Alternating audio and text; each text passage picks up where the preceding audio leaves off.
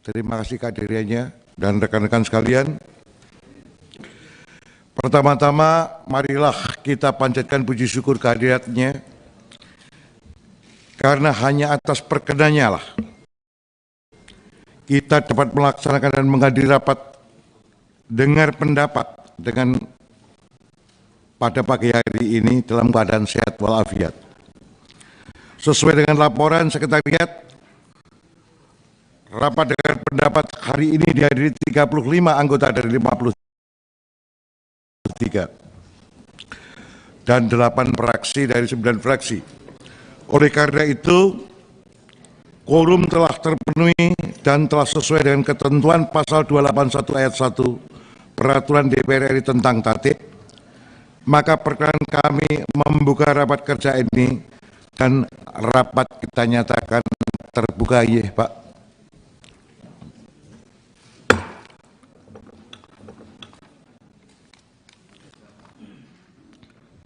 Rekan-rekan sekalian, kita akan rapat sampai jam berapa?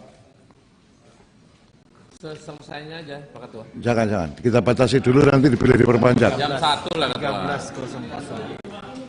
12.30? Oke. 12.30 bisa kita perpanjang. Pak Kapolri beserta seluruh jajaran, rekan-rekan sekalian, pada pagi hari ini, rapat dengan pendapat dengan agenda tunggal, yaitu tentang penjelasan Bapak Kapolri kepada kita semua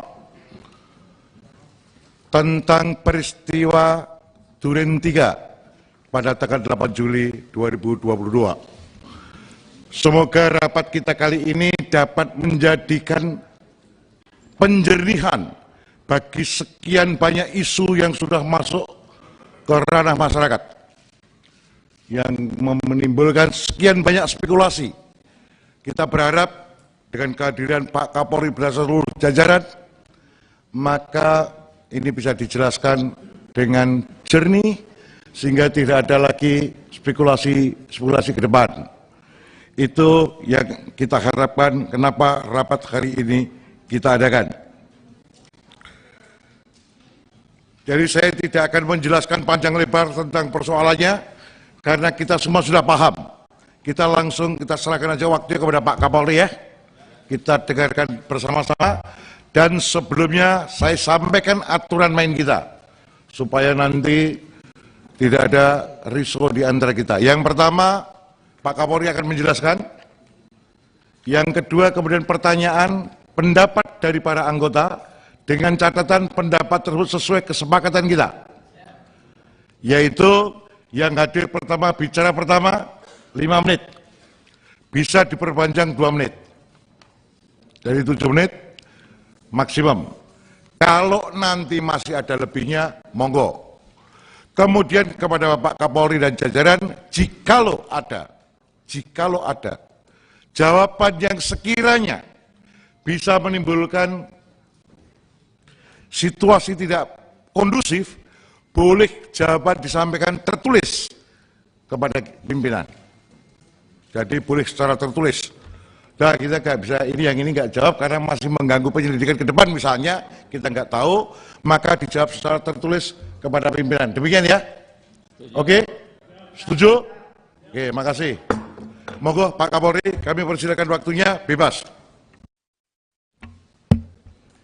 Assalamualaikum warahmatullahi wabarakatuh.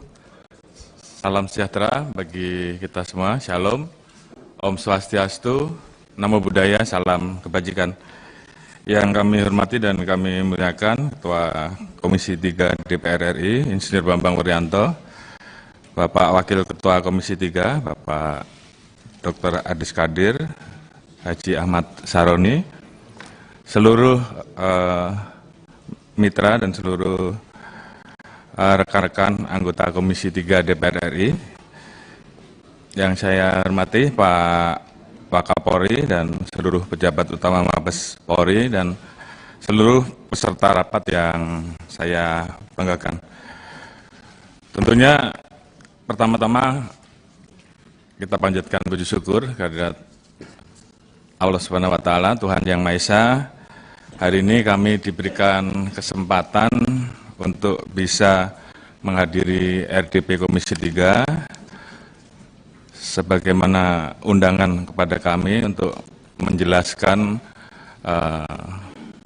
peristiwa yang terjadi di Duren 3. Oleh karena itu tentunya kami selaku pimpinan Polri mengucapkan terima kasih atas kesempatan yang diberikan kepada kami, dan ini juga tentunya disaksikan oleh seluruh masyarakat Indonesia, dan tentunya apa yang kami sampaikan ini akan semakin memperjelas tentang beberapa pertanyaan yang barangkali selama ini masih ada. Sebelumnya kami laporkan Bapak bahwa kami hadir bersama-sama tim sus 18 orang, dan kami sampaikan bahwa dalam hal penanganan kasus ini kami solid, Pak. Jadi itu satu hal yang perlu kami sampaikan. Yang saya hormati pimpinan Komisi 3 dan seluruh rekan-rekan, sebagaimana arahan dari Bapak Presiden beberapa waktu yang lalu bahwa kami diminta untuk mengusut tuntas, jangan ragu-ragu, jangan ada yang ditutup-tutupi, ungkap kebenaran apa adanya sehingga jangan sampai menurunkan kepercayaan masyarakat terhadap Polri. Itu yang paling penting. Jadi tentunya ini juga menjadi pegangan utama kami karena ini menjadi pertaruhan Polri, marwah Polri untuk bisa mengungkap kasus ini. Kami juga tentunya selama ini telah berkomunikasi dengan rekan-rekan yang tentunya menanyakan terkait dengan kasus yang terjadi, dan alhamdulillah karena memang saat itu masa reses baru bisa kita sampaikan secara lebih jelas di pertemuan kali ini. Mungkin kami jelaskan dari awal secara sepintas, tapi karena memang ada urutan peristiwa dan juga timeline, mungkin saya jelaskan sepintas bahwa penanganan kasus terkait dengan penembakan anggota Polri, Brigadir J, awalnya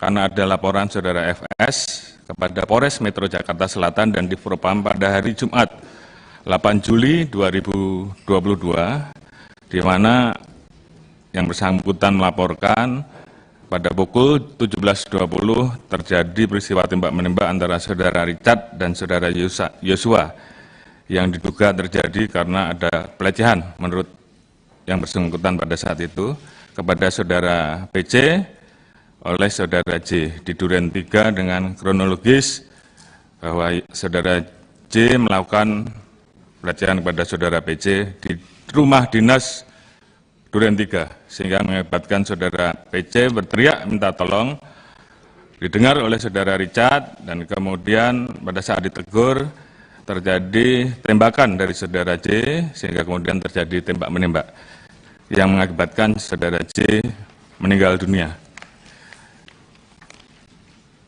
Peristiwa tersebut berawal ketika saudara PC sampai di rumah Saguling lalu melakukan PCR dan berangkat melakukan isolasi di rumah dinas Duren 3. Sementara saudara FS akan melakukan satu kegiatan dan pada saat melintas, menurut saudara FS, yang bersangkutan ditelepon oleh saudara PC sebanyak 3 kali dan akhirnya saudara FS memerintahkan driver untuk berhenti, memundurkan mobil ke Duren 3, masuk ke dalam rumah dan menemukan saudara J meninggal.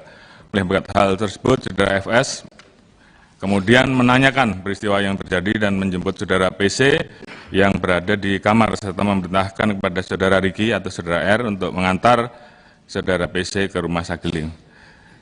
Ini adalah informasi awal yang disampaikan oleh saudara FS. Kemudian yang bersangkutan menghubungi beberapa orang, salah satunya Kasat Reskrim Polres Jakarta Selatan yang datang hadir pertama di TKP 17.30. Pada saat itu yang bersangkutan dihubungi oleh driver saudara FS. Kemudian pukul 17.47 dari Biro Provos di Propam datang ke TKP karena dihubungi oleh saudara FS. Kemudian setelah selesai dilakukan pendataan dan pengamanan barang bukti, sekitar pukul 19, saksi-saksi yang ada di TKP saat itu, Kuat, Riki, Richard dibawa ke kantor Biro Paminal di Propam untuk dilakukan interogasi sehubungan dengan penyelidikan atas dugaan pelanggaran atau penyimpangan dalam pelaksanaan tugas Polri. Pelaksanaan olah TKP selesai sekitar pukul 19.40. Jenazah almarhum diantar ke Rumah Sakit Bayangkara tingkat 1, Syed Sukanto, dengan menggunakan mobil ambulan dengan pengawalan mobil dinas Provos di Propam Polri dan kendaraan operasional Satreskrim Polres Jakarta Selatan. Kemudian atas dasar kejadian tersebut dibuatlah 2 laporan polisi yang dilaporkan di Polres Jakarta Selatan, yaitu LP nomor 368 2022 PKT Polres Jaksel tanggal 8 Juli oleh anggota Polres Metro Jakarta Selatan, ini model A, terkait dengan dugaan percobaan pembunuhan terhadap saudara RE.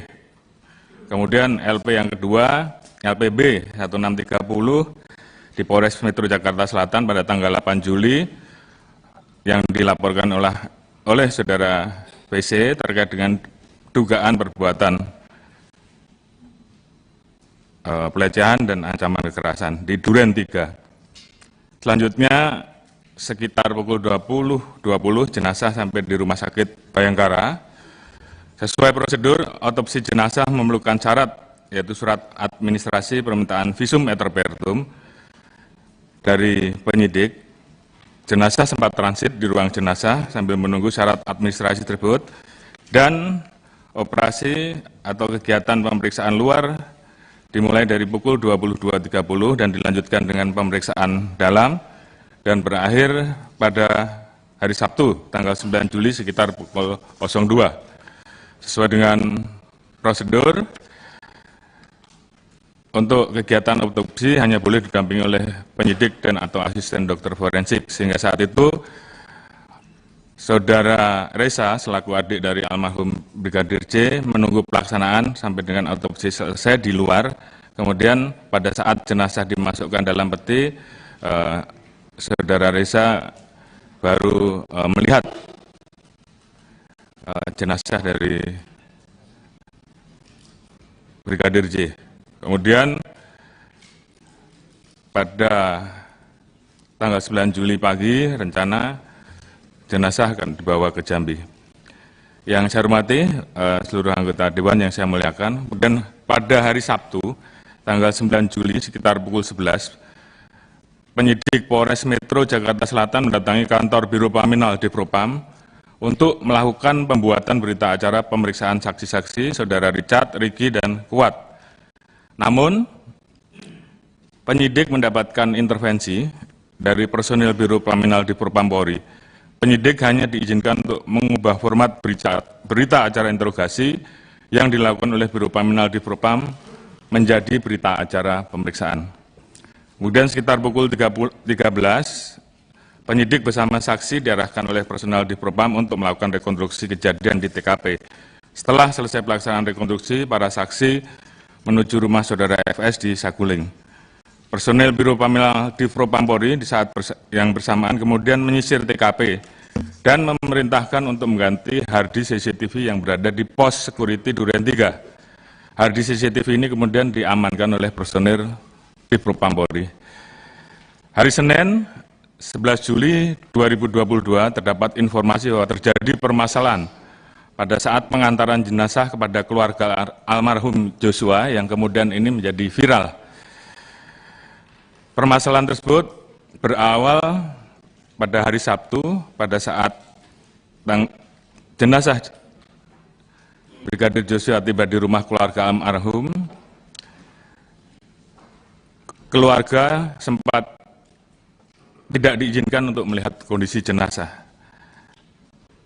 Keluarga tidak mau menerima jenazah dan menandatangani berita acara serah terima bila tidak melihat kondisi jenazah. Akhirnya keluarga diperbolehkan untuk melihat separuh badan ke atas. Keluarga melihat adanya luka-luka dan jahitan di wajah almarhum. melihat kondisi tersebut, keluarga kemudian menjadi histeris. Keluarga diberikan penjelasan oleh personil di Propam bahwa almarhum meninggal setelah terlibat tembak-menembak antara Brigadir J dengan Brigadir R dan beberapa RE, dan telah ada beberapa hal yang kemudian itu disampaikan secara lebih tertutup. Saat akan dimakamkan, personil di Propam Polri menolak untuk permintaan keluarga untuk pelaksanaan pemakaman secara kedinasan, karena menurut personil di Propam tersebut terdapat syarat yang harus dipenuhi, dan dalam hal ini mereka menyatakan ada perbuatan tercela sehingga kemudian tidak dimakamkan secara kedinasan. Kemudian malam harinya datang personil dari Divpropam Polri yang berpangkat Pati atas nama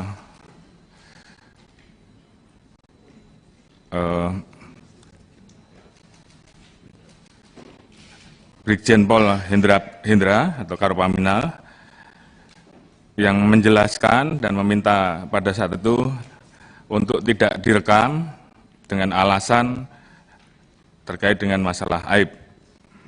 Keluarga mendapatkan penjelasan lebih detail sehingga jumlah tembakan dan posisi tembak menembak serta luka-luka yang ada di tubuh jenazah.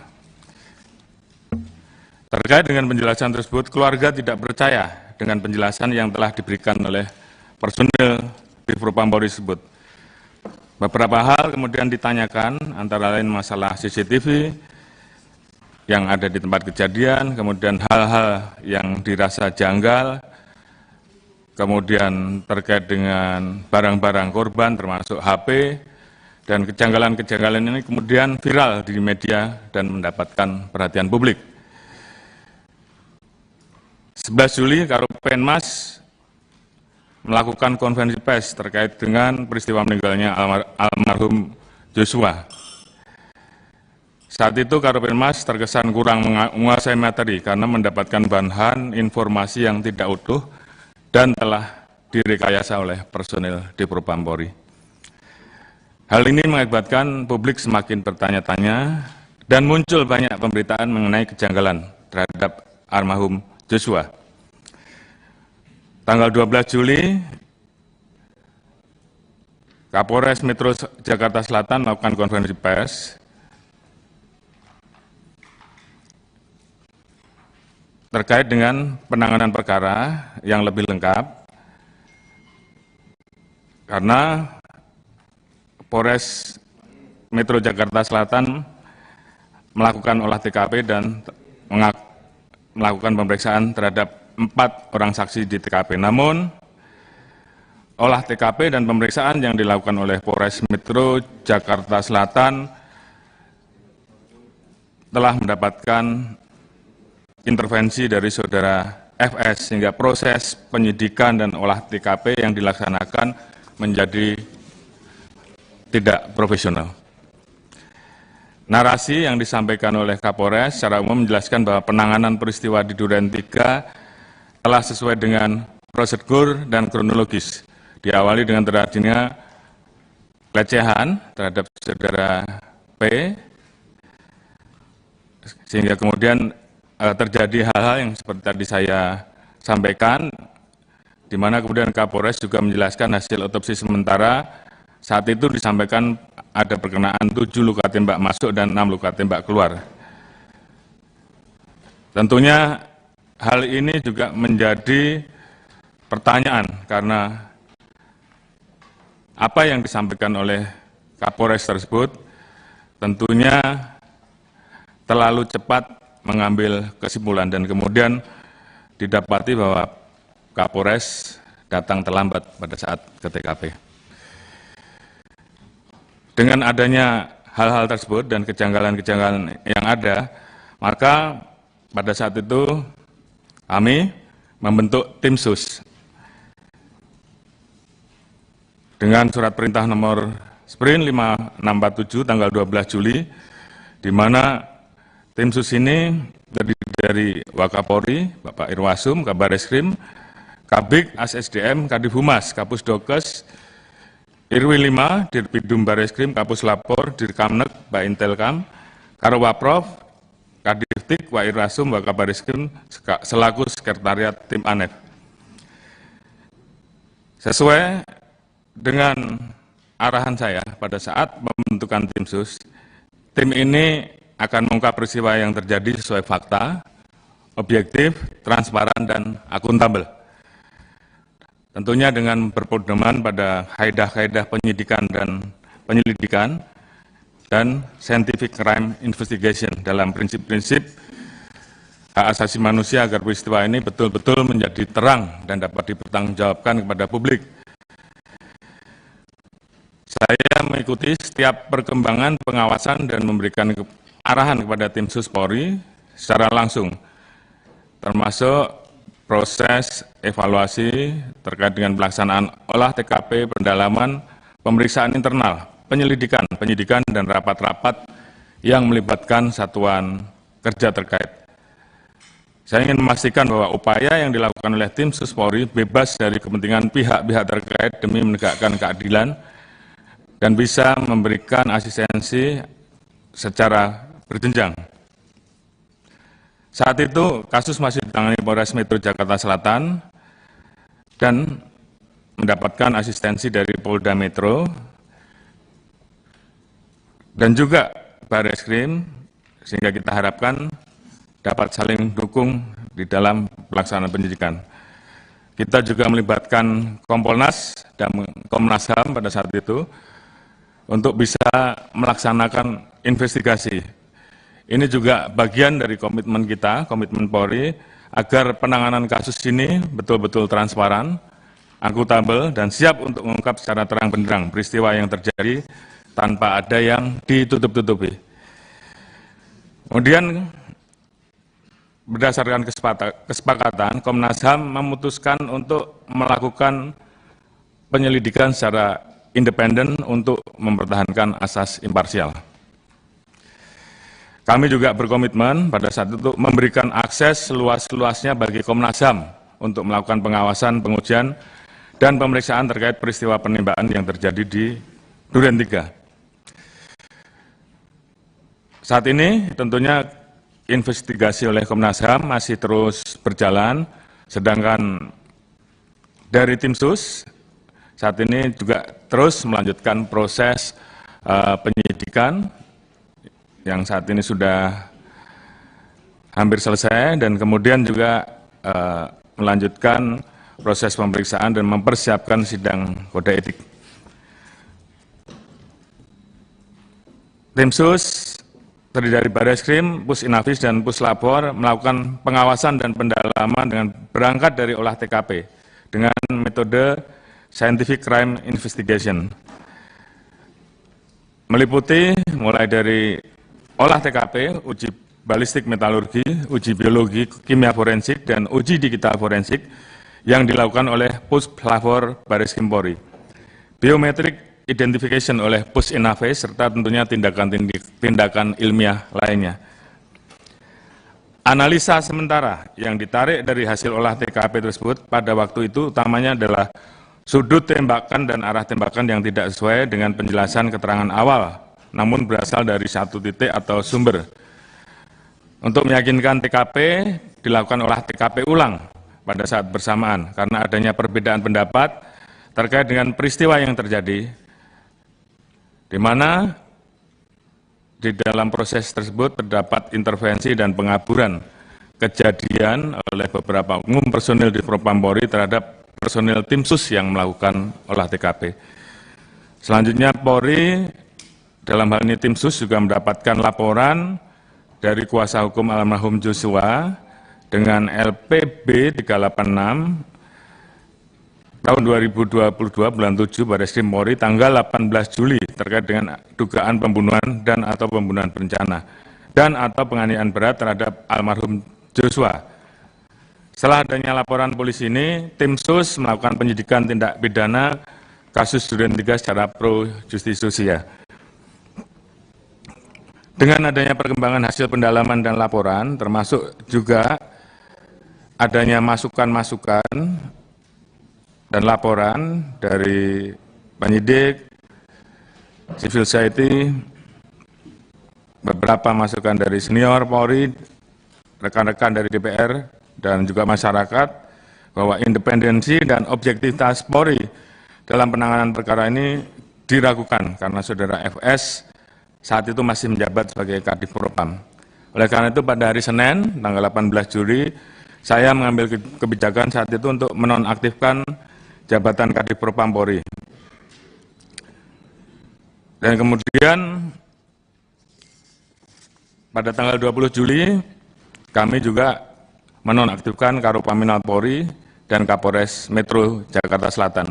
Harapan kami pencopotan saat itu bisa membuat proses penyidikan menjadi jauh lebih objektif. Kemudian kami juga membuka ruang pada saat itu terkait dengan adanya permintaan ekshumasi jenazah Joshua oleh keluarga korban yang dilakukan oleh dokter independen, dan saat itu permintaan tersebut secara resmi kami kirimkan dan ekshumasi dilaksanakan pada tanggal 27 Juli oleh Persatuan Dokter Forensik Indonesia yang terdiri dari 8 dokter dengan didampingi Komnas HAM dan Kompolnas, di mana 8 dokter tersebut terdiri dari Profesor Dr. Agus dari UI, kemudian Profesor Dr. Ahmad dari UNER, Profesor Dr. Dedi dari Universitas Riau, kemudian Ketua Umum PDFI Dr. Adi Firmansyah, dan diikuti oleh beberapa anggota dari beberapa rumah sakit yang tentunya ini menunjukkan independensi dari Persatuan Dokter Forensik yang melaksanakan kegiatan ekshumasi ulang. Keterbukaan ini tentunya merupakan bagian kami, upaya kami untuk menunjukkan bahwa Polri transparan dalam hal ini. Alhamdulillah, pada hari Senin, tanggal 22 Agustus yang lalu, Perhimpunan Dokter Forensik telah menyampaikan tidak ada luka-luka selain luka-luka yang berasal dari senjata api. Ini tentunya juga menjawab terkait dengan adanya spekulasi liar pada saat itu, terkait dengan adanya penyiksaan di jalan dan sebagainya. Dan tentunya apa yang disampaikan oleh Persatuan Dokter Forensik Indonesia ini memperkuat hasil pelaksanaan otopsi pertama yang telah dilakukan oleh kedokteran forensik Polri. Selanjutnya, kami juga melakukan pemakaman almarhum Joshua pasca ekshumasi dengan menggunakan upacara kedinasan. Kami tentunya mengedepankan asas praduga tak bersalah terhadap peristiwa yang saat itu dilaporkan, khususnya terhadap Brigadir Joshua. Meskipun pada saat itu kami mendapatkan protes dari kuasa hukum Saudara Putri, namun pemakaman tersebut tetap kami laksanakan secara dinas. Kembali kepada perkara yang kami tangani, ada 3 perkara, 2 di Polres Jakarta Selatan dan 1 di Barreskrim Polri. Di mana kemudian 2 laporan polisi yang ada di Polres ditarik dan dilimpahkan ke Polda Metro pada tanggal 19 Juli 2022. Pada tanggal 22 Juli, PMJ melakukan prarekonstruksi di Aula BPMJ dengan didasari CCTV di rumah pribadi Saguling yang ditemukan oleh mereka dan sekitar TKP Durian 3 dengan berita acara pemeriksaan yang telah dilakukan oleh Metro Jaya berdasarkan hasil analisa penyidik Polda Metro Jaya. Saat itu penjelasannya Saudara FS tidak di TKP. Selanjutnya, pada tanggal 23 Juli dilakukan olah TKP gabungan Polda Metro dan Bareskrim untuk melihat kesesuaian hasil prarekonstruksi. Hasil olah TKP ini menunjukkan inkonsistensi keterangan-keterangan dari prarekonstruksi yang dikumpulkan oleh penyidik Polda Metro Jaya seperti arah tembakan yang menyebar dan sudut tembakan yang tidak sesuai dengan posisi para pihak yang terlibat. Seminggu setelah pembentukan tim sus, tepatnya pada tanggal 21 dan 23 Juli, saya memimpin rapat ANEF tim sus dengan mengundang satuan kerja terkait, yaitu Divpropam, kemudian saat itu Lapor, Bareskrim, penyidik Polres Jakarta Selatan, Polda Metro, Pusdokes, dan Puslapor, serta Inafis, untuk mengetahui perkembangan pemeriksaan yang sudah berjalan.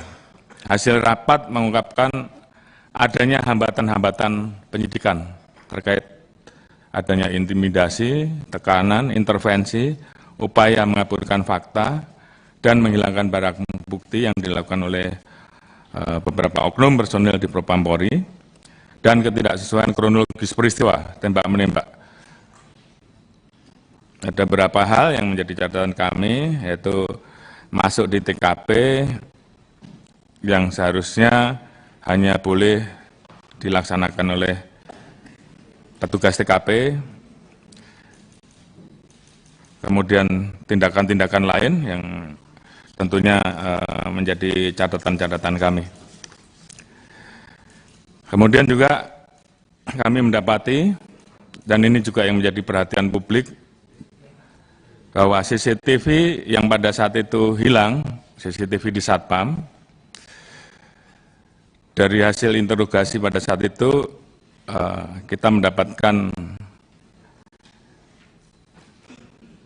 kejelasan bahwa CCTV tersebut diambil oleh anggota ataupun petugas dari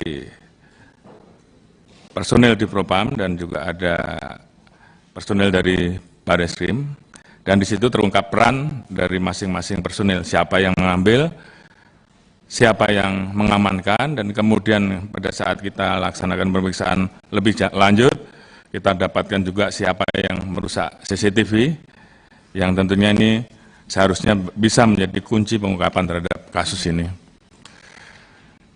Dari hasil rapat ANEF tim sus, saya pada saat itu perintahkan pada Irsus untuk kemudian menindaklanjuti dan memeriksa temuan tim sus Polri tersebut. Saat itu kita mulai dengan dugaan pelanggaran kode etik profesi Polri.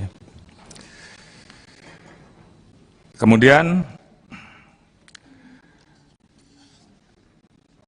untuk menyamakan persepsi dan penanganannya agar lebih efisien, saat itu kita perintahkan agar LP yang ada di Polda ditarik ke Mabes, dan kemudian dibentuk tim untuk bersama-sama mempelajari dan menangani, dan kemudian mengadakan evaluasi terkait dengan penanganan kasus tersebut.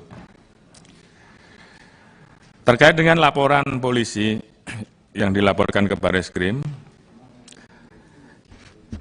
dilaksanakan gelar perkara atas keterangan saksi dan alat bukti yang ada, dan saat itu kemudian Saudara Richard ditetapkan sebagai tersangka pada tanggal 3 Agustus dengan pasal awal 338, junto pasal 55 dan 56, namun kemudian kita terapkan pasal 340, subsidiar pasal 338, junto pasal 55 dan 56. Kemudian tanggal 4 Agustus, Irsus melaporkan hasil pemeriksaan internal terhadap temuan tim sus Polri terkait didapatnya perbuatan personil-personil yang menghambat proses penyidikan, dan telah ditetapkan 25 orang terduga pelanggar yang tidak profesional dalam penanganan olah TKP.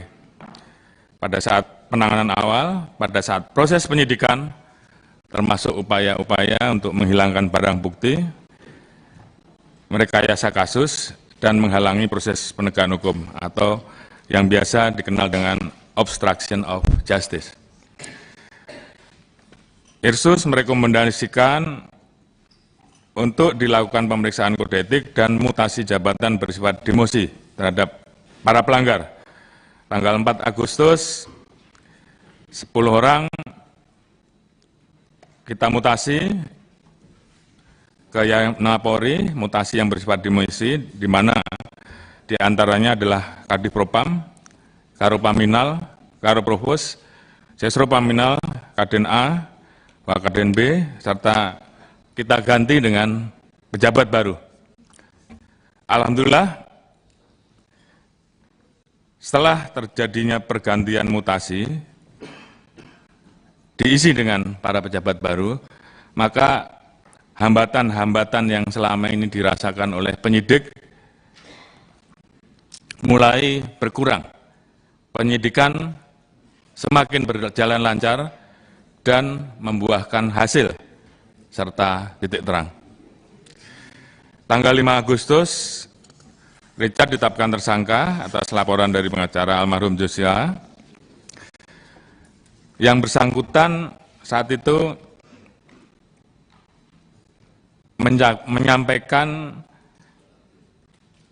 perubahan terkait dengan pengakuan sebelumnya. Saat itu,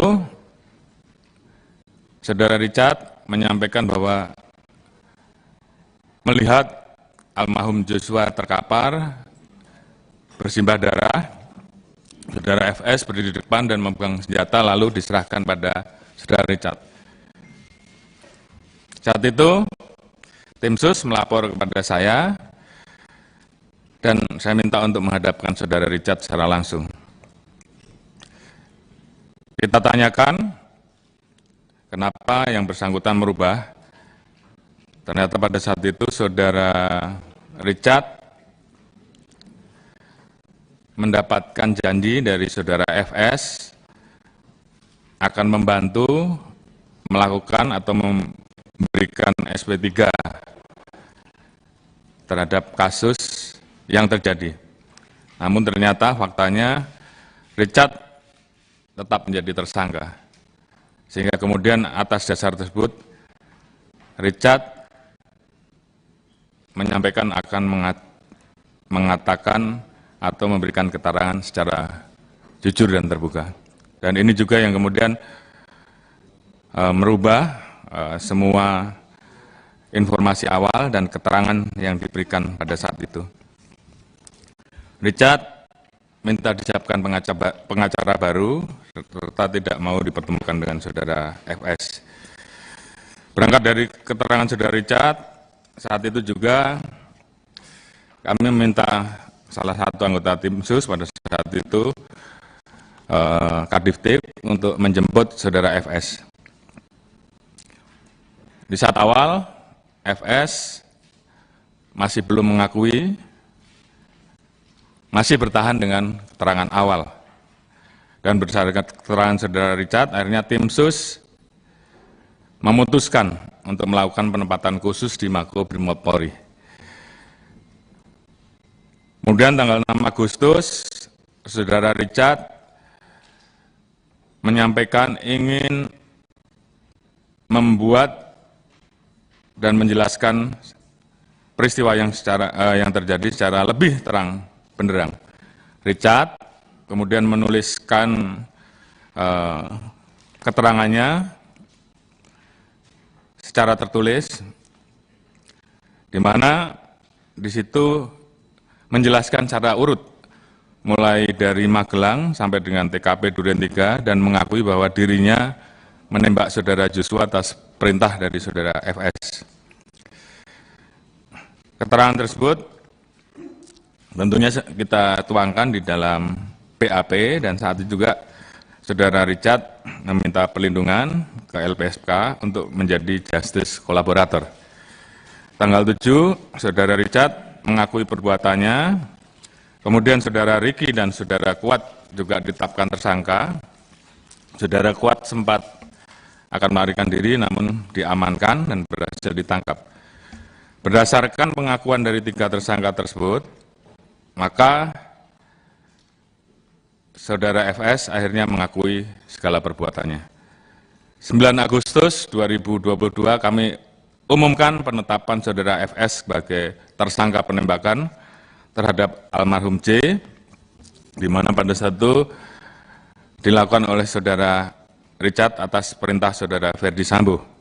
Kemudian Saudara FS membuat skenario dan merekayasa seolah-olah terjadi peristiwa tembak-menembak antara Brigadir J dengan Brigadir Richard. Kemudian yang bersangkutan juga menembak ke dinding atau ke tembok berkali-kali seolah-olah terjadi peristiwa tembak-menembak.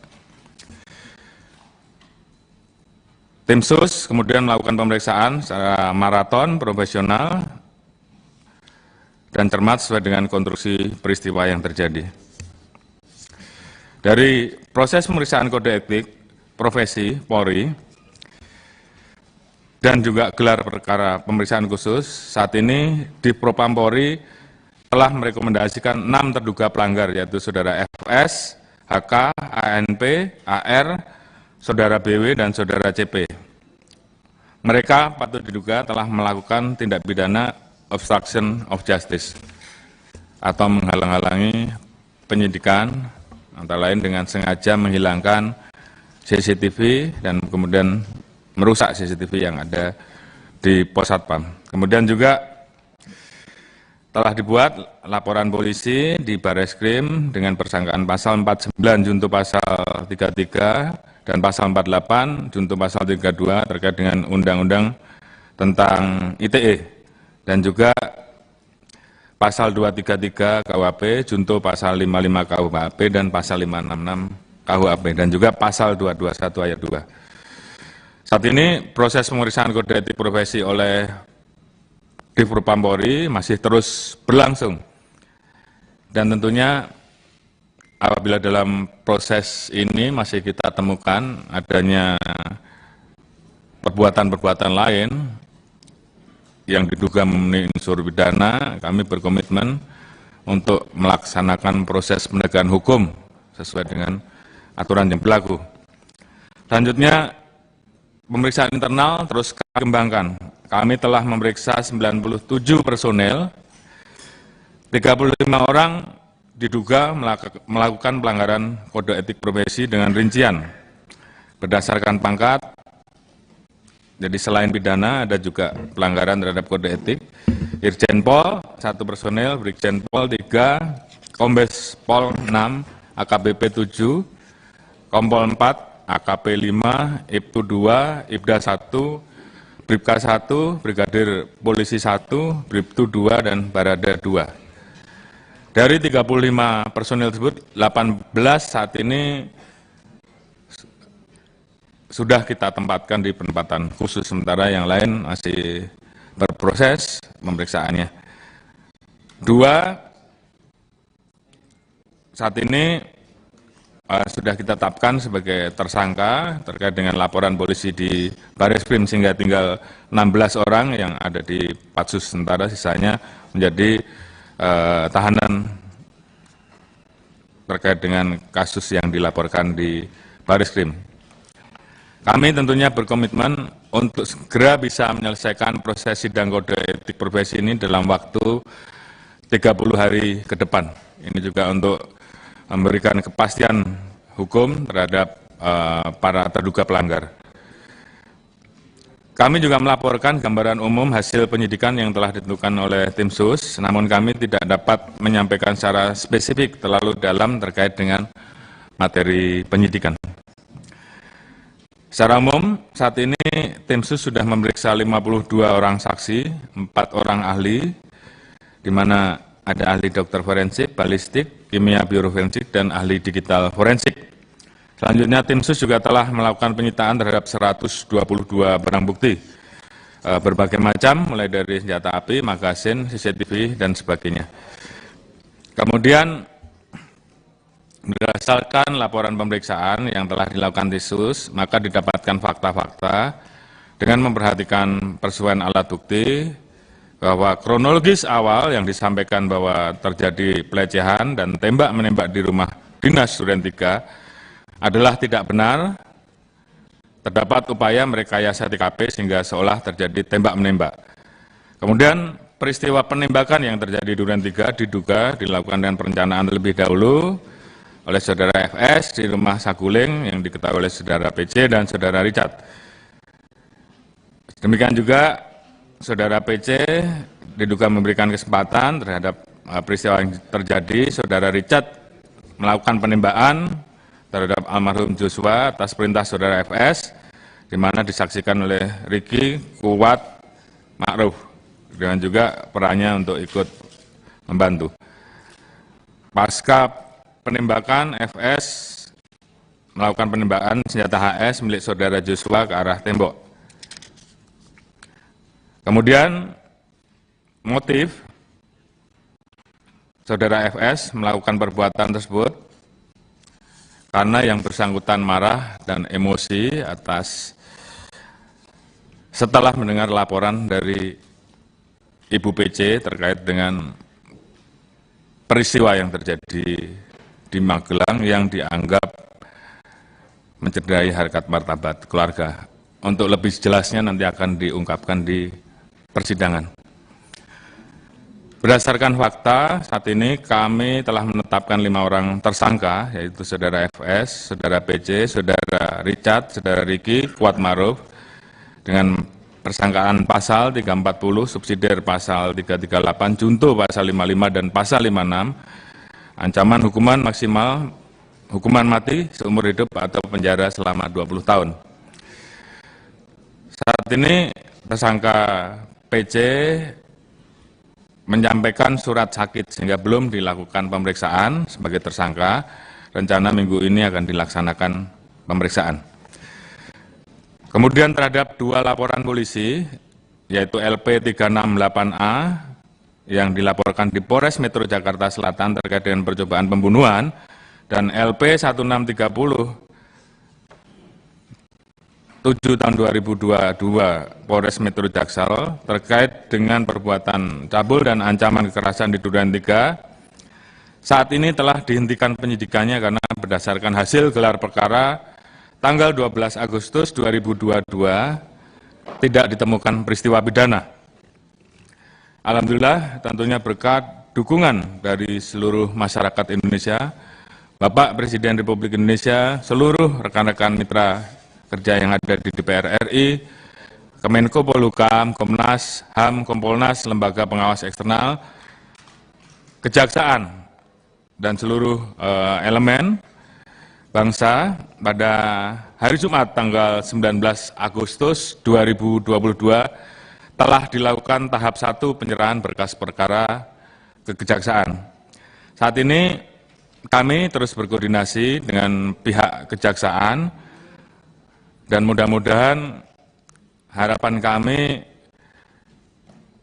berkas ini segera bisa dinyatakan P21. Dan tentunya kami sangat berterima kasih kepada Bapak Jaksa Agung yang telah mengirimkan tim, mempersiapkan tim sebanyak 30 personil dari Kejaksaan yang saat ini bekerja secara simultan bersama-sama, sehingga harapan kita kasus ini juga bisa segera diselesaikan dan dapat dinyatakan lengkap dan segera mungkin bisa juga kami ajukan ke persidangan. Tentunya dukungan ini semua termasuk juga seluruh masukan dari masyarakat bagi kami merupakan bentuk kecintaan masyarakat terhadap Polri. Untuk itu dalam kesempatan ini kami mengucapkan terima kasih dan apresiasi kepada seluruh pihak, masyarakat, DPR RI, Kejaksaan, dan seluruh elemen, termasuk tentunya dukungan penuh dari Bapak Presiden, sehingga kami bisa menuntaskan kasus ini dan mudah-mudahan sebentar lagi bisa kami lengkapi dan segera kami serahkan ke Kejaksaan. Tentunya kami harapkan penjelasan di hadapan Komisi 3 DPR RI ini dapat membuat peristiwa yang terjadi menjadi lebih terang, dan ini merupakan bagian bentuk akuntabilitas Polri untuk mengungkapkan peristiwa yang terjadi menjadi semakin terang apa adanya dan tidak kami tutup-tutupi. Mungkin ini yang bisa kami sampaikan di dalam materi rapat kerja kali ini. Ini tentunya pil pahit bagi kami. Namun demikian, kami terus berkomitmen bahwa apa yang terjadi ini tentunya menjadi momentum bagi kami untuk memperbaiki, untuk terus melakukan perbaikan terhadap institusi Polri, sehingga institusi ini ke depan bisa menjadi semakin baik, bisa memberikan pelayanan yang lebih baik terhadap masyarakat, sehingga Polri yang saat ini memang terdampak terkait dengan peristiwa ini bisa segera kembali pulih, dan ini pertaruhan kami untuk menjaga marwah dan institusi Polri. Demikian mungkin yang bisa kami sampaikan. Semoga Tuhan Yang Maha Esa senantiasa memberikan kekuatan dan perlindungan pada kita dalam melanjutkan pengabdian terbaik kepada masyarakat, bangsa, dan negara. Demikian yang bisa kami sampaikan untuk penanganan kasus Joshua. Selanjutnya kami tentunya mohon arahan dan mungkin beberapa pertanyaan dan masukan-masukan untuk kami yang bisa menjadi pedoman bagi kami untuk langkah-langkah ke depan terkait dengan penanganan kasus ataupun juga hal-hal lain dalam rangka terus menjaga dan memperbaiki institusi. Demikian, terima kasih. Wassalamualaikum warahmatullahi wabarakatuh. Shalom, Om, Santi, Santi, Santi, Om. Terima kasih Pak Kapolri. Rekan-rekan sekalian, telah kita dengarkan dengan cermat sambil baca karena disiapkan kita sampai dengan halaman 24 dari satu urut, dan pada titik ini sudah menuju P21, SPDB-nya sudah ke kejaksaan. Nah, saudara sekalian, ini tiba saatnya kita mengeluarkan pendapat. Izin Pak Kapolri beserta seluruh jajaran, rapat dengar pendapat kali ini mendapat atensi yang sangat luar biasa dari masyarakat. Bahkan kawan-kawan dari seluruh dapil juga ditanya. Mereka menjawab, kawan-kawan menjawab, nanti tunggu hari Rabu jam 10. Jadi izin Pak Kapolri beserta seluruh jajaran, rekan-rekan sekalian, ini diperhatikan oleh konstituen di Kau. Oleh karena itu, teman-teman pun hari ini penuh rapat hadir Pak Kapolri. Karena ini mau pertanggungjawaban kepada konstituen. Bahkan Pak Habib Adinda, Dr. Habibur Rahman Pak, datang ke sini jam 8.05 menit untuk bisa bertanya yang pertama. Dinda ini, cuman sayangnya hari ini tidak bisa yang pertama karena pimpinan menggunakan hak prerogatifnya mendahului bertanya. Jadi setelah pimpinan baru Diko ya. Iya. Oleh karena itu, pimpinan apresiasi dulu kepada rekan-rekan media yang juga meliput untuk seluruh Indonesia. Oh ya, ini gaya-gaya begini itu gaya politisi Pak, supaya bisa dilihat di dapilnya. Silakan, Mr. Adis Kadir. Bismillahirrahmanirrahim. Assalamualaikum warahmatullahi wabarakatuh. Selamat pagi, salam sejahtera bagi kita semua. Om Swastiastu, Namo Buddhaya, salam kebajikan. Yang terhormat pimpinan dan anggota Komisi 3, yang terhormat Pak Kapolri beserta jajaran. Masih teringat di ingatan kami bahwa terakhir kita rapat pengawasan dengan Polri itu sekitar terakhir tanggal 24 Januari tahun 2022, berarti sekitar 8 bulan yang lalu. Pada saat itu kami Komisi 3 memuji dan memberikan apresiasi luar biasa kepada Polri yang saat itu indeks kepercayaan masyarakat tertinggi di antara aparat penegak hukum yang lainnya. Kita tahu saat itu hampir 80% indeks kepercayaan masyarakat terhadap institusi Polri. Tetapi dengan adanya kasus ini, kita tahu bahwa indeks kepercayaan terhadap Polri turun di bawah 50%. Nah, ini menjadi pertanyaan. Ternyata selain kasus-kasus Brigadir J dan Sambo tersebut, ternyata penurunan ini juga disebabkan oleh perilaku dan juga gaya hidup daripada teman-teman Polri di tingkat bawah. Saya mengenal Pak Kapolri, Pak Sigit, Pak Gatot, Pak Agus, Pak Agung, Pak Doviri, Pak Anang, sudah lama. Setiap saya berkomunikasi, saya WA, saya telepon, dan perilaku hidup yang bersangkutan saya lihat. Sampai saat ini biasa-biasa saja. Tidak ada perubahan. Tetap komunikasi kami baik dan lain sebagainya. Tetapi kalau kita lihat di bawah, Pak, tingkat Dir, Kapolres, sudah seperti raja-raja kecil di daerah. Kadang-kadang kita anggota Komisi 3 telepon saja tidak diangkat, WA tidak dibalas. Ini perilaku-perilaku seperti ini sudah mulai memperlihatkan bahwa barusan jadi Kapolres Dir sudah susah sekali. Perilakunya sudah luar biasa seperti raja di daerah. Kemudian kita juga lihat gaya hidup mereka, Pak. Sudah mulai pakai cerutu, pasti ada cerutu. Sudah mulai pakai wine. Mobilnya juga sudah mewah-mewah. Kalau kita lihat juga perilaku istri-istrinya, itu pakai tas Hermes itu. Hah? Ya. Ya.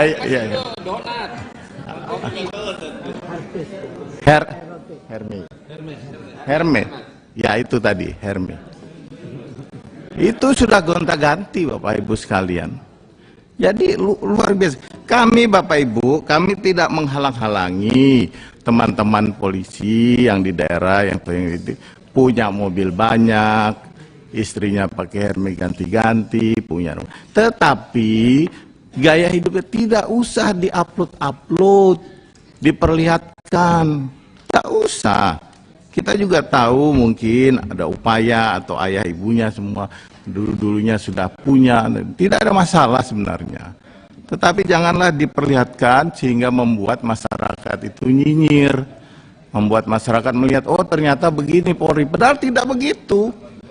Pak Sigit, Pak Gatot, Pak Agus, Pak Anang, ini apalagi Pak Doviri, Pak Agung, kami kenal lama dan biasa-biasa saja sampai saat ini semua. Tidak ada yang berubah dengan beliau-beliau ini. Gampang sekali komunikasinya, gitu. Dan juga penampilannya juga biasa-biasa saja. Jadi ini yang mungkin harus diubah Pak Kapolri terhadap perilaku kawan-kawan untuk meningkatkan kembali kepercayaan masyarakat. Dan juga tentunya perlihatkanlah kekompakan satu institusi agar tidak terkesan terpecah belah di dalam institusi Polri tersebut. Semakin Polri ini solid, semakin kuat, masyarakat juga akan melihat bahwa inilah wajah Polri kita. Jangan sampai terpecah belah yang akan membuat institusi ini nanti dikhawatirkan akan semakin terpuruk. Jadi jangan sampai proses-proses penyidikan yang ada di masyarakat itu akan tidak tenang Pak Beni. Ini kita ingin memperbaiki Polri. Selanjutnya terkait dengan kasus ini, saya masih memberikan kepercayaan luar biasa kepada Polri. Saya salut dengan kecepatan Kapolri beserta jajaran dengan membuka tabir ini seterang-terangnya. Jadi kami salut dengan kerja-kerja cermat dari Kapolri yang telah bekerja dengan baik dan juga terbukalah seluruh kasus ini sampai terang benderang. Tetapi Pak Kapolri, masih ada pertanyaan publik yang harus memang dijawab Pak Kapolri. Kenapa harus dijawab? Karena kami khawatir kalau tidak dijawab, masyarakat berpikir ada apa dengan kasus ini. Karena kasus-kasus yang lain dengan gamblang Polri itu menyampaikan motif-motif yang menjadi pertanyaan masyarakat. Pertanyaan masyarakat yang paling sering kami dengar, apa yang terjadi di Magelang? Karena kalau yang 8, 9, 10 yang di Jakarta sudah selesai, jelas sekali konkret disampaikan oleh Pak Kapolri, baik di luar maupun tadi di dalam rapat ini. Kemudian siapa tersangka utama, siapa yang obstruction of justice, siapa yang turut serta, itu semua jelas sekali. Tetapi terkait dengan motif, kami pun masih tadi mendengar Pak Kapolri bilang bahwa tunggu sampai di persidangan. Nah Pak Kapolri, jangan sampai hal ini menjadi pertanyaan kembali di tengah masyarakat. Kenapa kasus ini tunggu persidangan? Padahal kasus yang lain itu bisa dibuka terhadap masyarakat. Paling tidak berilah alasan kenapa hal itu bisa menunggu persidangan. Apa sebenarnya yang terjadi dengan motif kasus ini yang membuat masyarakat menunggu-menunggu sebenarnya yang terjadi terhadap motif itu apa? Nah, inilah Pak Kapolri hal-hal yang ingin saya tanyakan terkait kasus ini. Kalau yang lain saya pikir sudah gamblang tadi dijelaskan semua secara jelas dan rinci oleh Kapolri beserta jajaran. Cukup pimpinan dari saya, terima kasih. Assalamualaikum warahmatullahi wabarakatuh. Terima kasih Mas Adis. Berikutnya Mas Disbon. Kalau ya kita paham. Ini saya izin mengingatkan bahwa kali ini kita berharap kehausan publik dipuaskan, masalah dijernihkan. Jadi fokus ke situ ya. Oke. Kami persilakan Mas Desmond. Terima kasih Ketua. Saya melihat apa yang dipaparkan Pak Kapolri tadi, itulah yang akan berlanjut di pengadilan nantinya. Tapi dampak atau bias dari sebuah proses peristiwa Duren 3 ini muncul hal-hal yang luar biasa yang membuat citra kepolisian itu tidak baik-baik saja. Catatan tidak baik-baik saja inilah yang akan saya ungkap di rapat ini agar masyarakat bisa melihat, mendengar langsung dari jawaban atau langkah-langkah yang akan dilakukan oleh Pak Kapolri ke depan. Misal, yang pertama adalah sekian banyak orang yang terlibat dalam kasus PS ini kasus FS. TWG itu ya. Dalam kasus Pak Sambo ini banyak sekali. Tentunya ini berdampak pada tindakan Pak Kapolri terhadap hukuman-hukuman yang terhadap sekian lama ini. Yang kedua, ini ada apa sampai institusi terlibat sebanyak ini? Ada kesan bahwa ini ada geng-gengan di tubuh Polri. Ada kesan bahwa ini suatu kebiasaan yang sudah terjadi untuk saling menutup kasus per kasus. Misalnya saya selalu diingatkan, bagaimana dengan kasus KM50? Ini kan kesannya juga dikeroyok, tertutup. Walaupun dalam proses peradilan, ya, saya jawab bahwa itu sudah berjalan dengan baik. Itu kalau dibuka kasus KM50 ini bicara tentang nopumnya nanti. Insya Allah kalau nopum ada, kita akan pertanyakan ini ke Pak Kapolri. Selanjutnya, kok penasihat Kapolri terlibat dalam kasus ini gitu? Ini ada pertanyaan juga. Kok penasihat terlibat dalam kasus ini? Ada kesan bahwa penasihat Kapolri ini penasihat Kapolri atau penasihat bisa dipakai sama personel yang lain. Nah, catatan-catatan inilah yang sebenarnya bagian dari proses yang merusak citra Polri kalau tidak terjawab dengan baik. Selanjutnya, bias dari semua ini tidak beda muncul suatu diagram-diagram yang seolah-olah saling balas-membalas. Ini menunjukkan bahwa ada sesuatu perang di dalam tubuh Polri. Ini juga yang banyak dipertanyakan. Saya harap di rapat hari ini semuanya terang benderang agar pertanyaan-pertanyaan ini bisa kita selesaikan hari ini agar kita melihat proses peradilan kita lebih fokus ke sana. Yang ada hari ini adalah bias-bias yang membuat Polri jadi semakin terpuruk. Inilah tantangan yang hari ini harus kita, anggota Komisi 3 dan Polri adalah bermitra. Tentunya menjaga marwah. Ya, menjaga marwah institusi kepolisian dan menjaga marwah kita sebagai Komisi 3. Saya pikir itu yang bisa saya respon dari persoalan-persoalan yang nantinya insya Allah ditambahkan nama kawan-kawan untuk diperdalam. Demikian Ketua, terima kasih. Terima kasih Pak Desmond, Komrad Desmond. Berikutnya, nah ini baru sampai Diko, Adinda Habib, Dr. Habibur Rahman SHMH. Kami persilahkan. Jam 8 loh datang. Terima kasih pimpinan. Tentu kita menghormati pimpinan yang menggunakan hak prerogatifnya.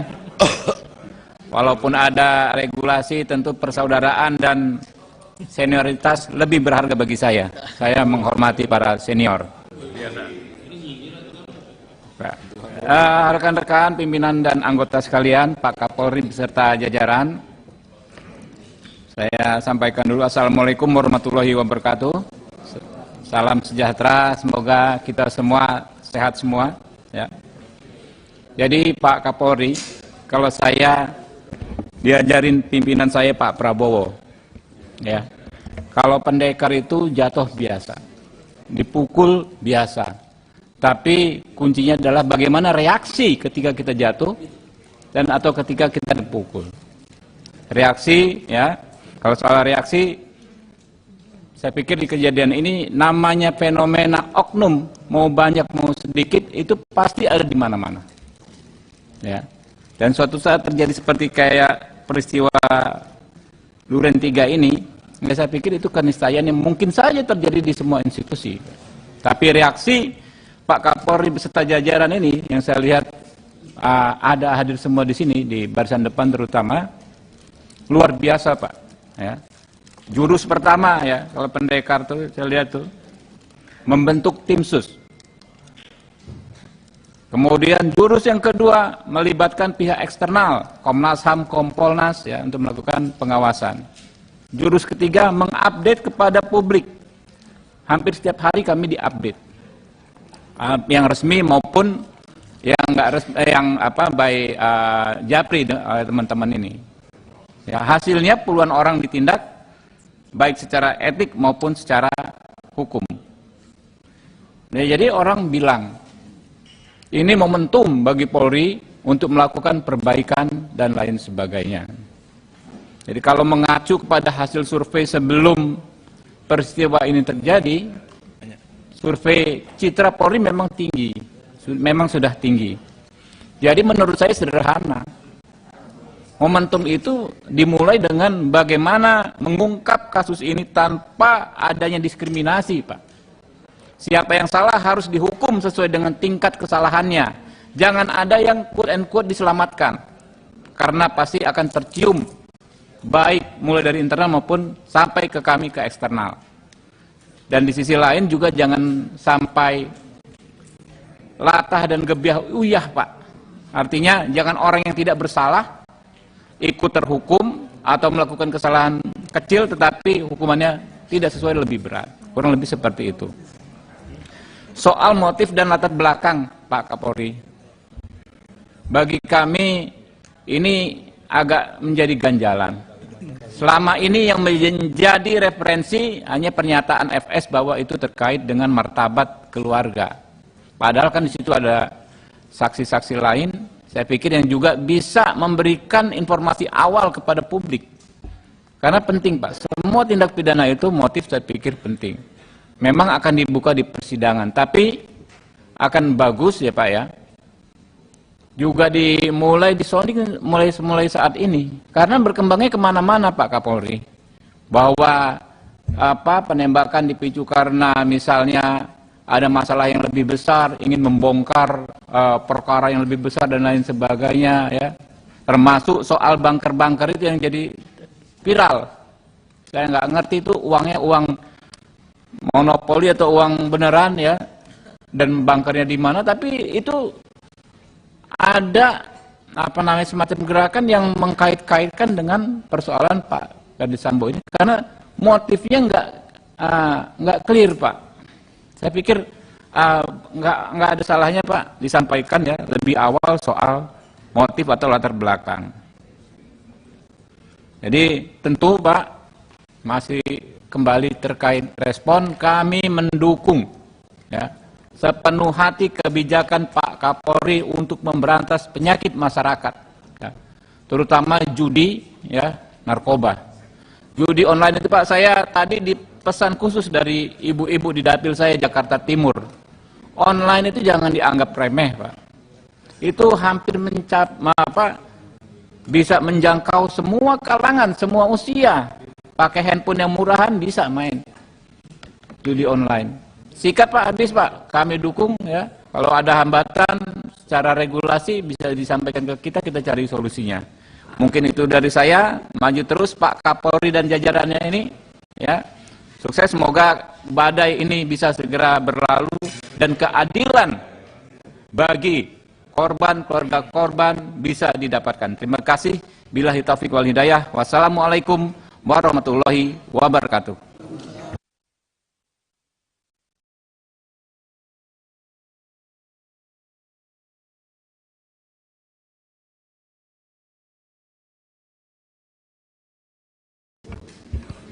Baik, terima kasih pimpinan Pak Kapolri dan seluruh jajaran Polri yang hadir pada hari ini.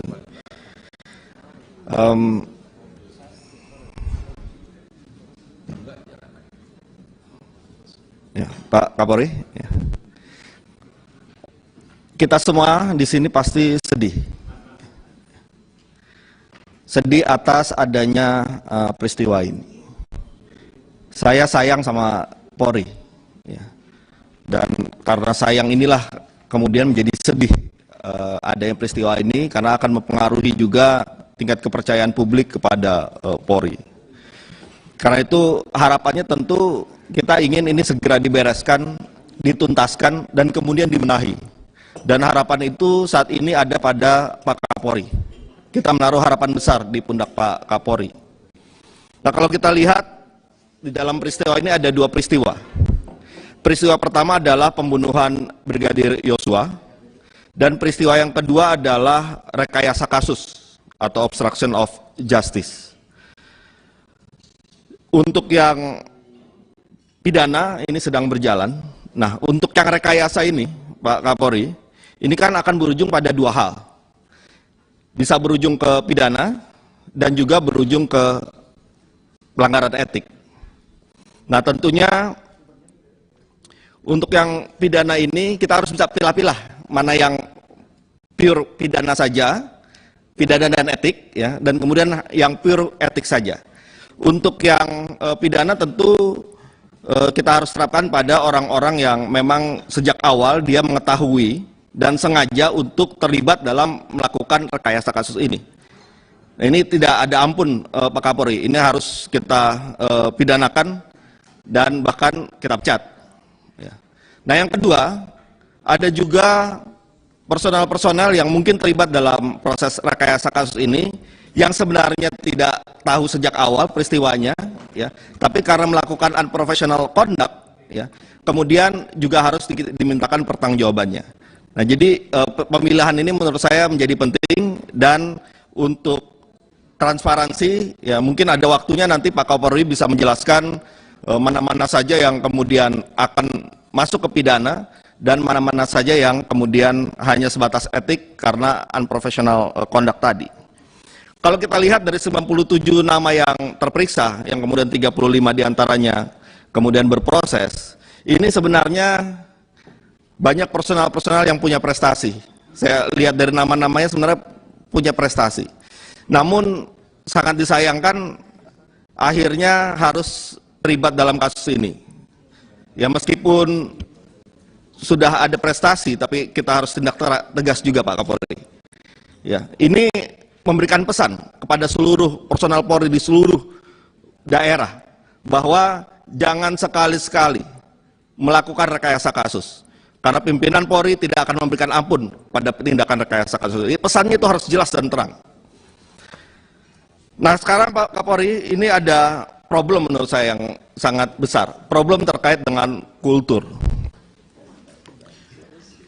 Kalau kita lihat, kita membayangkan saja Pak Kapolri, andaikan saja ketika peristiwa ini terjadi, ya, si pelakunya punya jiwa satria. Ya, mungkin karena emosi atau ada motif lainnya, nanti juga kita mintakan penjelasannya, kemudian terjadi pembunuhan. Kalau pelakunya ini punya jiwa satria, dia akan menyampaikan bahwa saya telah melakukan pembunuhan, saya bersalah dan saya siap bertanggung jawab. Nah, tapi sayangnya, kemudian jiwa satria itu tidak ada, dan akhirnya menjadi seperti ini. Sehingga kultur tribratannya ini juga harus kita pertanyakan, Pak Kapolri. Pesannya juga harus sampai kepada seluruh personel Polri. Apabila kita melakukan kesalahan, kita harus berjiwa satria, siap untuk menanggung resiko dan bertanggung jawab terhadap perbuatan kita. Pesan itu harus jelas sekali. Yang kedua, problem budaya terkait dengan peristiwa rekayasa kasus ini. Ya. Menjadi pertanyaan, Pak Kapolri, ketika personal-personal yang terlibat dalam rekayasa kasus ini tidak menggunakan diskresinya untuk menolak perintah untuk melakukan satu kejahatan. Rekayasa kasus ini kan kejahatan. Padahal doktrinnya personal Polri itu punya diskresi apabila ada suatu perintah yang dia melawan hukum. Nah, kultur ini harus kita perbaiki, Pak Kapolri. Yang berikutnya juga, kalau kita lihat yang terlibat cukup banyak, ini menjadi pertanyaan apakah memang sudah juga menjadi kultur bahwa saling bantu-membantu dalam kejahatan ini bisa terjadi. Nah, ini juga harus kita perbaiki. Harus kita telaah kenapa ini bisa terjadi. Menutup-nutup kasus, ya, bekerja sama untuk bahu-membahu melakukan rekayasa ini. Nah, ini problemnya kultur. Oleh karena itu, Pak Kapolri, kita harus bisa berikan pesan-pesan ini kepada seluruh personel. Yang berikutnya, tantangan. Tentu tantangan yang utama adalah bagaimana penuntasan kasus ini berjalan dengan baik. Ya. Profesionalitas sangat dibutuhkan. Profesionalitas ini menyangkut pada bagaimana kemudian jalannya penanganan kasus ini tidak boleh ada sedikit pun yang janggal. Tidak ada boleh sedikit pun yang menyisakan pertanyaan-pertanyaan publik. Tidak terjawab. Nah, oleh karena itulah maka pendekatan scientific investigation, kemudian bagaimana kita menyusun konstruksi perkaranya seperti apa, itu penting sekali untuk dilakukan. Yang kedua juga integritas. Integritas dalam penanganan dan transparansi. Ini sangat diharapkan oleh masyarakat. Nah, terkait dengan itu, pertanyaannya Pak Kapolri, ada beberapa waktu lalu atau kemarin tepatnya, ada seorang ahli forensik digital, Pak Abimanyu Wahyu Widayat, ya, di dalam keterangannya di Kompas TV, ya, sempat menyampaikan analisisnya mengenai CCTV yang beredar di media. Ya. Saya tidak tahu apakah CCTV yang beredar di media itu yang akan menjadi bukti, saya tidak tahu. Itu tentu kewenangan penyidik. Tapi perlu diperhatikan dan dicermati Pak Kapolri, ya, dalam analisis dari Abimanyu Wahyu Widayat tersebut mengatakan bahwa CCTV yang beredar di media tersebut itu pun juga tidak orisinal atau mengalami editan. Nah, apabila, ya, ini apabila, ya, apabila yang beredar di media tersebut memang ada proses editnya, tidak orisinal sebagainya, mohon benar-benar dicermati. Jangan sampai kemudian ketika kita ingin membongkar rekayasa kasus, tapi bukti yang kita pakai tidak otentik. Ya. Nah, itu mohon dicermati. Saya tidak tahu apakah yang beredar itu jadi bukti atau tidak, tapi mohon ada pencermatan terhadap CCTV, karena CCTV adalah kunci dari pembongkaran kasus ini. 7 menit. Yang kedua, dua lagi poin, pimpinan. 1 menit. Ya, 1 menit. Satu lagi ya. Siap. Yang kedua, harus cepat penanganannya, Pak. Karena semakin dia waktunya bertambah, maka banyak pihak yang akan melempar berbagai isu dan asumsi, ya. Termasuk tadi sudah disampaikan oleh pimpinan, beredar juga diagram-diagram macam-macam, ya. Yang kalau kita lihat bentuk diagramnya itu, ya karena saya lawyer dulunya sebelum jadi anggota DPR, itu diagram yang biasa dipakai kalau gelar perkara. Jadi timbul pertanyaan, jangan-jangan diagram itu munculnya juga dari dalam. Nah, oleh karena itu cepat penanganannya akan lebih baik. Dan yang terakhir Pak Kapolri, kita ingin Polri solid. Karena itu Pak Kapolri sebagai masinis harus bisa menjadi masinis dari satu lokomotif. Jadi di Polri harus hanya ada satu lokomotif dan semua ikut dalam gerbong itu. Kalau ada yang di luar gerbong itu harus ditertibkan Pak Kapolri. Itu pesan saya, terima kasih. Wassalamualaikum warahmatullahi wabarakatuh. Terima kasih Mas Tobas. Berikutnya Rano, siap-siap Pak Supriyansa. Bimantoro dulu. Geng MKD ini. Sudah. Terima kasih pimpinan. Terima kasih pimpinan. Assalamualaikum warahmatullahi wabarakatuh. Izin Pak Kapolri, pimpinan dan anggota Komisi 3 yang saya hormati, Pak Kapolri, Pak Wakapolri, dan seluruh jajaran petinggi Polri yang saya hormati dan saya cintai. Pertama, ini karena pertemuan tatap muka pertama dengan Pak Kapolri. Pertama-tama tentu saya sampaikan turut bela sungkawa atas meninggalnya Brigadir Joshua. Bagaimanapun beliau adalah abdi negara atau bagian dari anggota polisi. Yang kedua, saya sampaikan Pak Kapolri, saya turut prihatin atas musibah yang menimpa lembaga Polri. Saya yakin Pak Kapolri sebagai pemimpin pasti berat melihat ini. Bagaimana ada tragedi Jenderal Bintang 2 terlibat dalam tindak kejahatan yang luar biasa. Sehingga Polri yang tadinya mendapat kepercayaan begitu tinggi, akhirnya harus menerima kenyataan kepercayaannya semakin turun hari ini, Pak Kapolri. Dan cobaan yang dahsyat ini mudah-mudahan cepat berlalu, Pak Kapolri. Saya yakin Pak Kapolri dan seluruh jajarannya yang hadir hari ini adalah orang-orang yang sangat mencintai institusinya.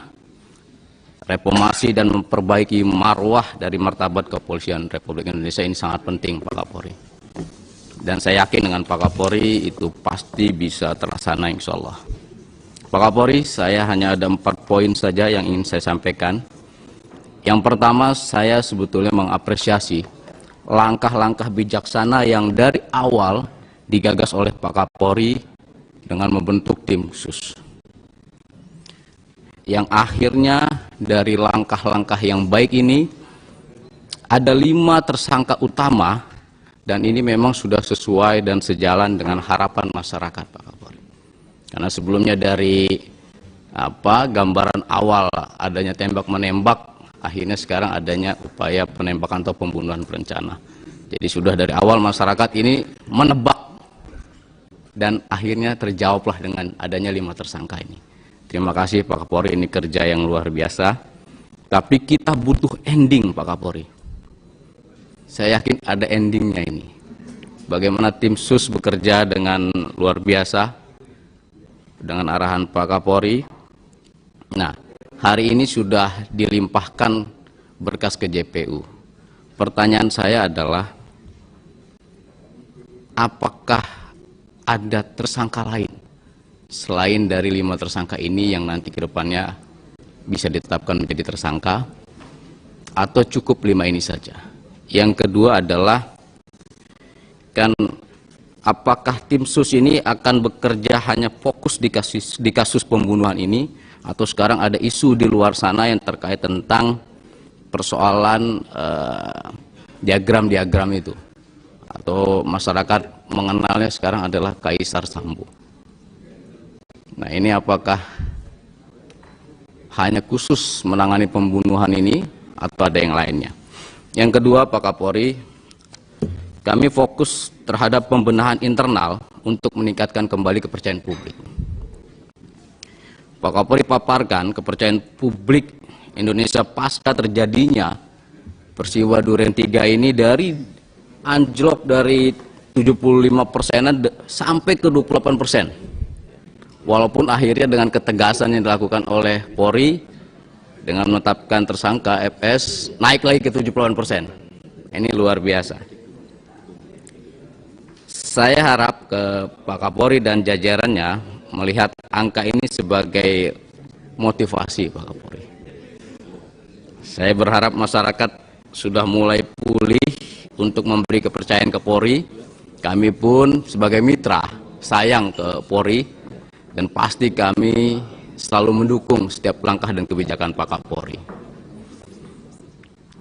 Intinya Pak Kapolri, kami berharap ada pembenahan.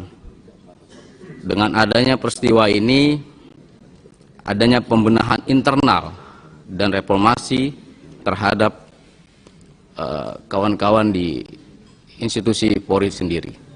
Jadi harus jelas Pak Kapolri untuk mengembalikan kepercayaan masyarakat. Jadi tadi dari siapapun yang terlibat, tolong disesuaikan dulu dengan tindakan saksinya. Habis itu baru dibenahi lagi.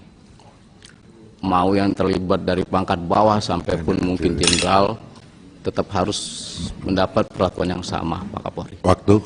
Oke, terima kasih. Aduh, waktu ya. Intinya saya berharap seluruh anggota Polri jadi harus tegak lurus ke Pak Kapolri. Kalau bahasanya apa? Satya Hak Prabu ya, Pak Kapolri. Kalau salah karena saya bukan polisi, Pak Kapolri. Tapi intinya harus tegak lurus ke pemimpinan. Tapi saya sahabatnya Pak Kapolri. Waduh, karena waktu Pak Kapolri, saya hanya bisa menyampaikan nanti disambung dengan ketua fraksi saya yang luar biasa ini memberi kesempatan saya. Intinya Pak Kapolri, saya yakin kepolisian akan bangkit dengan melewati badai ini dan akan semakin sukses, semakin luar biasa karena tantangan ke depan semakin berat Pak Kapolri. Kita persiapan ini untuk pileg dan pilpres ke depannya. Terima kasih Pak Kapolri. Assalamualaikum warahmatullahi wabarakatuh. Terima kasih, no. Pak Supriyansa, saya minta maaf tadi kelewat satu, Mr. Bimantoro. Maaf ya, Ansah. Terima kasih pimpinan. Alhamdulillah bisa diberikan kesempatan. Bawa masker.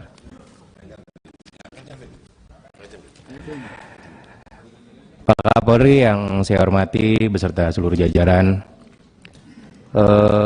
kami melihat beberapa waktu ini sampai dengan hari ini di media sosial maupun di berita-berita nasional, kami melihat perkembangan daripada kasus Duren 3 ini. Kami melihat keseriusan daripada Pak Kapolri tentunya dalam pengusutan serta penyidikan yang dilakukan pada kasus Duren 3 ini. Tapi memang di awal kita harus sadari betul banyak sekali kesulitan dalam pengungkapan serta pengusutan karena adanya hambatan personil yang tidak profesional dalam melakukan penyidikan. Tapi di sini kami harus apresiasi kepada Pak Kapolri. Pak Kapolri melakukan langkah tegas menyelesaikannya dengan dibentuknya tim sus yang sekarang menjadi terang benderang ya untuk kasus ini, sehingga publik diberikan penyajian yang pasti dalam pengusutan sehingga bisa membuahkan hasil penetapan tersangka yang jelas. Di sini saya ingin menggarisbawahi Pak Kapolri, seperti tadi Bapak sampaikan juga, yaitu arahan daripada Bapak Presiden, jangan ada yang ditutup-tutupi, buka apa adanya serta usut tuntas. Ini belum selesai. Di sini kami masih melihat sin-sin daripada kasus ini ke depan seperti apa sampai nanti proses di pengadilan. Tetapi kami percaya bahwa Pak Kapolri bisa memberikan yang terbaik, karena kemarin pun kita dihebohkan dengan adanya bedol desa di institusi Polri, sehingga sampai ada 35 personil dalam catatan saya yang diduga ada pelanggar kode etik juga Pak Kapolri. Ini kami minta diusut tuntas Pak. Jadi kami minta tindak tegas, jangan ada toleransi Pak, agar bisa menaikkan kembali kepercayaan publik terhadap institusi Polri itu sendiri. Dan di sini pun kami ingin mengingatkan, karena Polri ini adalah salah satu mitra kerja Komisi 3 yang paling strategis dan kami sayangi. Ada 430.000 personel Polri Pak, yang harus Bapak lead di seluruh Indonesia ini. Kami percaya dari 430.000 personel Polri ini masih banyak yang merah putih terhadap bangsa Indonesia, sehingga akan bersungguh-sungguh dalam menjaga Kamtipmas yang ada di negara ini, serta memberikan penyidikan yang berkeadilan terhadap masyarakat, terutama yang berada di daerah-daerah Pak. Nah, ini yang harus dipastikan oleh Pak Kapolri. Kami ingin melihat momentum daripada pembenahan internal ini, bagaimana reformasi struktural yang akan Pak Kapolri lakukan, kultural serta regulasi yang jelas Pak, sehingga kepercayaan Polri di bawah kepemimpinan Pak Kapolri ini bisa on the track sesuai dengan amanat konstitusi. Itu saja pimpinan, terima kasih. Terima kasih. Mas Ansa siap-siap, Mbak Eva Yuliana.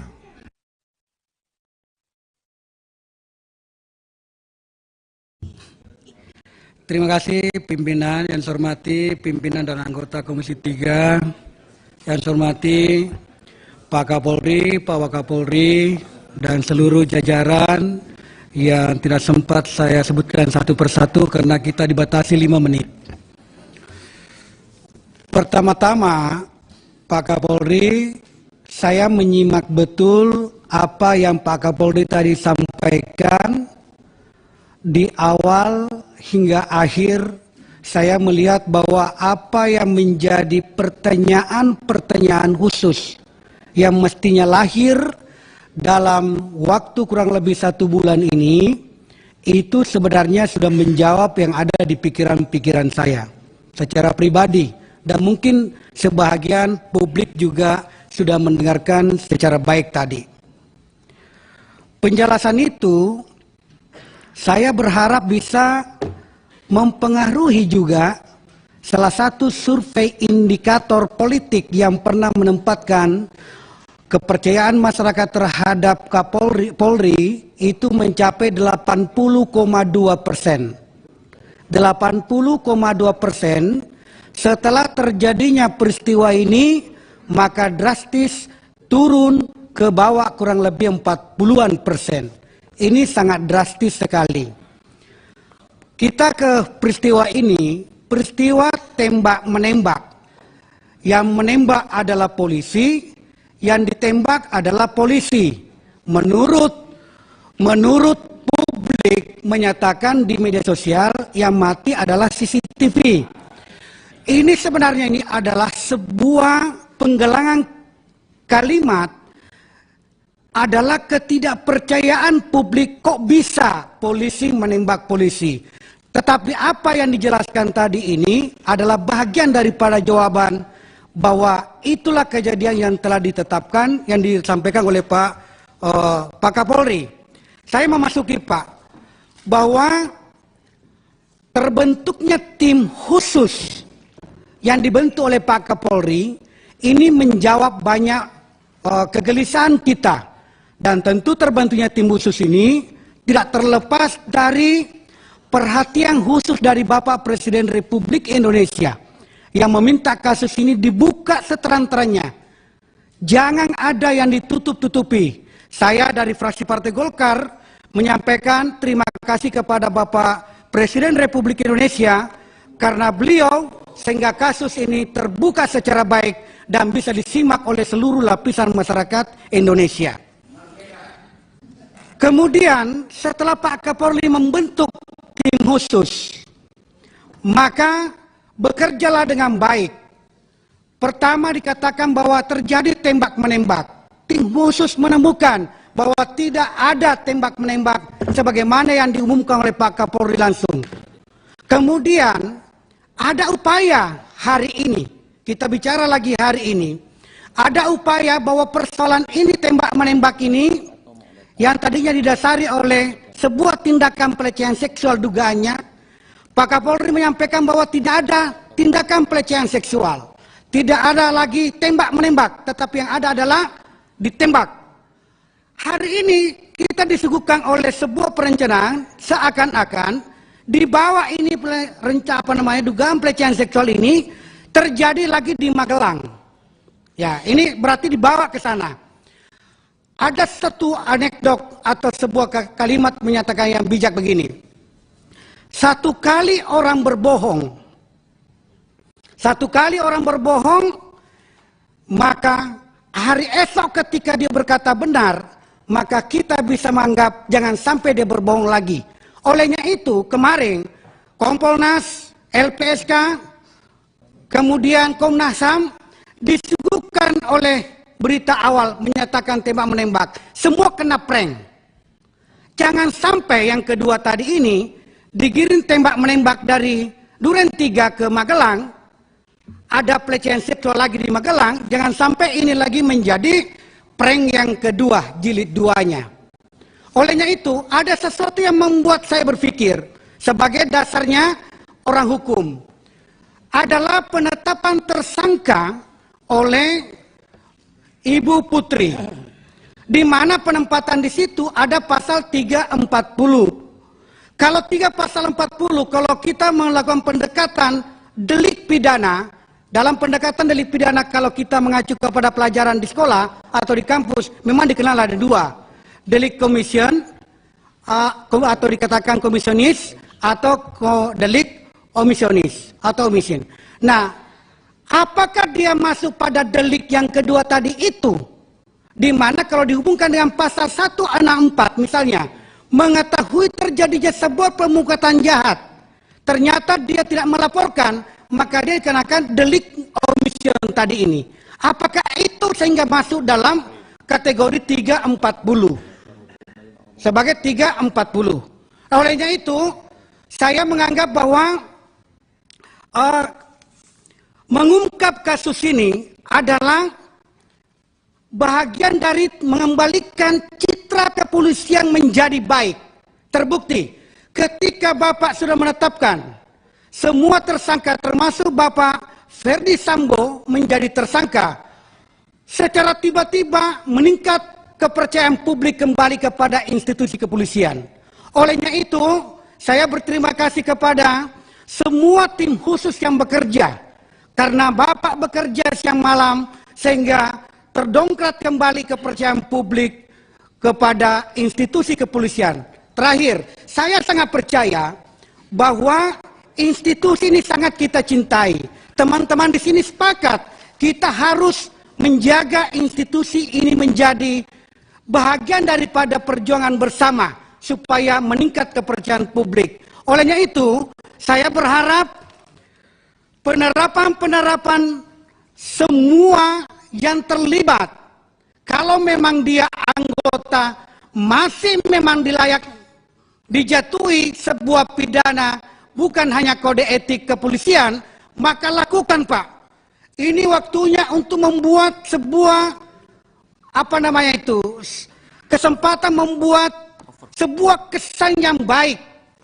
Karena Bapak masih menjabat, insya Allah masih panjang, maka kesempatan ini membuat institusi kepolisian ini menempati pada posisi yang sangat dipercaya oleh masyarakat. Itulah dikatakan legasi. Legasi ini kita butuhkan, Pak. Bahwa hari ini waktunya kepolisian untuk bersih-bersih. Membersihkan semua yang tadi dikatakan oleh pimpinan. Ada diagram-diagram, ada ini. Saya tidak percaya bahwa itu ada. Ini adalah bahagian mungkin untuk memecah belah institusi kepolisian. Saya yakin itu, Pak. Karena saya yakin kalau orang mengatakan bahwa ini jangan-jangan dari dalam, saya mengatakan ini dari luar untuk memecah di dalam. Saya masih melihat bahwa persatuan di kepolisian masih utuh. Rakyat menunggu jari-jarinya Pak Kepolisian. Insya Allah kepolisian hadir di tengah masyarakat terbaik dan terkendali.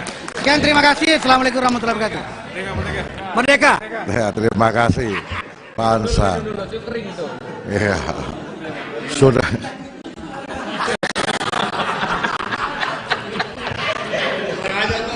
Ya, Pak Ansa dengan semangat, Pak Kapolri 7 menit dipakai penuh. Berikutnya prank Eva Yuliana prank. Setelah itu Pak Deki Lowli. Ya, siap. Terima kasih pimpinan sekaligus Ketua Komisi 3. Assalamualaikum warahmatullahi wabarakatuh. Yang saya hormati Ketua dan seluruh pimpinan Komisi 3 dan seluruh anggota Komisi 3 yang hadir, Bapak Kapolri. Aduh, ini saya nggak kelihatan wajahnya Pak Kapolri ini, sebentar. Mas Didi, minta tolong maju. Mas Didi. Nah. Enggak, iya. Kan setelah Pak Anca bersemangat kan kita harus ketawa-ketawa sedikit. Iya. Nah, kalau begini kan enak. Bapak Kapolri, Pak Wakapolri beserta seluruh jajaran yang hadir dan mungkin ada dari seluruh Polda yang mengikuti RDP pada kesempatan kali ini. Pak Kapolri, ini memang bukan hal yang ringan dan mudah untuk diterima. Kasus yang mengkagetkan kita semua. Kami paham, Pak Kapolri pun juga tidak mudah dalam menerima adanya kasus ini. Semua orang monitor, Pak, seluruh rakyat mengikuti. Di tempat saya, Pak Kapolri, di tempat nongkrong, di warung, bahkan kalau tempat saya ada wedangan, itu pun semuanya ngomong soal ini. Bahkan mungkin ada orang pacaran pun juga ngomongin soal inilah. Karena menarik. Ini pengalaman ya, bukan pengetahuan, pengalaman. Iya. Iya, kalau saya pacaran kan wajar. Iya, karena ini menarik dan semuanya mengikuti. Nah, namun saya mengacungi jempol Bapak, karena Bapak dengan ketenangan tapi sangat tegas menyelesaikan kasus ini dalam tahapan-tahapannya. Mungkin orang akan ada yang menganggap bahwa ketenangan Bapak menganggap dari sisi negatif, tapi menurut saya ketenangan Bapak inilah menjadi style Bapak untuk berhati-hati namun tegas. Jadi kalau dalam istilah Jawa ini alon asal kelakon. Jadi tidak terburu-buru. Oleh karena itu Bapak, dengan segala PR yang ada ini, saya berharap tadi yang seperti Bapak sampaikan dalam paparan Bapak, itu pun juga sebagian sudah kami dapatkan informasinya, baik informal maupun formal, itu mohon ditingkatkan dan diselesaikan dengan seterang-terangnya sesuai dengan komitmen Bapak dan sesuai dengan arahan Bapak Presiden. Saya yakin Bapak bisa melakukan itu dengan style kepemimpinan Bapak. Walaupun tidak bermaksud untuk mensederhanakan persoalan ini, namun sebetulnya permasalahan atau PR yang masih sangat banyak yang dimiliki oleh kita semua yang menjadi tupoksinya Polri masih menunggu untuk bisa diselesaikan. Dengan adanya kasus ini, banyak hal prestasi yang Polri lakukan sampai orang-orang tidak melihat karena saking semuanya berfokus pada kasus yang tadi Bapak sampaikan panjang dan lebar. Untuk itu Bapak, ada beberapa hal yang yang saya harapkan. Yang pertama adalah kepastian hukum kepada semua yang terlibat, yang diduga terlibat. Apakah itu terkait dengan pelanggaran etik maupun dengan pidana. Dan mungkin juga bisa dipilah mana yang memang diperintah dan mana yang memang bersalah. Dan tahapan setelah itu tentu berdampak pada positioning atau berdampak pada personal anggota yang menjabat pada jabatan-jabatan tertentu. Tentu ini menjadi persoalan ketika jabatan itu kosong ataupun diisi sementara, itu segera ketika kepastian hukum itu sudah diberikan, maka saya berharap ini segera didefinitifkan atau dipastikan mana yang memang layak menurut Bapak atau institusi Polri untuk menggantikan di jabatan-jabatan tertentu, agar peran dan fungsinya bisa berjalan secara cepat, tidak menunggu adanya atau tidak menunggu dari penyelesaian kasus ini. Yang berikutnya, Bapak Kapolri, saya salut dengan Bapak, saya mengacungi jempol dengan ketegasan Bapak dalam membersihkan jaringan perjudian 303 yang disebut dengan 303. Tentu dalam membersihkan ini tidak bisa langsung dalam sekejap langsung bersih. Dalam tahapannya pasti dengan komitmen dan ketegasan Bapak, saya berharap ini bisa dilanjutkan dan ditingkatkan. Berikutnya, Bapak Kapolri, rasanya saya ingin mengajak semua pihak, mari kita mengambil hikmah dari kejadian ini. Karena dalam mengambil hikmah ini, dalam setiap kejadian tidak mungkin yang datangnya ujuk-ujuk atau tiba-tiba. Tidak ada kejadian yang tidak sengaja. Semuanya memang sudah diatur oleh Tuhan. Oleh karena itu, saya mengajak semuanya untuk mengambil hikmah dari ini semua. Menurut saya salah satu hikmahnya adalah mereformasi, mengevaluasi internal Polri yang kemudian menjadi Polri yang lebih baik, Polri yang lebih bermanfaat untuk masyarakat dan bangsa. Saya setuju dengan apa yang disampaikan oleh rekan saya bahwa setelah ini jangan ada lagi komando yang lain. Bapak adalah satu-satunya komando yang harus diikuti baik di tingkatan Polda, Polres maupun di tingkatan sampai ke bawah sekalipun Polsek. Terima kasih Ketua yang baik dan bijaksana. Wallahul muwaffiq ila aqwamit thoriq. Wassalamualaikum warahmatullahi wabarakatuh. Terima kasih Mbak Eva. Ini saya informasikan kepada rekan-rekan yang hadir pada siang hari ini, yang akan bicara itu sesungguhnya yang mendaftar ada 45 di luar pimpinan. Yang sekarang bicara sudah 6. Kalau ini dikurangi 5 menitan, nanti itu kira-kira baru ancar-ancar saya 3,5 jam ke depan. Itu bisa panjang, sementara kita ada rapat jam 3. Jadi oleh karena itu, harapan saya itu kira-kira ya Diko ukurlah supaya yang cering-cering gitu. Ya. Mr. Jenderal Jeki Uli, dipersilakan.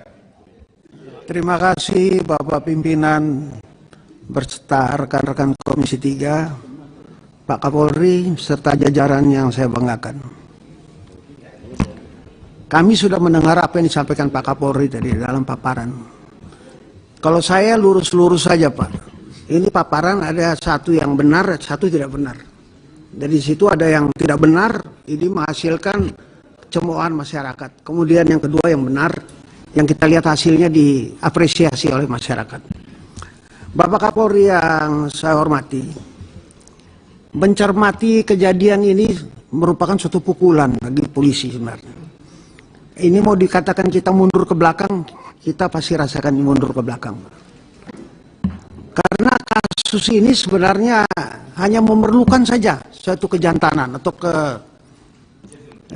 keberanian daripada seseorang yang melakukan kejahatan ini, yang karena ketidaktegasan dia sehingga melibatkan banyak orang jadi korban di sini, Pak. Bohong yang saya lihat di sini, bohong yang tidak masuk di akal, Pak. Saya ketemu anggota Polri nanyakan kasus ini berbeda-beda cerita, Pak. Semua dalam pendapat masing-masing, Pak. Sebelum Bapak ambil alih sama sekali untuk kasus ini. Sehingga saya mengharapkan pada Bapak Kapolri dalam penunjukan masa kepimpinan perlu juga sekali-sekali apa perlu dites itu siapa yang calon pimpinan itu psikologi itu. Sehingga kita bisa tahu bahwa ini orang benar kerjanya atau tidak. Saya kasih gambaran kecil aja Pak. Orang dikatakan sniper dari Brimob Pak. Saya tertawa Pak. Saya ini 3 tahun jadi instruktur di Pusdik Brimob Pak. Di Watu Kosek sana Pak. Jadi kalau lihat begini ini bohongnya nggak jelas-jelas ini Pak. Jadi perlu sekali kita adakan seleksi kalau untuk menjadi pimpinan yang betul-betul bisa mewakili kita dalam berkata dan bertindak. Kemudian yang kedua Pak, saya ingin menyampaikan Pak, terima kasih langkah Bapak sudah tepat. Langkah Bapak menyelamatkan Polri ini sudah luar biasa Pak. Yang perlu sekarang, saya masuk karena semua sudah banyak memberikan masukan. Saya sebagai, semua bilang senior boleh, mau sebagai tidak senior pun kawan juga boleh, saya tidak jadi soal Pak. Soliditas Polri tolong dijaga Pak. Soliditas itu sebenarnya apa yang kita lakukan? Profesionalitas. Di sini akan menghasilkan dari soliditas itu akan menghasilkan profesionalitas dan suatu tindakan yang betul-betul sesuai perkataan dan perbuatan. Jadi kalau kami melihat ini, tolong Pak Kapolri agak sedikit ke dalam, karena soliditas ini yang timbul. Ketidaksoliditas yang timbul itu seperti saya katakan tadi Pak, ketika kita dihadapi pada 2 cerita Pak, cerita yang benar dan tidak benar Pak, ini seluruh anggota Polri juga akan menceritakan yang benar tidak benar Pak, karena mereka tidak solid Pak. Untuk itu perlu dibangun Pak. Bagaimana cara membangun kesoliditas yang di situ? Diantaranya adalah kita perlu menjaga ke dalam, seperti jabatan-jabatan itu perlu Pak. Perlu dilihat, jangan tergantung pada satu orang Pak. Kalau ada orang Kapolda sampai 5 kali, 4 kali, 3 kali ya saya rasa perlulah kita pikir yang lain Pak. Karena ya orang antre ini Pak. Karena merasa tidak adil itulah mereka berkicau sudah Pak. Mereka omong yang tidak benar ini, yang itu, yang dan sebagainya. Untung saja Bapak mengambil tindakan tegas ini dengan melibatkan scientific crime investigation. Artinya secara ilmiah yang tidak bisa dibantah. Andai kan tidak hanya sekedar pendapat, itu akan menghasilkan ketidakpercayaan bahkan. Jadi saya mohon itu saya sampaikan Pak. Kemudian juga sedikit menyinggung Pak, karena di sini ada pertanyaan mengenai masalah pendidikan Pak. Tolong dilihat Pak, pendidikan kadang-kadang ada orang yang kerjanya di hutan setengah mati Pak. Kadang-kadang kita anggap sepele Pak. Kita jadikan anggota yang sekolah itu mereka adalah orang-orang yang dekat dengan sumber mata air Pak. Nggak bisa itu Pak. Mohon diperhatikan Pak. Ini yang bikin semua kesulitan, kekompakan kita pecah karena itu. Dan ini perlu diperhatikan Pak. Jadi saya mohon dengan masukan-masukan seperti ini dari kawan-kawan dan kita sendiri Pak, Polri bisa dilihat kita sebagai solid. Saya termasuk orang yang mentertawakan polisi itu apa perlu direformasi total atau dia mesti masuk apa di bawah kementerian. Saya rasa buat apa ada reformasi kita 98. Saya di lapangan Pak, 2 tahun saya tidur di lapangan Pak pada saat 98 itu Pak. Mahasiswa meneriakkan bagaimana kita harus reformasi negara ini, termasuk Polri, bahkan agenda utama di situ. Pokok Polri keluar daripada ABRI waktu itu. Apa kita punya hasil kalau begini Pak? Reformasi ini. Jadi tolong sekali dijaga apa yang dianggap oleh orang seperti dia harus dibubarkan, reformasi total, dibawa kementerian, itu hal-hal yang mengkhianati kalau menurut saya Pak. Mengkhianati daripada perjuangan reformasi 98. Tetapi masyarakat juga menuntut Pak, polisi yang betul-betul bisa menjalankan tugasnya dengan baik. Di antaranya solid, itu perlu dijaga Pak. Saya rasa demikian saya perlu saya sampaikan Pak Kapolri, karena di sini saya rasa ilmunya polisi itu sama Pak, mulai dari Akpol sampai dengan sekolah apapun adalah kita belajar kepemimpinan di situ Pak. Di sinilah kita terapkan seni-seni kepemimpinan dalam melaksanakan tugas di lapangan. Saya rasa demikian dan terima kasih, dan saya sekali lagi mengucapkan luar biasa langkah yang Bapak ambil, dan saya setuju sekali apa yang sudah dilaksanakan dan kita menghadapkan orang yang tepat untuk di pengadilan. Sekian dan terima kasih. Wassalamualaikum warahmatullahi wabarakatuh. Tepat 5 menit Pak Jenderal. Sekian menit ini. Berikutnya Mas Heru, siap-siap Bapak Trimedia Panjaitan. Terima kasih pimpinan. Assalamualaikum warahmatullahi wabarakatuh. Yang saya hormati pimpinan Komisi 3 dan seluruh anggota Komisi 3 yang hadir. Yang saya hormati Bapak Kapolri, Bapak Wakapolri dan seluruh pejabat utama Polri pada hari ini. Yang pertama tentu saya ingin menyampaikan keprihatinan yang mendalam atas peristiwa yang terjadi pada institusi Polri. Sekaligus saya menyampaikan duka cita yang mendalam kepada keluarga korban Brigadir J yang telah menjadi korban pada peristiwa itu. Pak Ketua. Pak Ketua, ini Pak Ketua. Mohon berkenan, saya melihat di sini kalau saya nggak salah lihat, yang terhormat Wakil Ketua DPR. Apa iya? Oh, sudahlah ini. Aturannya Pak, karena kalau bisa di meja pimpinan. Apa itu? Wakil Ketua. Bisa dilanjut? Bentar. Mana Wakil Ketua DPR? Oh, Bapak Dasko. Iya, kalau mau ke depan kami persilakan, tapi beliau memilih sendiri di belakang. Jadi tenang aja. Baik. Saya takut salah mata saya, Pak. Ya. Dia sedang bersikap rendah hati. Nanti one day tinggi hati, sekarang rendah hati dulu. Ya. Dipersilakan. Lanjut Ketua ya. Ya. Terima kasih Ketua. Berikutnya tentu kami menyampaikan duka cita yang mendalam kepada keluarga korban Brigadir J yang telah menjadi korban pada peristiwa tersebut.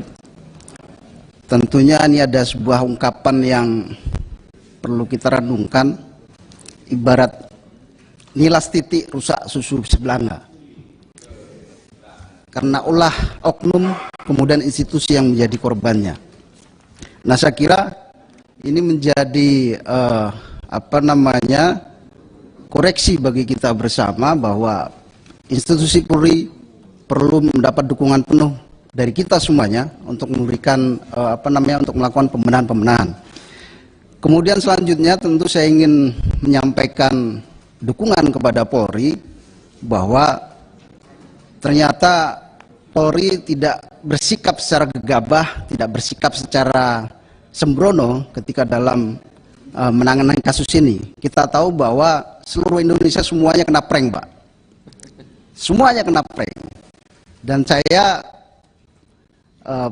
mengapresiasi atas sikap Pak Kapolri, tidak kemudian mengikuti alur, tapi kemudian dengan penuh kehati-hatian, dengan penuh pertimbangan, kemudian mampu mengendalikan situasi ini menjadi terang benderang. Nah, selanjutnya tentu ini momentum yang baik bagi Polri dalam hal pembenahan institusi Polri ke depan. Setelah kemudian kejadian kemarin ini beredar kemudian ada informasi di masyarakat, Pak Kapolri. Ada tadi disampaikan oleh sahabat Tobas tadi, ada konsorsium A, B, C, dan D. Saya kira ini perlu diperdalam, Pak Kapolri, kalau memang ini betul adanya. Kalau memang ini betul adanya. Saya teringat dengan apa yang disampaikan oleh Bapak Kapolri pada waktu rapat di sini. Polri tidak akan pernah rugi, Polri tidak akan pernah takut jika kehilangan 1, 10, 20, 30, 40, 50 anggota Polri yang kemudian mencoba untuk merusak institusi Polri. Saya kira ini semangat yang perlu kita dukung dan jaga bersama. Ini terkait dengan komitmen, ketegasan dan keberanian dari Bapak Kapolri. Ke depan tentu ini menjadi pengingat bagi kita semuanya. Semoga ke depan tidak terjadi lagi, tidak terulang kembali peristiwa yang seperti ini. Saya kira itu pimpinan. Sekali lagi bravo Polri dan semangat terus. Salam presisi. Wallahul muwaffiq ila aqwamit thoriq. Assalamualaikum warahmatullahi wabarakatuh. Terima kasih Mas Heru. Berikutnya Bapak Trimedia Panjaitan, sekaligus mohon izin arus. Terima kasih saudara pimpinan, Bapak Ibu anggota Komisi 3, Saudara Kapolri beserta jajarannya. Assalamualaikum warahmatullahi wabarakatuh. Salam sejahtera bagi kita semua. Pertama, saya senang, saya hitung ini 24 orang rombongan Saudara Kapolri. Semuanya pakai baju dinas. Biasanya kalau serse itu kalau datang ke DPR nggak baju dinas. Tapi kali ini baju dinas, mudah-mudahan semangat untuk mempolisikan diri kembali. Sehingga semuanya baju dinas.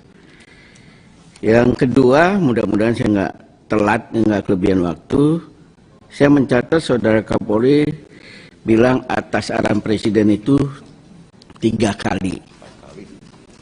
Kelihatan sekali Saudara Kapolri sangat dekat dengan Presiden Jokowi. Sehingga disebut 3 kali. Nah, yang ketiga, saya mungkin tidak akan bicara, sudah banyak kawan-kawan bicara soal kasus. Bagi saya kasus ini sudah 80-90%. Tinggal kita menunggu persidangannya nanti. Itu adalah hak dari Saudara Kapolri, menurut saya, apakah mau menyebutkan motif apa tidak. Ya. Sebenarnya disebutkan juga setelah saya tanya kiri kanan muka belakang, nggak ada yang terlalu luar biasa. Karena semakin kita tutup-tutupin, orang semakin penasaran. Kalau nggak ada yang terlalu luar biasa, ya sampaikan aja, Saudara Kapolri, supaya semua terang benderang. Ya. Nah, yang keempat, kan tersangka ada 4 apa 6 tadi, Saudara Kapolri menyebutkan. Tapi yang saya agak kaget tadi, yang kena kode etik kemarin 83, sekarang 97. Nah, kalau boleh, kami diberikan nama-nama itu, ya, jabatannya, perannya. Kalau memungkinkan, Saudara Kapolri tadi juga sudah dijelaskan, sedang berlangsung sidang kode etik. Hemat saya, kalau sudah berlangsung, terutama yang sudah berstatus tersangka itu, seyogianya bisa langsung diputuskan. Dan kalau itu terjadi, Saudara Kapolri, ini peristiwa yang langka di tubuh Polri. Biasanya diputus bersalah itu setelah ingkrah kode etiknya. Ya terakhir kan Brotoseno itu yang ramai dibicarakan. Jadi kalau sampai saudara Kapolri memutuskan sebelum masuk persidangan, ya kita makin yakin apa yang ingin dilakukan oleh saudara Kapolri, termasuk tambah terus 97, saya nggak tahu nih, kalau besok tambah lagi, ya. Nah, 97 ini apa perannya? Karena saya mendengar di situ juga ada Adi Makayasa, masih 83 itu, ada seorang Adi Makayasa yang termasuk, dan apa peran dia? Itu kan nggak gampang orang jadi Adi Makayasa. Jangan sampai orang yang perannya sedang-sedang saja, tapi digantung sedemikian lama. Karena kalau kita hitung, dalam catatan saya ini peristiwanya 1 bulan 17 hari, alias 47 hari kalau kata orang Medan. Nah, tolong jangan di pending, karena mereka ada keluarganya menyampaikan saudara Kapolri dengan peran yang minim, tapi sudah muncul stigma kepada mereka, keluarganya, pembunuh. Padahal perannya minim sekali. Ada yang cuma disuruh bikin mindik, ya kan itu atas perintah. Betul nggak Pak Kabar Eskrim? Ini teman saya begadang di Medan nih, Kabar Eskrim. Masuk barang itu. Di Aston. Cuman beliau kadang-kadang mulai lupa. Iya kan? Romo? Nah, segeralah itu putuskan saudara Kapolri supaya mereka juga tenang. Kalau memang bersalah, ya disikat. Kalau tidak, ya segera peringatan ringan, tertulis, demosi. Nah, yang kelima, saudara Kapolri dari kasus ini menurut saya segera melakukan bersih-bersih dan konsolidasi. Kalau saya mengusulkan, tadi juga sudah sebagian teman menyampaikan, kalau seandainya ada masih anasir-anasir Sambo, ya dipinggirkan. Bukan disikat, tapi dipinggirkan. Kalau ada anasir-anasir yang tidak merah putih dengan saudara Kapolri, tidak mendukung kepemimpinan saudara Kapolri, pinggirkan juga. Nggak usah ragu-ragu, mau senior, mau junior, pinggirkan. Karena saudara Kapolri ini sangat didukung oleh masyarakat. Ya. Sangat didukung Presiden, sangat didukung oleh Komisi 3. Saya penanya ke-9, padahal saya datang jam 9 kurang 10. Saya pikir saya udah paling enggak penanya ke-5 lah. Ternyata ke-9. Ya mungkin karena TV banyak live kan? Kalau kata Pak Bambang Pacul. Waktu-waktu. Ya, sebentar Pak. Nah, tolong lakukan itu Pak. Dan kelima, tolong benahin juga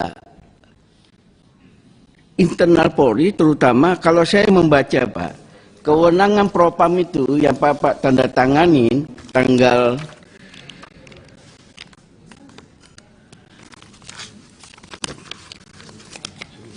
peraturan polisi nomor 7 itu Pak, terlalu luas kewenangannya. Evaluasi lah ini. Ya, walaupun ini Juni baru ditandatangan ya. Dan dia yang menyelidik, dia yang memutus. Kalau orangnya tepat, bagus. Ternyata orang yang ada di situ nggak tepat. Termasuk juga serse. Apakah sudah benar? Karena seringkali sekarang kita melihat Bareskrim, semua perkara di daerah ditarik.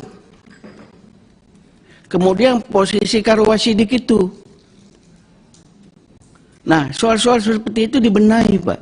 Supaya kita kembali amanat pasal 30 ayat 4 Undang-Undang Dasar 45. Kepolisian Negara Republik Indonesia sebagai alat negara yang menjaga keamanan dan ketertiban masyarakat bertugas melindungi loh yang pertama, mengayomi, melayani masyarakat serta menegakkan hukum. Menegakkan hukum itu bagian ketiga, Saudara Kapolri, bukan bagian pertama. Nah, supaya itu, dan itu kemudian diterjemahkan dengan Undang-Undang Nomor 2. Itu yang kita harapkan. Kita mendukung kepemimpinan Saudara Kapolri, tapi harus tegas. Karena ada kritik dari masyarakat juga, leadership yang harus kita tonjolkan, ya, dan bisa menggrip. Sehingga ini blessing in disguise menurut saya bagi Saudara Kapolri untuk melakukan konsolidasi. Dan menurut saya maksimum Oktober ini harus sudah selesai. Karena 2023 Polri sudah harus mempersiapkan pengamanan pemilu, Pilek dan Pilpres yang baru pertama kali kita buat secara serentak. Dan itu yang harus dilakukan. Kembalilah Polri kepada jati diri. Supaya saya beruntung, Saudara Kapolri, saya baru jadi anggota DPR pada saat Undang-Undang Nomor 2 2022. Dulu Pak Logan Syagian yang mewakili Polri pembahasan undang-undang itu, dan itu tonggak sejarah sebagaimana disampaikan oleh kawan-kawan terdahulu. Kembali kepada jati diri. Jadi intinya reformasi dan reposisi Polri supaya makin dicintai oleh masyarakat. Terima kasih Saudara Pimpinan. Wabillahi taufiq wa hidayah. Wassalamualaikum warahmatullahi wabarakatuh. Merdeka. Terima kasih Pak Artrimet, karena saya sementara menggantikan Pak Ketua yang lagi ke belakang. Tadi menarik antara Pak Kabar Eskrim dengan Pak Trimet. Emang benar Pak begadang bersama Pak? Sebelum ke Pak Rudi Maksud, saya hanya dua. Yang pertama, tuntutan masyarakat Pak Kapolri, seorang tersangka Ferdi Sambo belum dilihatkan ke publik selama di Brimob. Yang kedua, revolusi mental secara menyeluruh dari atas sampai ke bawah segera Bapak lakukan untuk kepentingan institusi besar kepolisian Republik Indonesia. Terima kasih, Pak Rudi. Terima kasih pimpinan. Assalamualaikum warahmatullahi wabarakatuh. Selamat siang pimpinan beserta dengan seluruh rekan-rekan Komisi 3 yang kami banggakan, Pak Kapolri beserta dengan seluruh jajaran. Mudah-mudahan selalu sehat Pak, kuat menghadapi semua ujian dan cobaan ini. Pertama, saya ingin menyampaikan Pak, berkaitan dengan Polri secara peranata sosial dan hukum ini adalah sebagai entitas negeri. Entitas bangsa ini penting sekali bagi negara. Mengapa Pak? Karena diberikan tugas dan kewenangan yang luar biasa. Tidak hanya untuk melindungi, tetapi juga dalam mengayomi masyarakat dan seluruh lingkungannya. Ini adalah peranata sosial ini Pak. Dan secara manajemen saya apresiasi apa yang dilakukan dan ditindakan oleh tindakan Pak Kapolri adalah melaksanakan manajemen untuk opsi paling cepat, paling tepat serta efektif dan efisien, yaitu mengembalikan citra polisi kepada publik. Maka Polri ini wajib melaksanakan dengan tempo yang sesingkat-singkatnya. Apa itu Pak? Adalah komitmen Pak Kapolri. Potong kepala ikan busuk itu Pak. Itu adalah komitmen dari Pak Kapolri. Tetapi menurut saya Pak, ada juga hal yang harus dilakukan Pak Kapolri, bukan hanya komitmennya, tetapi juga adalah pemberantasan ini harus wajib dilaksanakan, bukan hanya potong kepalanya saja Pak. Tetapi ekornya pun juga harus ditebas. Badannya juga harus dibakar Pak. Ini baru menunjukkan tindakan dari presisi Pak Kapolri ini. Kami untuk hal itu. Dan juga ada beberapa hal Pak yang menjadi pertanyaan seluruh publik saat ini adalah berkaitan dengan mengapa kejadian ini bisa terjadi di rumah petinggi Polri Pak, yang notabene adalah polisinya polisi. Di mana kepemimpinan Polri ini Pak, tentunya yang menjadi pertanyaan kita adalah membiarkan terjadinya malpraktek. Penyidikan yang luar biasa ini tentunya bukan hanya di mata Kapolres Pak, tetapi juga di mata Kapolda, bahkan juga mungkin di mata Kapolri Pak. Nah, yang saya juga ingin tanyakan adalah bukankah kewajiban seorang Polri bila mana menemukan TKP ini untuk menjaga status quo-nya? Karena kenapa di sini terjadi rekayasa Pak? Terutama adalah berkaitan dengan kerusakan segala yang terjadi di tempat TKP. Hilangnya juga barang bukti, ini juga menjadi persoalan Pak. Karena dalam peristiwa ini seolah-olah terjadi justru pembiaran. Karena kenapa Pak? Sengaja di TKP ini dirusak ini barang-barang yang menjadi alat bukti ini. Nah, yang repotnya Pak adalah segerombolan Pak, sekelompok polisi propam yang mestinya notabene sebenarnya tidak punya kewenangan di dalam melaksanakan mengolah TKP.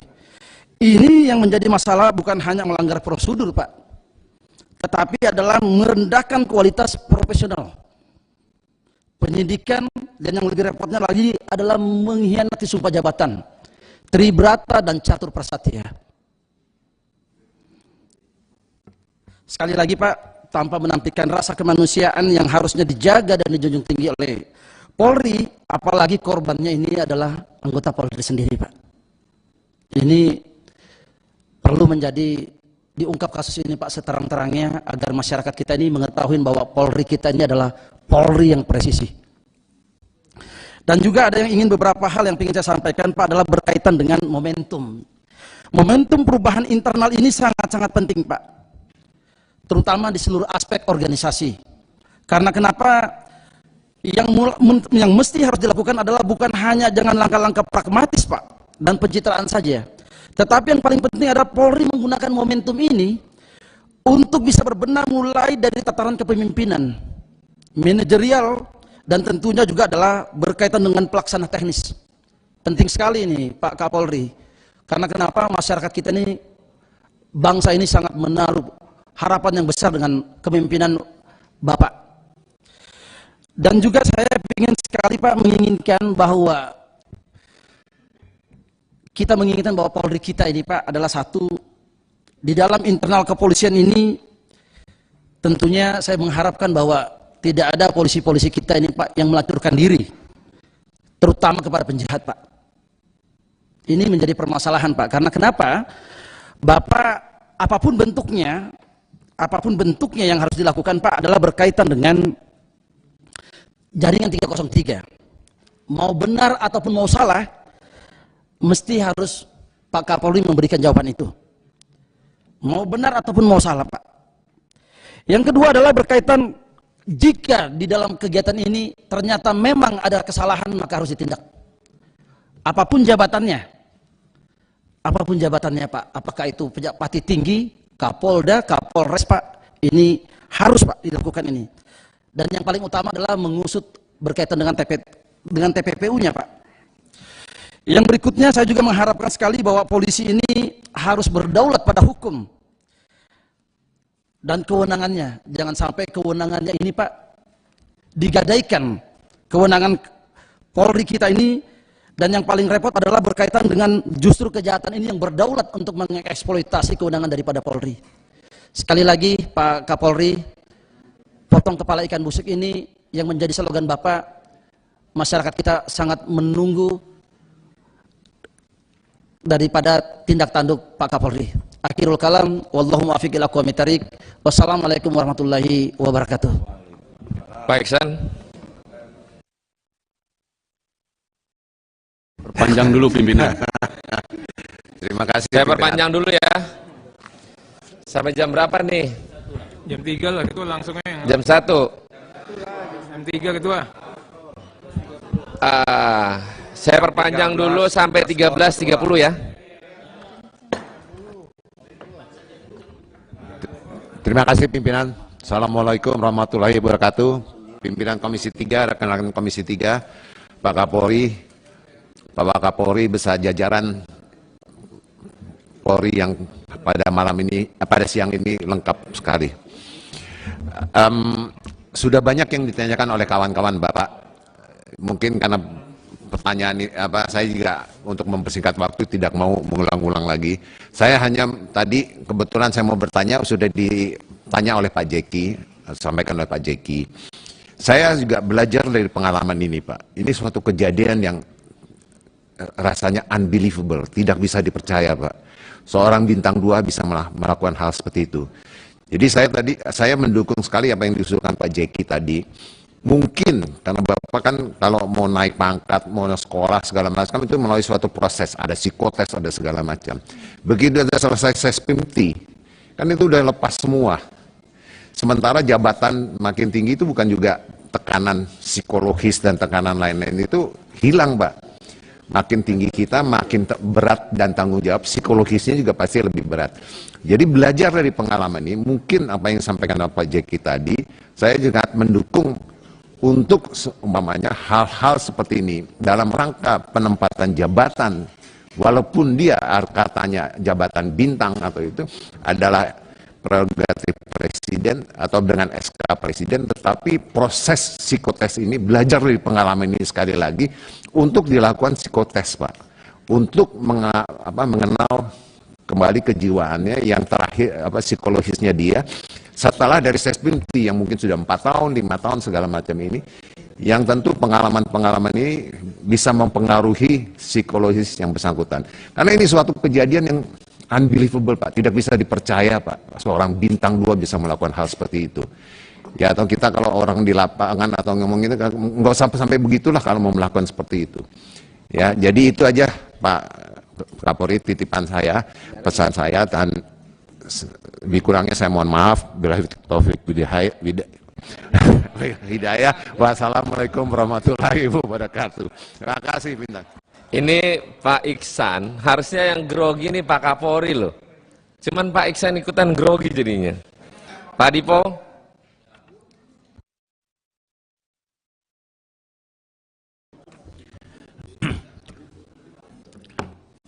Assalamualaikum warahmatullahi wabarakatuh. Salam sejahtera bagi kita semua. Yang terhormat Bapak Kapolri, Jenderal Polisi Listio Sigit Prabowo beserta jajarannya, pimpinan dan rekan-rekan Komisi 3 yang saya hormati dan saya banggakan. Sebelumnya saya ingin memberikan apresiasi yang tinggi terhadap Bapak Kapolri dan jajarannya, tim sus, Kabar Eskrim, dan semua pihak yang begitu responsif dan mengambil resiko dalam mengungkapkan kasus pembunuhan Brigadir J ini, sehingga bisa terungkap terang benderang, karena kasus ini harus diakui telah meruntuhkan kepercayaan masyarakat terhadap institusi Polri. Semoga dengan terungkapnya kasus ini, institusi Polri bisa kembali mendapat kepercayaan dan simpati dari masyarakat. Pada kesempatan ini, ada beberapa pertanyaan dan penekanan yang ingin saya sampaikan kepada Bapak Kapolri. Pertama, tentang anggota Polri yang terlibat di luar 5 tersangka yang katakan segera dilimpahkan berkasnya ke Kejaksaan akhir pekan ini. Seperti kita ketahui bersama, setidaknya sudah ada 35 anggota Polri lebih yang terbukti melakukan pelanggaran etik terkait kasus pembunuhan Brigadir J ini di rumah dinas Irjen Verdi Sambo. Mereka dinilai melakukan obstruction of justice, upaya menghalangi proses hukum dalam kasus dugaan pembunuhan berencana Brigadir Yosua Huta Barat atau Brigadir J. Jumlah ini diperkirakan akan terus bertambah, bahkan pengacara keluarga Brigadir J, Kamarudin Simanjuntak, menyatakan jumlah tersebut hanya 10% dari jumlah yang sebenarnya.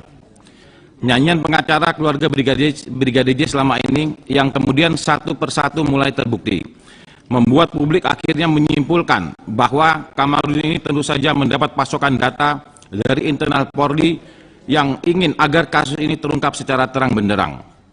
Karena tanpa pasokan data dari internal Polri, rasanya cukup sulit bagi seorang pengacara untuk bisa mengungkapkan data-data seperti nyanyian Kamarudin Simanjuntak di berbagai televisi, media cetak, dan media online.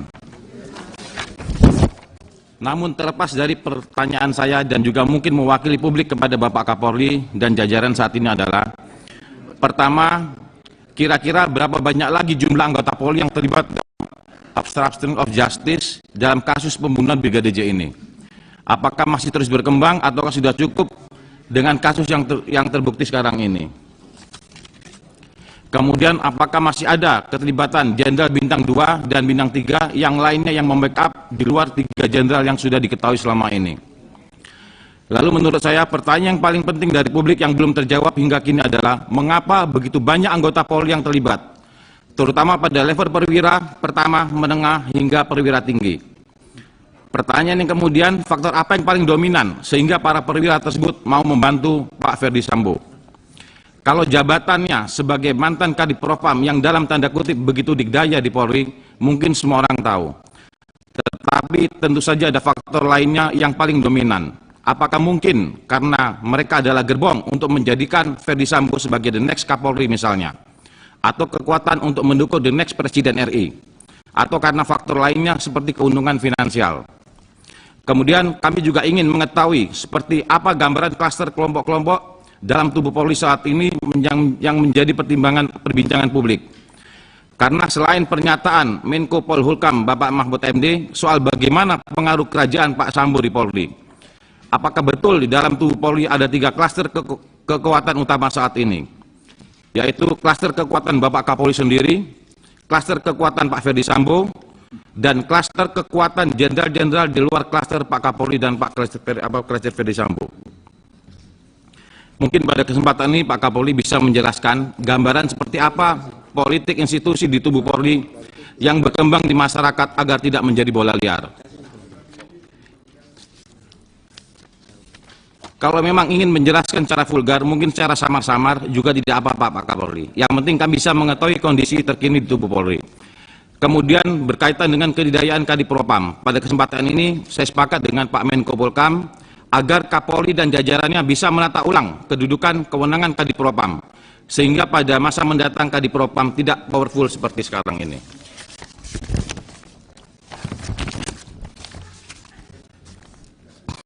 Yang kedua, soal bagan jaringan konsorsium judi 303 yang beredar luar di media sosial. Saya kira hal ini juga perlu diklarifikasi oleh Pak Kapolri beserta jajarannya. Waktu Pak Dipo kalau baca begitu, nanti ini, hampir 1 Pak, jam nggak sedikit, selesai. Pak, kurang 2 menit. Karena seminggu setelah bagian jaringan konsorsium 303 beredar, sekarang ini muncul konsorsium 303 yang baru tersebar di luar medsos.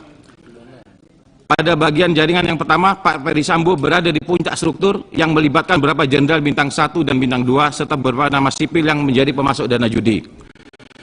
Sedangkan pada bagian konsorsium judi 03 yang baru menampilkan Kabareskrim Komjen Pol Agus Adrianto di puncak strukturnya, yang diduga menerima setoran bos judi online dari kelompok Medan. Dan pada konsorsium judi 303 ini muncul juga nama Dirpidum Bareskrim Polri Brigjen Andirian Jaya. Pak Dipo. Ya, sekali Pak. Saya interupsi. Lebih baik pertanyaannya adalah secara umum. Jangan dibacakan satu persatu, takutnya nanti menyalahartikan kepada orang-orang yang ada di depan sini. Nah, secara umum aja Pak Dipo. Interupsi pimpinan. Pimpinan, interupsi pimpinan. Sebaiknya sebagai anggota Komisi 3 kita berbicara berdasarkan data dan fakta, bukan berdasarkan hal yang hoax. Jadi izin pimpinan. Saya masih interupsi. Saya yang interupsi, saya bakal anggota. Saya masih Sebentar interupsi, pimpinan. Pak. Hak Nggak anggota bisa itu, interupsi. maaf, pimpinan nggak bisa. Saya masih interupsi. Bentar, Kenapa saya saya interupsi juga dipotong? pimpinan. Nggak bisa Nggak saya boleh interupsi, kok mengejas dipotong. anggota bertanya. Apa tidak boleh memotong saya masih interupsi. Loh, saya juga nggak boleh interupsi, Bapak. pimpinan. Saya interupsi kok dipotong gimana? Bukan, Pak. Bapak nggak boleh ngerti mengejas nggak? juga Baca anggota saya, tatipnya. Pak. Kalau orang interupsi tidak boleh dipotong. Bapak ini anggota DPR kok nggak ngerti tatip? Bapak juga memotong orang ngomong, Nggak biarkan bisa, dulu. saya interupsi Selesai kok. anggota saya, Pak. Saya interupsi, Pak. Ya, pimpinan tegas pimpinan. Baca tatipnya. Kalau dikasih mana Kalau ya saya memang interupsi. harus bicara duluan. Kalau lagi interupsi, boleh. Baca tatip.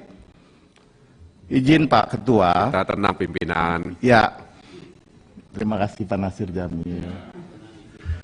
Jadi saya sarankan sampaikan hal-hal yang sesuai dengan data dan fakta. Karena kita bicara itu harus sesuai data dan fakta. Kalau ada hal yang beredar, sampaikan saja hal-hal yang beredar di media, apakah itu betul atau tidak. Jadi tidak usah menyebut nama. Itu maksud saya.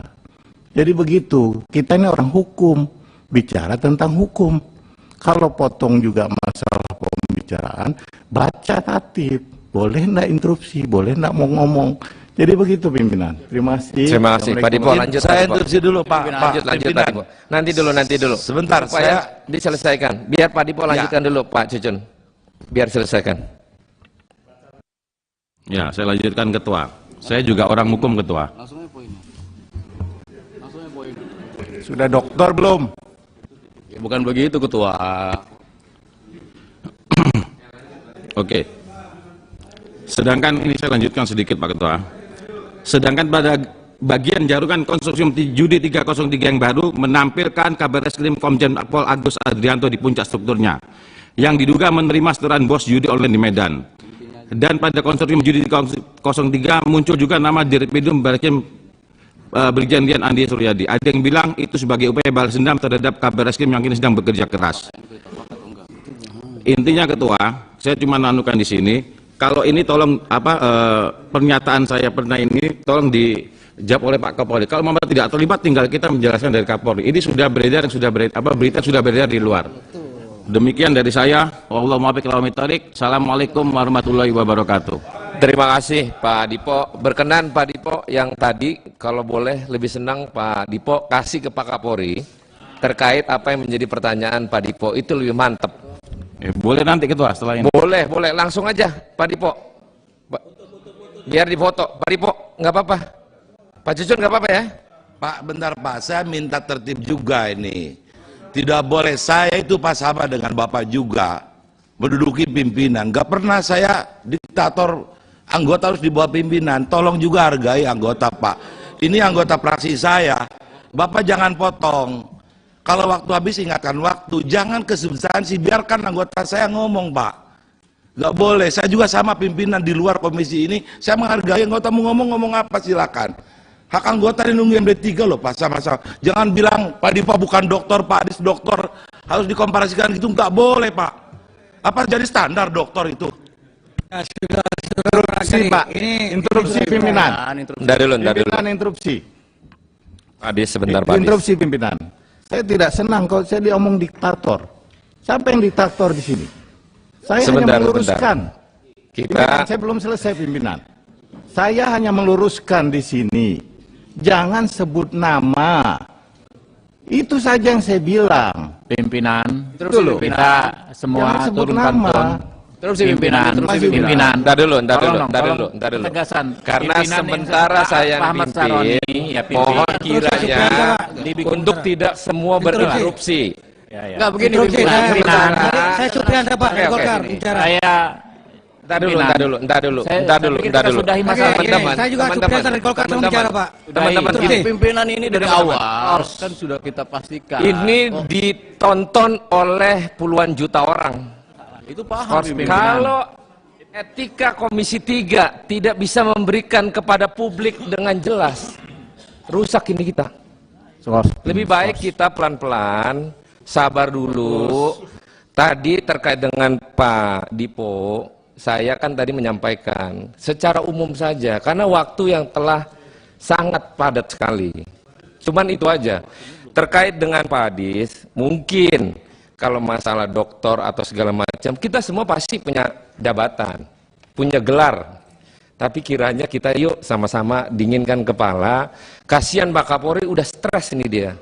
Interupsi pimpinan. Lebih baik kita mengedepankan kepentingan persaudaraan pada saat ini. Pak Cucun, terima ya Pak Cucun ya. Enggak, interupsi pimpinan. Oke, sekarang saya kendalikan. Disekor dulu pimpinan. Nanti saya Isoma. Saya skor dulu rapat ini untuk sholat zuhur sambil makan, sebentar kita lanjut. Setuju ya? Sampai jam 13.30. Ya, terima kasih.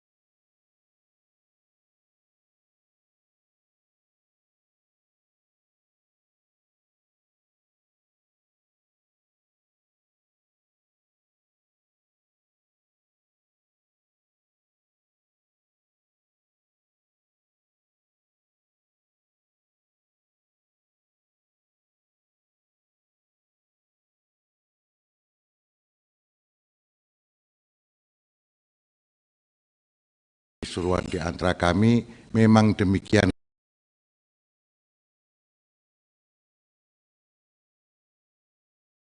Kelakuan para DPR.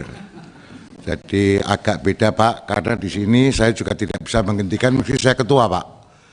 Di sini ketua, ini wakil ketua, ini anggota. Agak beda Pak, semuanya. Ketua itu tidak bisa teken sendirian Pak.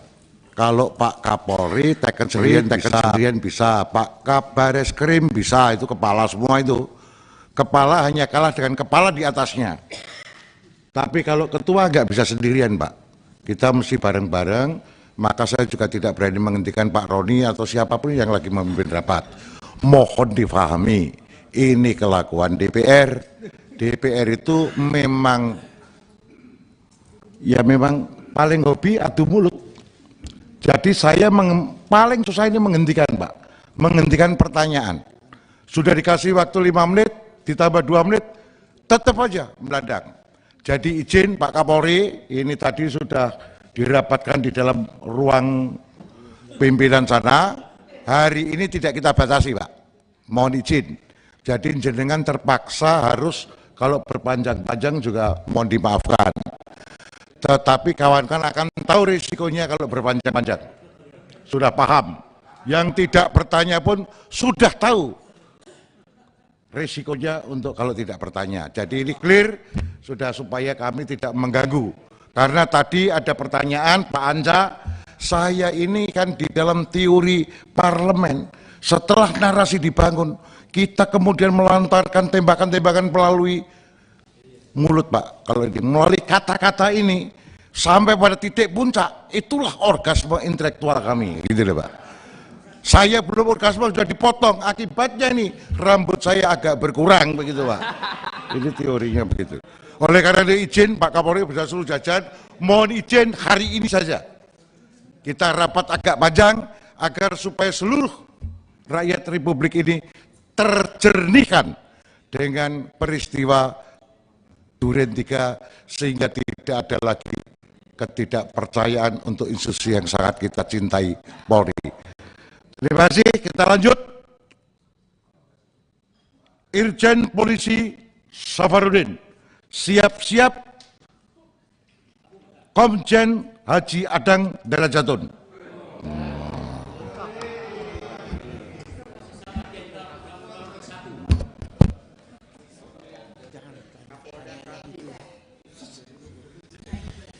Bismillahirrahmanirrahim. Assalamualaikum warahmatullahi wabarakatuh. Alhamdulillah wassalatu wassalamu ala asrafil anbiya'i wal mursalin wa ala alihi washabihi ajmain. Amma ba'd. Mudah-mudahan kita semakin sukses ke depan. Amin. Yang terhormat Bapak Ketua Komisi, Wakil-Wakil Ketua, anggota Komisi 3, Bapak Kapolri, beserta seluruh pejabat utama Mabes Polri, seluruh jajaran yang saya cintai dan saya banggakan. Ini kalau saya lihat suatu kejadian yang menjadi perhatian masyarakat luas. Ini hal yang sudah 1 bulan lebih, berita ini belum habis-habis. Wartawan juga diuntungkan karena beritanya naik terus. Kapolri yang setengah mati. Nah, oleh karena itu saya mendukung Bapak Kapolri dan mendoakan agar Bapak Kapolri diberikan kesehatan beserta seluruh PJU bisa menyelesaikan masalah ini ke depan. Saya akan sampaikan kepada Bapak Kapolri bahwa menjadi pelaut yang hebat itu apabila pernah dihadapkan oleh badai dan ombak yang luar biasa. Jadi insya Allah Pak Kapolri beserta seluruh jajaran bisa melewati ini, akan menjadi pemimpin Polri yang lebih hebat lagi ke depan. ini merupakan suatu tantangan sekaligus merupakan momentum untuk lebih melakukan pembenahan lagi di internal Polri. Kita tidak bisa menyangkal bahwa ada kejadian yang mengagetkan kita semua. Mungkin memang perlu melakukan suatu merenung lagi lah polisi ini, karena sejak reformasi kan kita sudah canangkan di dalam buku biru reformasi Polri. Ada 3 itu, yaitu reformasi struktural, instrumental, dan kultur. Kalau saya lihat, ada 2, struktur dan instrumental ini sudah berjalan sesuai dengan apa yang kita harapkan. Dan ini memang mudah. Tetapi reformasi kultur ini yang belum selesai, masih berjalan. Dan memang kita tidak usah berkecil hati, karena memang ini tidak semudah membalikkan telapak tangan. Ini memerlukan memerlukan waktu, perhatian, dan segala macam. Ini masalah, kalau kita bicara masalah reformasi kultur, tentunya kan sudah banyak Polri melakukan itu. Kalau saya lihat, sudah merubah mindsetnya, mulai dari rekrutmen Polri, pendidikannya juga, di dalam penugasan juga sudah ada sistem yang diciptakan oleh Polri sebagai polisi yang sivil, humanis. Nah, sampai kan ada peraturan Kapolri nomor 8 tahun 2009 tentang masalah implementasi hak asasi manusia, dan ini sudah diajarkan pada level SPN, Sekolah Bintara, sampai Sespimti ini. Nah, kenapa masih begitu? Ya memang kultur ini. Jadi saya kira Pak Kapolri, saya titip reformasi tentang kultur kita ini, karena apapun strukturalnya bagus, instrumentalnya juga bagus, aturan-aturan juga bagus, tapi yang mengawaki ini tidak bisa melaksanakan dengan baik, ya terjadi seperti ini. Jadi saya kira reformasi kultur kita yang memang masih harus kita sempurnakan lagi ke depan, supaya yang mengawaki ini, banyak orang yang bicara di luar, sistemnya Polri belum sempurna. Kalau saya lihat udah banyak sekali. Ada Tribrata, ada Catur Prastia, ada peraturan Kapolri, berbagai macam peraturan yang sudah tinggal orang yang berada di dalam Polri ini bisa melaksanakan dengan baik, mengimplementasikan. Nah, orangnya ini kulturnya, Pak, kulturnya. Saya kira budaya melayani masyarakat itu harus. Mungkin di Mabes Polri sudah, tapi di bawah belum, Pak. Budaya masalah pola hidup sederhana, segera melayani masyarakat, ini yang belum terlaksana dengan baik. Jadi pesan saya, ini masalah kultur, Pak Kapolri, perlu menjadi perhatian kita, supaya ke depan sumber daya manusia kita berjalan dengan baik. Termasuk tadi disampaikan oleh Pak Jeki Uli, masalah reward and punishment. Jadi ada keadilan di sini. Jangan sampai mutasi itu ada orang yang jabatannya 5 tahun, 10 tahun nggak pindah-pindah, tapi ada orang 6 bulan pindah lagi, 6 bulan pindah lagi. Berarti kan ini yang perlu kita benahi. Saya kira itu, Pak Kapolri. Mudah-mudahan Pak Kapolri menjadi pelaut yang tangguh melewati masalah ini. Sekian dan terima kasih. Assalamualaikum warahmatullahi wabarakatuh. Terima kasih. Berikut Pak Adang, Pak Komjen Adang. Siap-siap, Terry. Terima kasih pimpinan dan seluruh anggota Komisi 3 dan juga Bapak Kapolri beserta jajaran. Saya rasa sudah banyak hal-hal yang sudah disampaikan oleh teman-teman, ya khususnya tadi masalah kultur. Saya berangkat dari dua permasalahan, yaitu bahwa apapun juga Kapolri adalah mitra yang akan terus bersama kita. Dan kedua, bahwa masyarakat akan terus mengikuti perkembangan kasus ini. Jadi saya sangat merasakan sekali bagaimana walaupun penilaian atau statistik sudah kembali setelah tahap 1, tapi saya sangat mengharapkan sekali bahwa penyampaian berkas untuk tahap 2 itu untuk segera diselesaikan, karena itu adalah nerve center dari kasus ini. Ya, dan kedua, ini yang saya tuntut kepada Kapolri, mungkin di ruangan ini apapun juga saya ingin mendengarkan dari Kapolri sebagai pimpinan tertinggi di Polri, apa yang dilakukan terhadap kasus ini, menghasilkan pemikiran apa, dan Kapolri akan bertindak apa. Baik itu dalam konteks ke dalam, yang tadi disampaikan teman-teman berbicara kultur, perilaku, dan sebagainya, dan hal-hal yang akan dilakukan dalam konteks memberikan suatu pelayanan, pengembangan, dan masalah-masalah yang berhubungan dengan masyarakat. Saya ingin mendengarkan sekali, karena sebagai pimpinan tertinggi, setelah mendapatkan kasus ini, wajib memiliki suatu pemikiran bagaimana permasalahan ini dapat diselesaikan. Terima kasih, pimpinan. Terima kasih, Pak Adang. Berikut, Haji Alteria Dahlan. Siap-siap, Novri.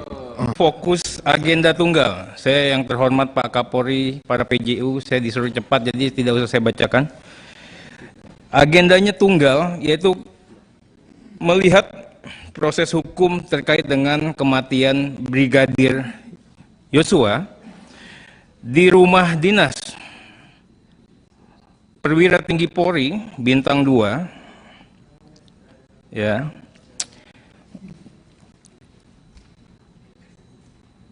Komisi 3 jujur prihatin, Pak. Sedih, berduka. Kami menganggap ini adalah tragedi hukum, tragedi kemanusiaan, tragedi institusional yang melibatkan institusi Polri, institusi yang kita sayangi lah. Saya nggak bisa bayangkan, saya aja nyetel TV aja males, Pak. Beritanya membuat mual.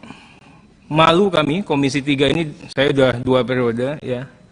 Yang kita yakin betul, TAP 6, TAP 7, TAP MPR yang kita perjuangkan dengan harga mahal, sampai-sampai mungkin keluarga kita yang TNI itu merasa kita tidak berpihak kepada mereka. Tapi kita anggap itu kemarin kita pastikan sebagai suatu keniscayaan, Pak. Kita yakin betul Undang-Undang 2002 itu penuh kemanfaatan sebagai buah sekaligus juga amanah reformasi, Pak. Tapi ini sirna dalam sekejap. Sekejapnya pada saat kita mau tinggal landas, Pak. Desain besar Polri itu kan kita saat ini tahapan tinggal landas, Pak Gatot. Nangis kita, Pak. Ribuan triliun digelontorkan selama 20 tahun ini. Saya pikir Pak Jokowi juga punya perasaan yang sama, kepercayaan yang sangat besar. Tugas pokok Polri tidak hanya Harkamtipmas, tidak hanya Gakum, tidak hanya perlindungan dan pengayoman serta pelayanan, tapi tugas Polri makin meluas. Kesehatan COVID Polri, bencana alam, bencana non-alam Polri, dana desa Polri, minyak goreng Polri, kemudian binatang aja sapi Polri.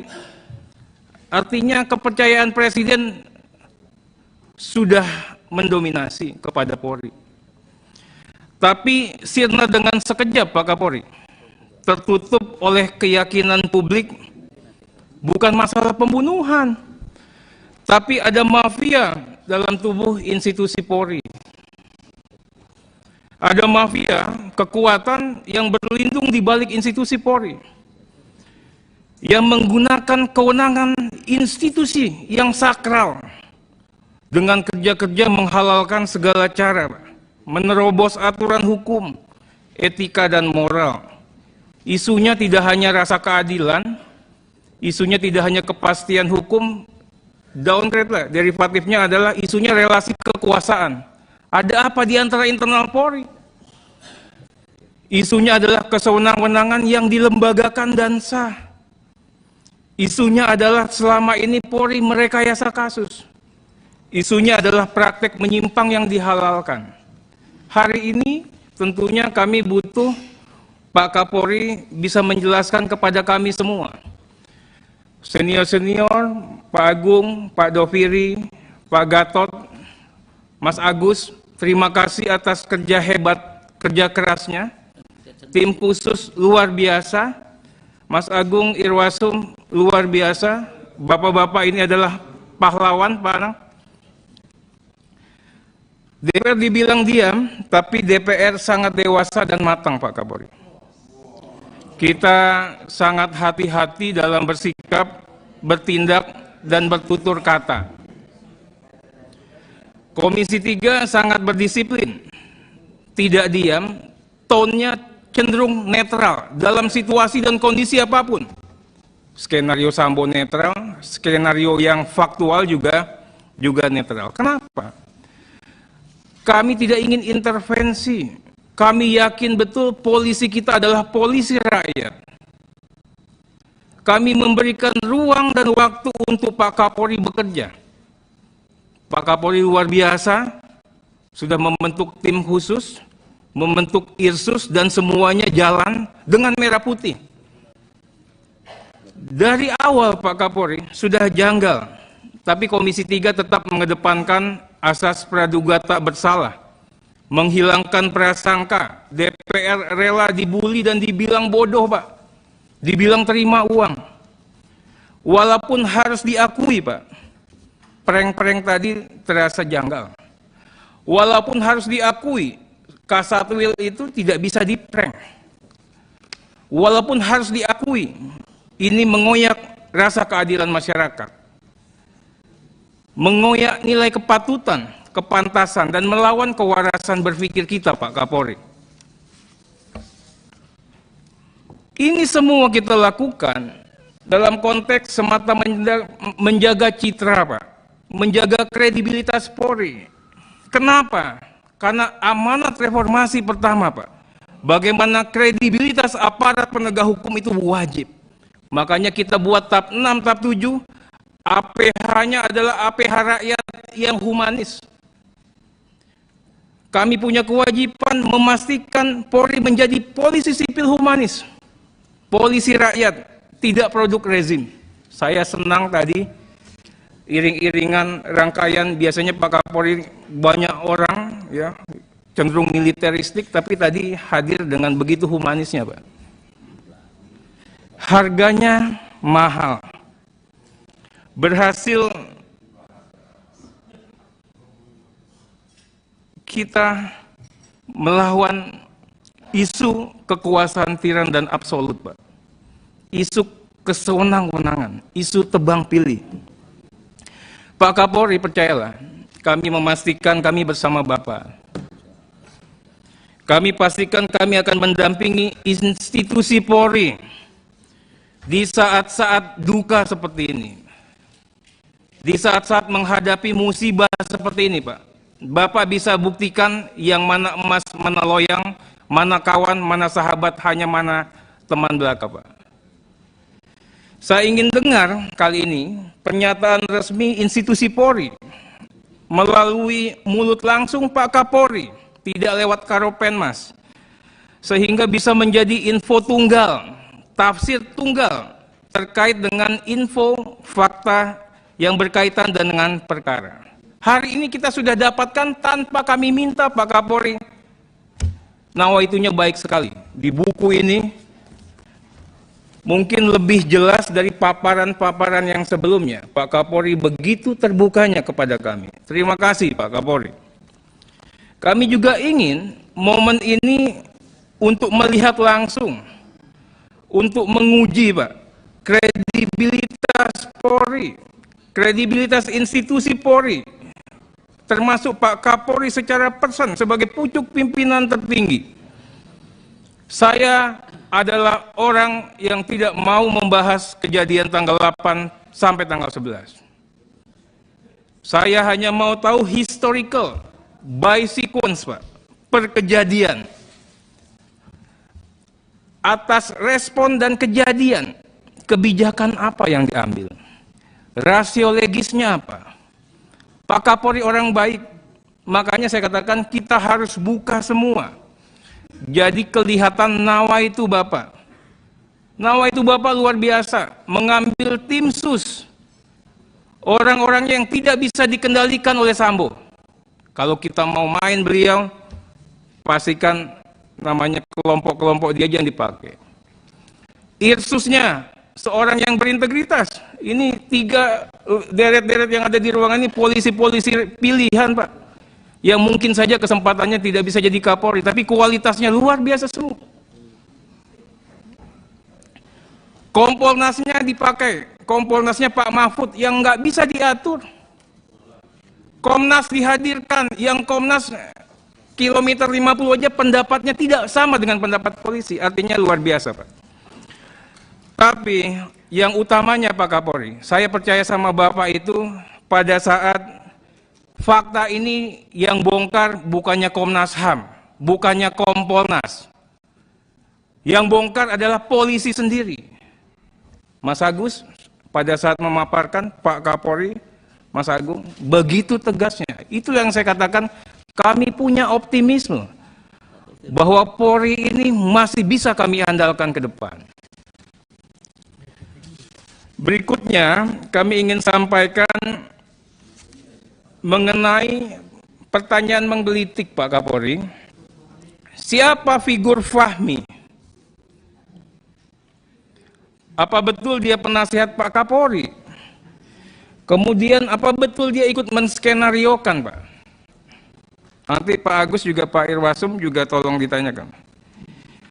Kemudian terkait dengan pihak yang terkena pidana maupun etik, Pak Trimet mengatakan tadi 90 sekian nama itu harus digambarkan Pak. Kualifikasinya seperti apa? Perbuatan melawan hukumnya macam mana? Potensi sanksinya akan diberikan seperti apa? Jadi nanti sama-sama mengawasi, ada yang salah, ada yang kurang dan sebagainya. Kami apresiasi ya Wadir yang salah satu Polda itu sudah dieksekusi kemarin atau hari ini, Pak? Ya, Pak. Terima kasih. Sebut namanya. Jerry Siagian. Oh. Ya. Kemudian Pak Kapolri, kami juga ingin menjaga objektivitas mengenai tim gabungan. Nanti tolong dijelaskan tim gabungan itu bekerjanya seperti apa. Apresiasi Mas Agus, Pak Andirian, luar biasa. Ya. Kami juga dengar, tapi dampaknya setelah itu ada good cop, bad cop. Katanya yang bad cop itu tidak mendapatkan informasi yang berimbang. Nanti tolong dikasih gambaran, Pak. Tapi kalau ada kebijakan lain, kami apresiasi. Oh, ternyata karena diketemukan informasi pendahuluan seperti ini, mereka tidak dilibatkan lagi.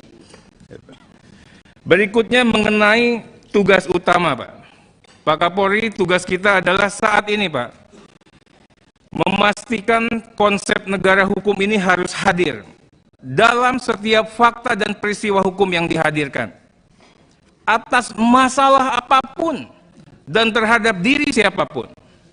Nggak bisa kita toleransi, Pak. Tidak mudah memang, harus cermat, harus khidmat, hati-hati, karena kalau kita salah, Bapak akan masuk ke permainan atau skenario yang sengaja diciptakan untuk menghancurkan institusi Polri. Kami luar biasa, saya pantau 47 hari ini Pak Kapolri turun langsung mencermati fakta hukum. Apresiasi Pak Kapolri. Kemudian penegakan hukumnya Pak Kapolri harus clear. Polemik di luar kasus ini harus bisa dipisah. Pak Kapolri harus berani memilah dan memilih mana yang voice, mana yang noise. Cermati betul. Saya sangat sedih, geram, marah. Orang bicara seenak-enaknya, ugal-ugalan. Tidak fokus lagi pada kematian Yosua saat ini Pak Kapolri. Bahkan cenderung penasehat hukum atau apanya, bicaranya udah nggak bicara Yosua. Bicaranya 303, bicaranya mafia tambang, bicaranya ngadu domba Mas Agus sama Sambo. Ini ada organ juga yang harus melakukan dan mengkoreksi ini Pak. Jangan dibiarkan, hancur kita Pak. Isu berikutnya, nonaktifkan Kapolri, berhentiin sementara, ganti. Ini juga Pak, coba kalau kita lihat iramanya Pak, Bapak mainkan itu, panggil tim media Bapak, ini gerakannya terstruktur, sistematis dan masif, tapi Polri diam. Mas Agus pakai cybercrime, mainkan. Halal Mas, itu Mas. Berikutnya Pak Kapolri, ini saran, Pak Kapolri harus fokus pengusutan tuntas setuntas-tuntasnya penyelesaian Brigadir J. Percepat sampai pastikan ini tidak boleh ada panggung selain untuk panggung Brigadir J, Pak. Panggung ini dimanfaatkan orang untuk menyerang Polri saat ini, tanpa Bapak sadari, Pak. Saya ingin tanyakan juga, 3 klaster ini masih laku nggak? Klaster Sambo, klaster obstruction of justice. Obstruction of justice-nya sejauh mana, Pak Agus? Kalau 221, Pak, saya bacakan, Pak. Setiap orang sengaja menyembunyikan atau menolong orang, sehingga orang itu tidak kena tindak pidana. Banyak loh, Pak. Nah, ini harus dipikirkan betul, Pak. Berikutnya, Pak, untuk penyidik yang kena limpahan di Polda juga harus kita jaga betul, Pak. Ada adik-adik kita yang kena limpahan. Garbage in, garbage out. Ya kalau yang seperti Wadir, seperti kayak Handi dan sebagainya, memang namanya sudah banyak malang melintang di permainan perkara ini, oke lah. Tapi kalau orang yang tulus, Pak, yang memang betul-betul, Bapak harus memilih. Mereka yang bersepakat mengerjakan bersama Sambo, ada Pak. Karena biasanya habis disuruh kerja dikasih reward ya Mas Agus ya. Ada, itu sanksi Pak. Tapi yang di bawah tekanan, mana? Yang di bawah tekanan itu sangat sedikit saya pikir. Mana ada yang punya tekanan? Semua ini transaksional kok, by consent, by kesepakatan. Berikutnya Pak, Mas Agung, ini sidang etika dan profesinya dipercepat. Karena kan pidananya sudah jalan, dengan pidananya jalan Pak. Ini orang, kalau istilahnya Pak Bambang Pacul itu, ikan ditaruh di luar air ya Pak Pacul ya. Menggelepar. Mas tinggal tahu nih pemainnya siapa aja. Nah kami ingin juga segera diselesaikan. Sehingga tidak ada lain isu dan panggung selain Brigadir J, Pak. Begitu yang di luar itu sikat, merongrong, merusak institusi Polri, Pak. Kami ingin sampaikan, Pak, terkait dengan objektivitas, hadir banyak info, mafia, mabes dalam mabes, sub mabes, diagram Kaisar Sambo 303, diagram Mas Agus di judi maupun di tambang. Ini juga harus dicermati. Kasihan beliau, saya kenal Mas Agus. Itu harus disikapi, Pak. Harus direspon. Kita akan tagih janjinya, Pak. Nah, cyber mana cyber? Mana cyber? Pak Sep, mainkan dong, usut, tangkap, ya kan? Mana kalau saya katakan Pak, saya aja yang bukan polisi, kok tiba-tiba korban dijerat, disayat apa, kan nggak terbukti. Mainkan, banyak hal, itu loh. Jangan sampai kita lebih ngotot daripada teman-teman di Polri. Kalau mau tegakkan hukum, kita tegakkan hukum betul-betul saat ini. Pak Kapolri, momentumnya di sini. Atas voice tadi, Pak. Kita cermati, kita kaji, Pak. Kalau perlu bentuk tim. Ya kalau perlu yang tahu Kapolri lah, tim siluman atau tim apa. Apa benar ada diagram Sambo atau diagramnya Mas Agus? Sehingga kasihan beliau. Ya kan, apa benar ada mafia minyak energi tambang yang ada ring di 1 atau ring setengahnya Pak Kapolri? Ya kan, nyebut-nyebut nama developer-developer besar untuk tanah, tambang-tambang yang dirampok atas dasar penegakan hukum. Harus bisa dijelaskan Pak Kapolri. Nanti saya akan berikan datanya juga. Tapi lakukanlah giat gakumnya secara terpisah. Split. Selesaikan yang namanya Brigadir Yosua. Perkara-perkara yang ini mainkan lagi, buat sprindik baru. Ini clear. Ini juga jelas mana emas nanti, mana loyangnya, Pak. Jangan masalah ini dipelihara. Jalan terus mengatasnamakan kasusnya Yosua, Pak. Padahal yang mau diagendakan adalah Kapolrinya diganti. Yang mau diagendakan adalah Mas Agus berantem sama Sambo. Yang mau diagendakan adalah Polrinya pecah. Kemudian Pak, ini saya minta tolong Pak Kapolri, saya bertanya sebagai anak bangsa. Untuk motif, walaupun tidak menjadi kewajiban,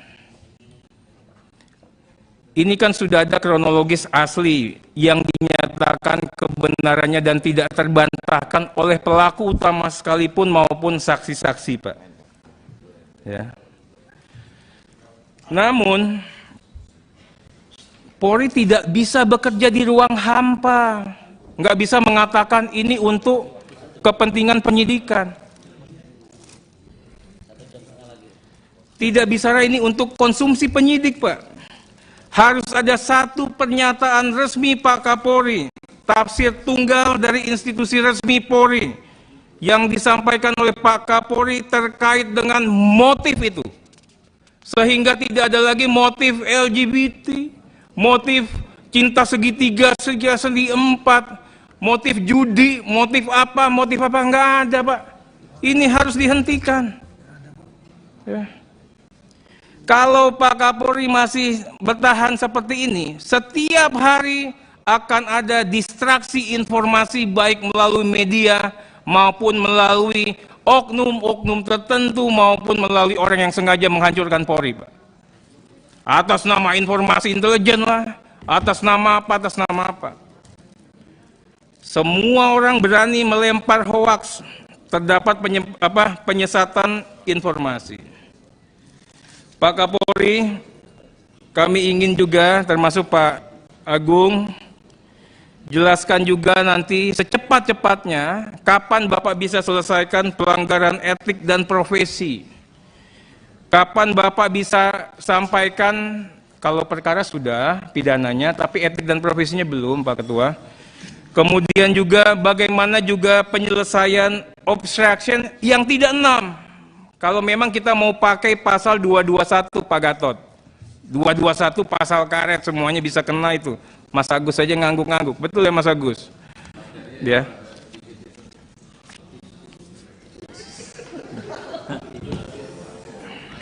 Kemudian Pak Kapolri, kenapa kami begini, Pak? Padahal saya ngomong lama, konsekuensinya kata Pak Ketua ada konsekuensi. Ya. Tapi Pak Kapolri, saya ngomong begini karena saya sayang sama institusi Polri. Baik buruknya Polri adalah baik buruknya Komisi 3, Pak. Saya dan kami semua mungkin senior-senior yakin betul inilah yang namanya nilai setitik. Dan kami tidak ingin nilai setitik ini akan merusak prestasi, capaian-capaian kerja yang sudah dibangun selama 20 tahun ini. Pak Kapolri harusnya bersyukur. Pak Kapolri saat ini di backup oleh Pak Presiden Jokowi, di backup oleh Komisi 3 full, di backup oleh rakyat Indonesia, Pak. Kalau di iman saya, Pak, An-Nasr, Pak, namanya pertolongan, Pak Habib tahu. apa Pak Habib bacain ayat satunya. Bukan, itu bukan An-Nasr. Iza ja'a nasrullahi wal fath. Ya. Apabila telah datang pertolongan dari Allah, ini kan pertolongan Pak. Bapak nggak bisa sangka, tiba-tiba semua orang di tengah perjalanan ombak samudra ini membackup Pak Kapolri. Maka yang harus dilakukan adalah berdoa dan perbaiki institusi Bapak sebaik-baiknya. Ini adalah musibah Pak. Ada pesan yang disampaikan oleh Tuhan Pak. Ini momentum untuk memperbaiki diri. Tanpa kejadian ini, tidak ada satupun pihak, termasuk kami-kami ini, yang berani mengkoreksi secara terbuka kepada Polri. Artinya ini luar biasa anugerah Tuhan. Semoga pembenahannya bisa dilakukan secara paripurna. Bapak dianugerahi, konsolidasinya baik, senior-senior ini kompak mendukung Pak Kapolri. Yang ingin kami sampaikan, benahilah dari hilir, tapi juga hulu sangat penting. Apa itu? Rekrutmen anggota utama, Pak. Rekrutmen anggota utama. Pak Kapolri, saya tidak pernah nitip akpol. Bapak, saya minta tolong sama Bapak sering, tapi tidak pernah akpol. Tidak pernah Kapolres yang ada di dapil saya. Kenapa begitu? Karena saya jaga betul. Ini catatan untuk Bingkar Polri, Pak.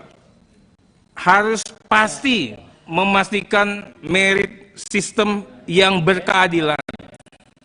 Bukan like and dislike. Kalau like and dislike, yang ada adalah gerbong, Pak. Ini yang kejadian sekarang, Pak. Ini adalah gerbong-gerbong. Kemudian juga harus ada SOP penanganan kasus internal. Yang seperti ini nggak bisa ad hoc lagi, Pak. SOP tatkala polisi ada masalah internalnya bagaimana. Untungnya Bapak punya ini, ada Pak Anang, semuanya ini orang-orang baik, Pak Doviri. Kemudian juga kami juga ingin sampaikan reformasi kulturalnya betul-betul dihadirkan.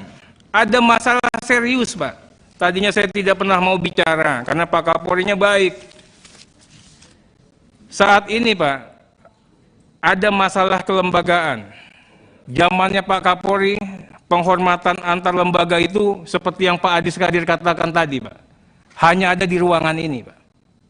Level Kapolda ke bawah, level Kapolres nggak ada, Pak. Karena Kapolres hanya takut sama ASSDM, sama Bapak. Nggak ada urusan sama Komisi 3. Beda Mas Agus ya zaman dulu ya. Agus lagi. Pak Doviri lah sama Pak Doviri. Pak Anang. Beda. Zamannya Bang Idam juga beda, Pak. Ini kita mohon juga diperbaiki. Satgasus, Pak, ini kan khusus. Walaupun sudah dibubarkan, Pak. Dari awal ini sudah masalah. Ya, yang namanya khusus harusnya lembaganya ad hoc karena ini isinya orang yang butuh pangkat, butuh jabatan yang harus kita maintain. Sudah dibubarkan. Tapi bagaimana dengan satgas-satgas yang lain? Satgas-satgas yang lain kita itu. Ya saya mau bicara Jawa Timur lah, ada pabrik bener malah dikenain satgas pangan. Itu loh. Kemudian Pak, kami juga ingin bicara mengenai tidak hanya sumber dana lah, itu sensitif. Ya. Ini bicara bagaimana perlakuan terhadap anak-anak istimewa, Pak. Yang masuknya tiba-tiba bisa langsung masuk. Sekolah nggak pakai sekolah bisa selesai, Pak Agung. Dapat jabatan strategis. Ya, cawe-cawe kasus, senior-seniornya aja bingung, Pak. Yang punya kewenangan di perkara itu aja bingung, Pak Agus. Ya. Nah ini kita minta tolong juga diperbaiki. Ini adalah momentum perbaikan. Kami mohon betul ya ke Pak SDM, ya Kapolres itu yang di dapil Komisi 3 dijelaskan lah rasio legis kenapa dia ditempatkan di situ. Ya kan bukan atas dasar ya kekuasaan ASDM semata, sehingga nanti dia nggak ada pedulinya sama kita, Pak. Itu loh. Berikutnya kami mohon sekali ya Pak Kapolri, ini reformasi kultural. Kalau yang namanya Pak Anang ini kurang dekat apa sama semua petinggi Republik. Tapi sikapnya santun, Pak. Semua bintang 3 ini luar biasa, Pak. Ya. Kami mohon reformasi kultural ini bisa dikerjakan. Adik-adik kita ini anak-anak baik, Pak.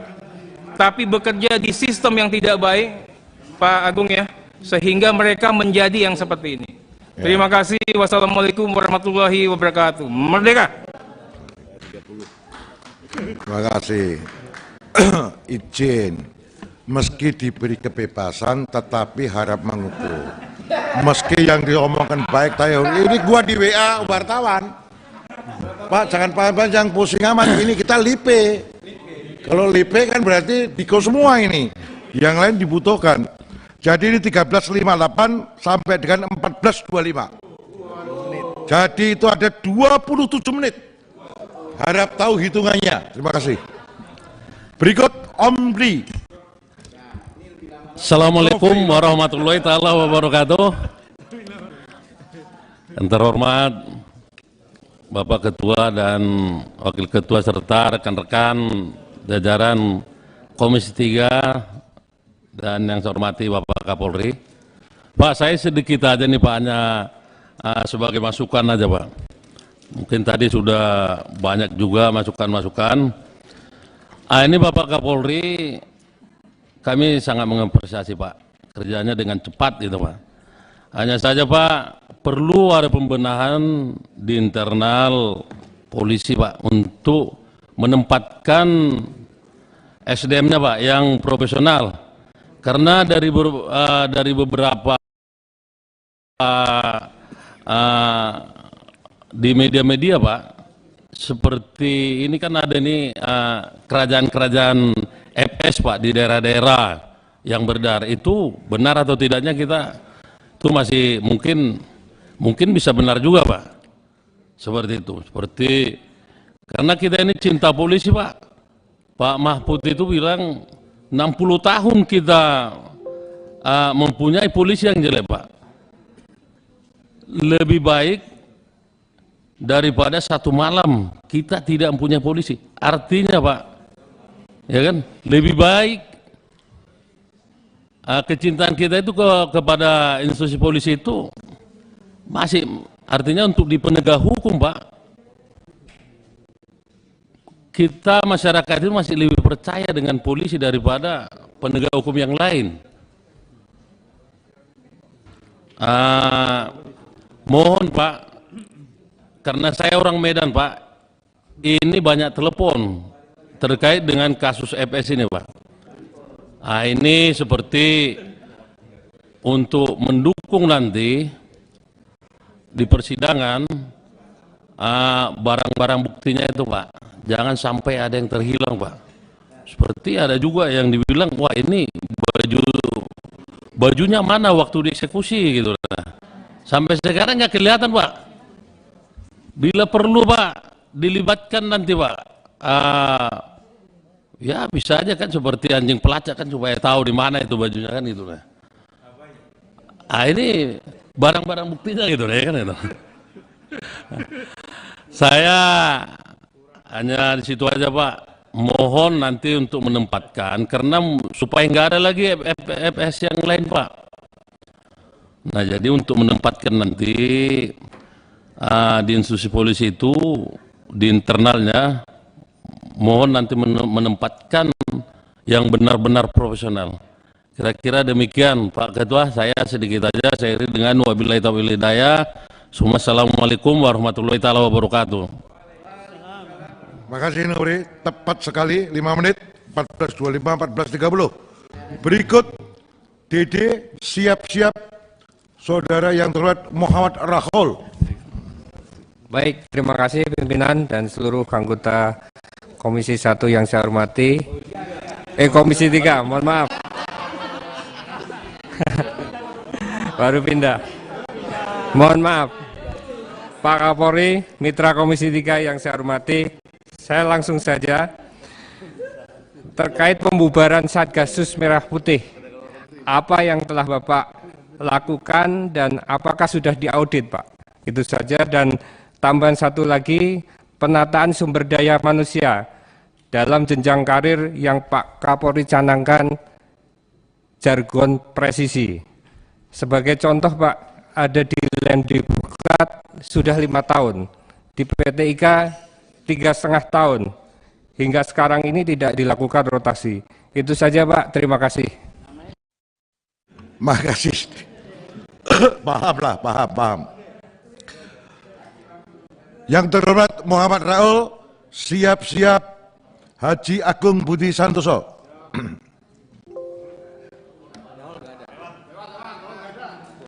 Kalau nggak ada lapor sama pimpinan dong.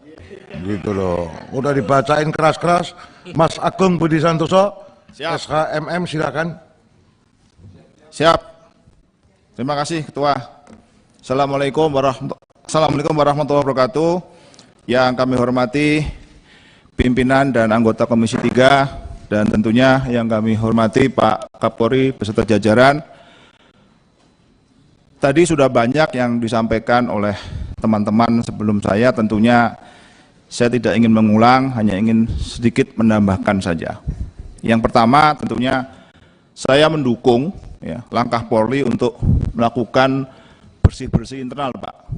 Karena dari berita-berita yang beredar ini sudah sangat keruh, Pak. Sangat keruh dan Bapak tegas di sini untuk berani melakukan bersih-bersih internal.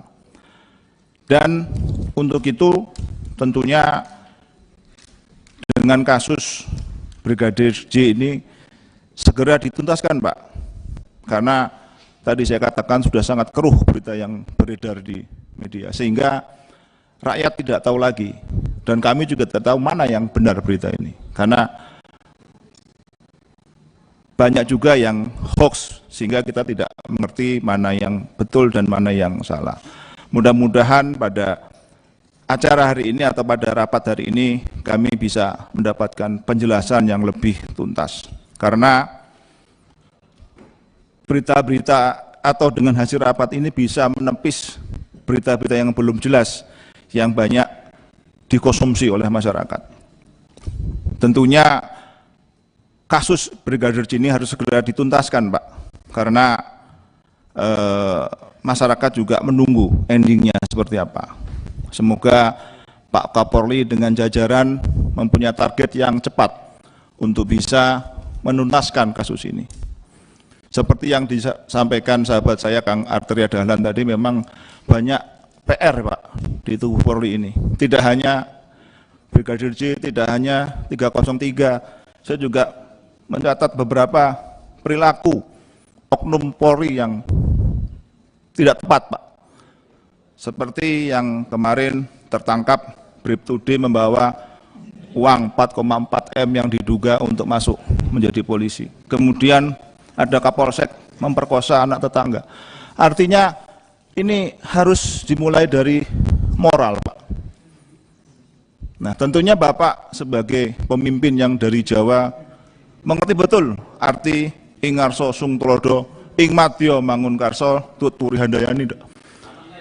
Artinya di depan menjadi contoh, di tengah berjalan bersama, di belakang mendukung, Pak. Nah, Bapak ini sebagai bapaknya polisi se-Indonesia, Pak, ada lebih dari 400.000 anak-anak Bapak. Tentunya Bapak sudah menjalankan apa yang menjadi pedoman orang Jawa sebagai pemimpin, Pak. Nah, ini tentunya Bapak juga harus mendrive, Pak, menularkan sikap yang mulia ini kepada bapak-bapak yang lain di bawah Bapak. Ada Bapak divisi, ada Bapak di daerah, Pak, ada Kapolda, ada Kapolres, sampai tingkat Polsek, Pak. Saya kira kalau pimpinan-pimpinan Polri di tingkatannya semua mengerti apa yang Bapak ajarkan, tidak ada lagi, Pak, penyimpangan-penyimpangan ini. Terakhir, Pak, kami menginginkan agar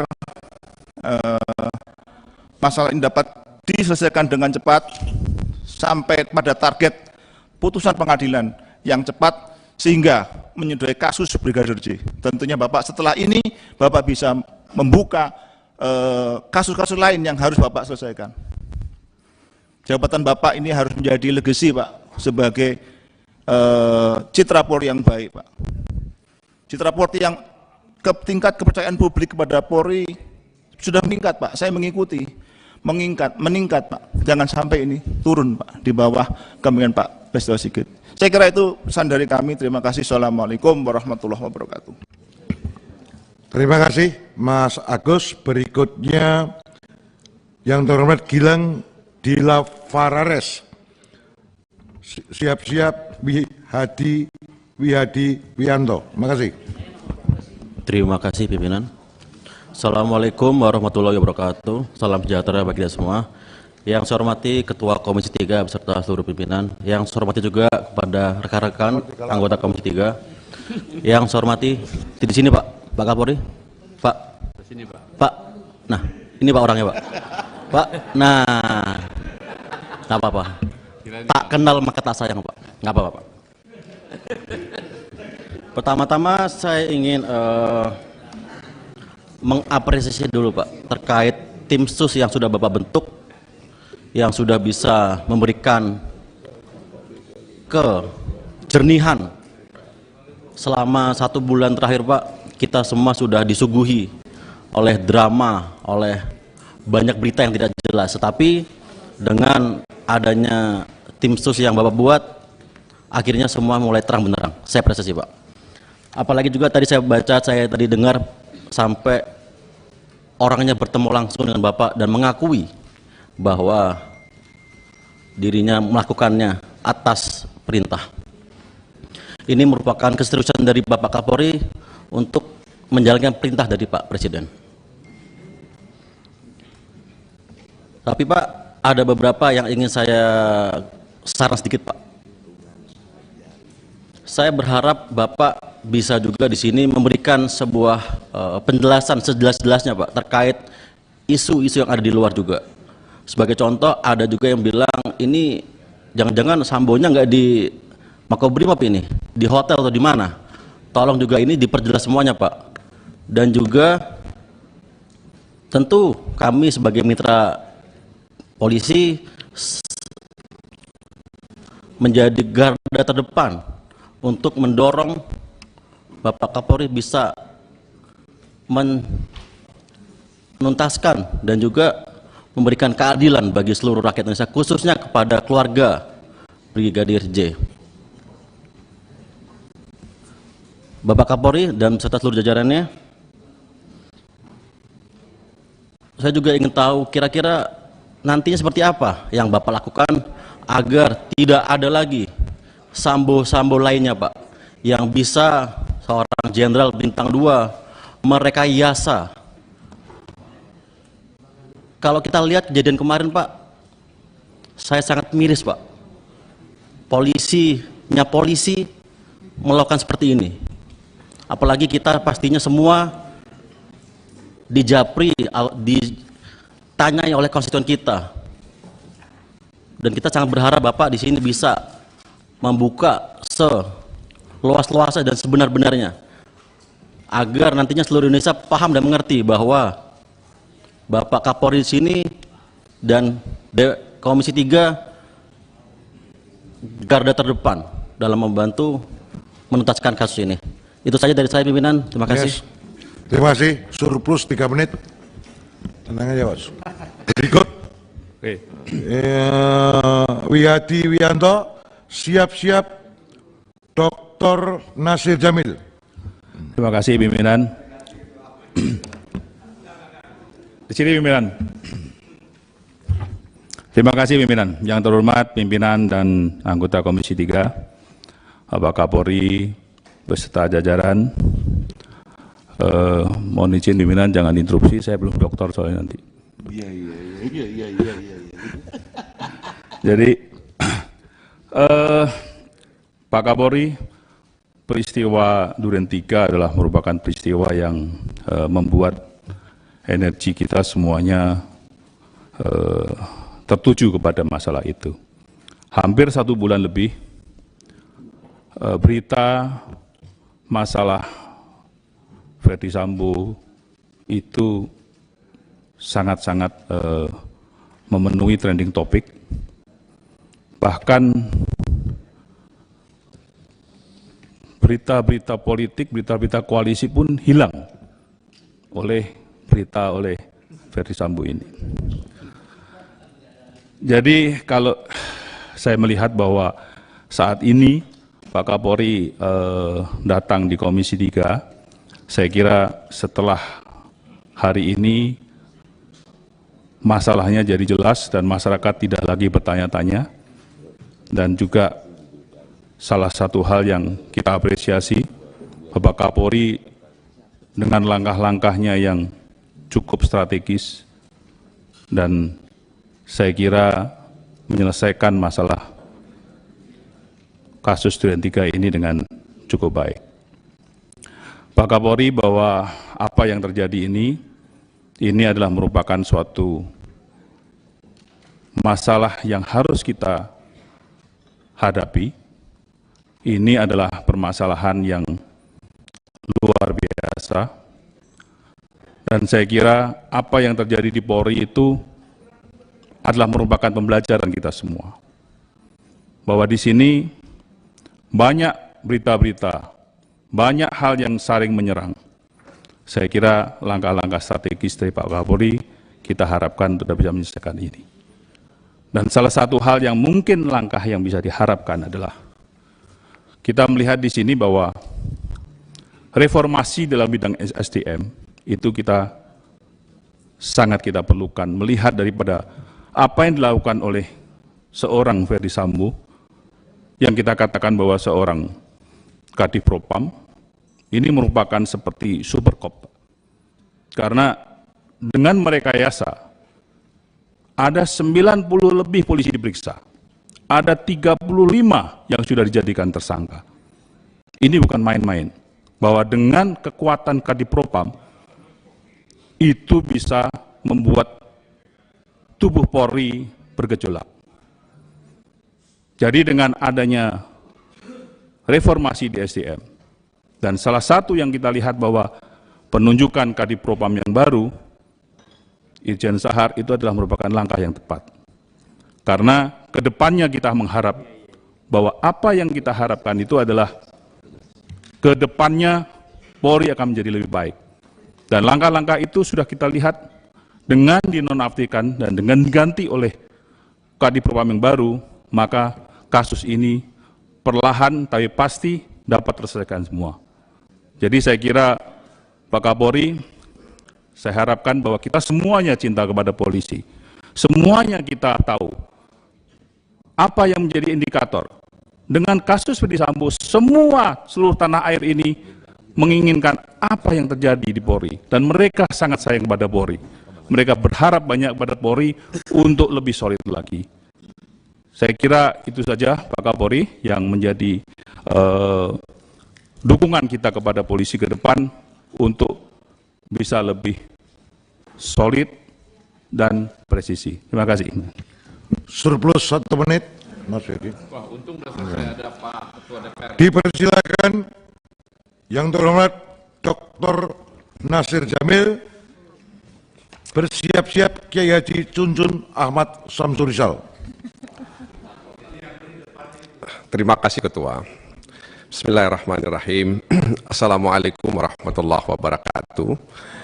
Pimpinan dan juga Bapak Ibu anggota Komisi 3 dan juga barangkali masyarakat, teman-teman media yang berada di balkon dan mungkin juga seluruh warga masyarakat Indonesia yang mungkin masih menyaksikan rapat ini melalui media televisi yang saya dengar tadi katanya disiarkan secara langsung. Sebenarnya Bapak Ibu sekalian, saya ingin melewati kesempatan yang diberikan kepada saya. Karena saya sudah mendengar apa yang disampaikan oleh Bapak Ibu anggota Komisi 3 terkait dengan tema tunggal yang kita bicarakan pada hari ini. Tapi ketika saya melihat wajah Pak Kapolri memandang wajah Pak Wakapolri, menatap wajah para jenderal berbintang 3, bintang 2, dan bintang 1 yang hadir di ruangan ini, akhirnya saya harus memanfaatkan momentum ini, Pak Ketua. Yang pertama yang ingin saya sampaikan bahwa transformasi Polri yang presisi hari ini memang atau saat ini sedang menghadapi ujian berat, Pak Kapolri. Upaya untuk menjaga soliditas internal juga hari ini sedang menghadapi ujian yang nyata. Nah, karena itu memang ini adalah tantangan sekaligus harapan bagi masyarakat Indonesia. Mencaci kegelapan tidak akan banyak berarti. Bagi saya adalah bagaimana menyalakan sebatang lilin untuk menerangi kegelapan. Ya, karena begini, karena kita lihat langkah-langkah penegakan hukum dan penegakan kode etik sedang berlangsung. Dan tentu saja kita harus membantu institusi kepolisian agar pengungkapan ini dilakukan secara terang-menerang sebagaimana amanat yang disampaikan oleh Presiden. Dan semua itu adalah bahagian dari kecintaan warga negara Republik Indonesia terhadap institusi kepolisian. Nah, karena itu pekerjaan beratnya adalah bagaimana menghilangkan ketebalan public trust yang hari ini di tengah masyarakat. Jangan biarkan public trust itu menebal, Pak Kapolri. Yang harus kita lakukan bagaimana menipiskan, menghilangkan itu agar kemudian public trust bisa kembali di tengah-tengah masyarakat. Dan sekali lagi ini bukan pekerjaan yang mudah. Sebuah perkara itu bisa terjadi sedetik peristiwa. Tapi akibat dari sebuah peristiwa, maka atau sebuah perkara itu bisa berdampak, Pak. Bisa berdampak bulanan, tahunan, bahkan puluhan tahun. Bayangkan kasus ini, Pak, biasanya kan kalau isu-isu yang terkait dengan institusi kepolisian itu biasa 2 minggu, ya, atau seminggu. Ini sudah 2 bulan, Pak, ya, sudah 2 bulan. Dan belum lagi kalau kita lihat di media sosial, wah itu luar biasa pergerakan konten-konten terkait dengan peristiwa ini, Pak. Nah, karena itu dalam kesempatan ini saya ingin menanyakan kepada Pak Kapolri, semua peristiwa yang terjadi itu, apakah ini error by human atau error by system? Ketika saya misalnya membaca apa yang disampaikan oleh Pak Kapolri di halaman 15, bahwa hasil rapat tersebut mengungkapkan adanya hambatan-hambatan penyidikan, tekanan, intimidasi atau intervensi, dan upaya untuk mengaburkan fakta dan menghilangkan barang bukti oleh bla bla bla bla. Nah, apakah ini error by human atau error by system? Sehingga kemudian ya langkah-langkah selanjutnya adalah upaya untuk perbaikan. Dan tentu saja semua kita percaya bahwa langkah-langkah penegakan hukum, langkah-langkah penegakan kode etik, ya, dan langkah-langkah selanjutnya itu bisa dilakukan dengan baik. Sebab sekali lagi kita menunggu ya, kerja-kerja ini, Pak, karena bagi orang awam kejahatan itu akan berakhir ketika aparat penegak hukum menangkap pelakunya. Bagi orang awam. Tapi bagi aparat penegak hukum menemukan tersangka atau katakanlah menjadikan satu kejahatan atau penjahat itu menjadi tersangka, itu adalah awal dari sebuah perjalanan panjang. Nah, karena itu ini adalah hal yang harus kita cermati bersama-sama, dan tentu saja dalam konteks topik atau tema tunggal yang kita bicarakan pada hari ini, rakyat Indonesia menanti dan mengharapkan keadilan kepada almarhum Brigadir Yosua dan juga penegakan hukum ya, yang transparan dan akuntabel. Dan tentu semuanya kita percaya bahwa Pak Sigit sebagai Kapolri bisa melakukannya ini dengan baik, Dan nanti akhirnya kita semua bisa melihat bahwa penegakan hukum ini bisa dilakukan. Dan terus terang saja Pak, ya, akibat dari peristiwa ini muncullah berbagai macam informasi-informasi lainnya. Ya. Dan kalau kemudian informasi-informasi ini tidak dituntaskan, tidak diselesaikan, saya khawatir bahwa public trust itu akan semakin menebal, bukan semakin menipis gitu. Ya, dan tentu saja bahwa informasi-informasi itu sampai hari ini tidak ada pihak yang bertanggung jawab yang mengatakan bahwa itu benar, ya, atau salah dan lain sebagainya. Dan semuanya berkeliaran, ya, di dunia maya, dan akhirnya warga masyarakat itu memberikan persepsi terkait dengan apa yang mereka dapatkan dari informasi tersebut. Tentu saja kami sebagai mitra tidak ingin kemudian isu-isu ini menjadi liar, tidak bertanggung jawab. Nah, karena itu apa yang diarahkan, apa yang diperintahkan oleh Pak Kapolri ya terkait dengan judi online dan kejahatan-kejahatan lainnya, bagi saya itu adalah sesuatu yang sangat positif ya dalam rangka untuk mengembalikan public trust tadi itu, Pak.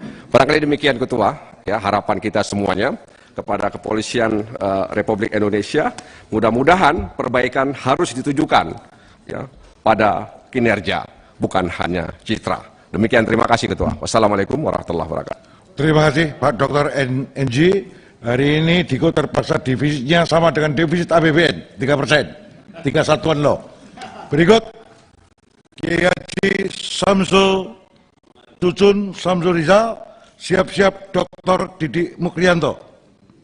Itu ngeri depannya kan pun Ketua ini. Assalamualaikum warahmatullahi wabarakatuh. Pimpinan Komisi 3, sahabat-sahabat anggota, Pak Kapolri, dan seluruh jajaran dari Polri. Saya nggak banyak Pak, cuma satu saja, biar saya nggak kena timernya Pak Ketua Komisi ini. Kalau kita bicara tadi yang disampaikan sahabat-sahabat semua, yang namanya problematika di tubuh Polri yang tiba-tiba kalau dikatakan kemarau setahun bisa selesai dengan hujan 1 hari, itu habis semua apa yang dilakukan perjuangan selama ini. Pak Kapolri memimpin institusi di tubuh Polri yang luar biasa, kita selama bermitra dengan beliau. Ini hal yang mungkin kalau dalam keseharian kita nggak tahu kan apa yang akan terjadi. Karena saya basicnya, backgroundnya tadi disebut di depannya juga ada KH-nya, bukan KH nih Pak Bambang. Jadi kita nggak bakalan tahu apa yang akan terjadi esok hari. Nah, ini salah satu hal juga sama persis seperti yang sekarang dialami di tubuh Polri. Trust publik yang tadi disampaikan oleh Pak Kapolri itu adalah bukan hanya arahan Presiden yang selama ini dibangun oleh beliau, Pak Kapolri, untuk betul-betul bagaimana aparat penegak hukum yang selama ini mungkin dipandang sebelah mata atau publik itu menyimpan satu banyak ya silent majority itu yang berharap bagaimana namanya law enforcement di negara kita ini betul-betul terwujud. Makanya tadi kalau ada sahabat saya menyampaikan semua apa yang beredar ini adalah kehawasan publik yang harus dijawab oleh institusi Polri, yang kita juga sudah memantau selama ini. Pak Kapolri memberikan arahan di depan jajarannya semua. Ada satu hal yang ini Pak, saya itu kemarin ketika reses itu kemarin, jangankan bapak-bapak semua jajaran Polri yang di bawah, ketika ketemu masyarakat, ketika ketemu tokoh, saya juga ketemu para kiai, pertanyaan ke saya ini, Pak Cucun masih Komisi 3 ya? Kata gitu Pak.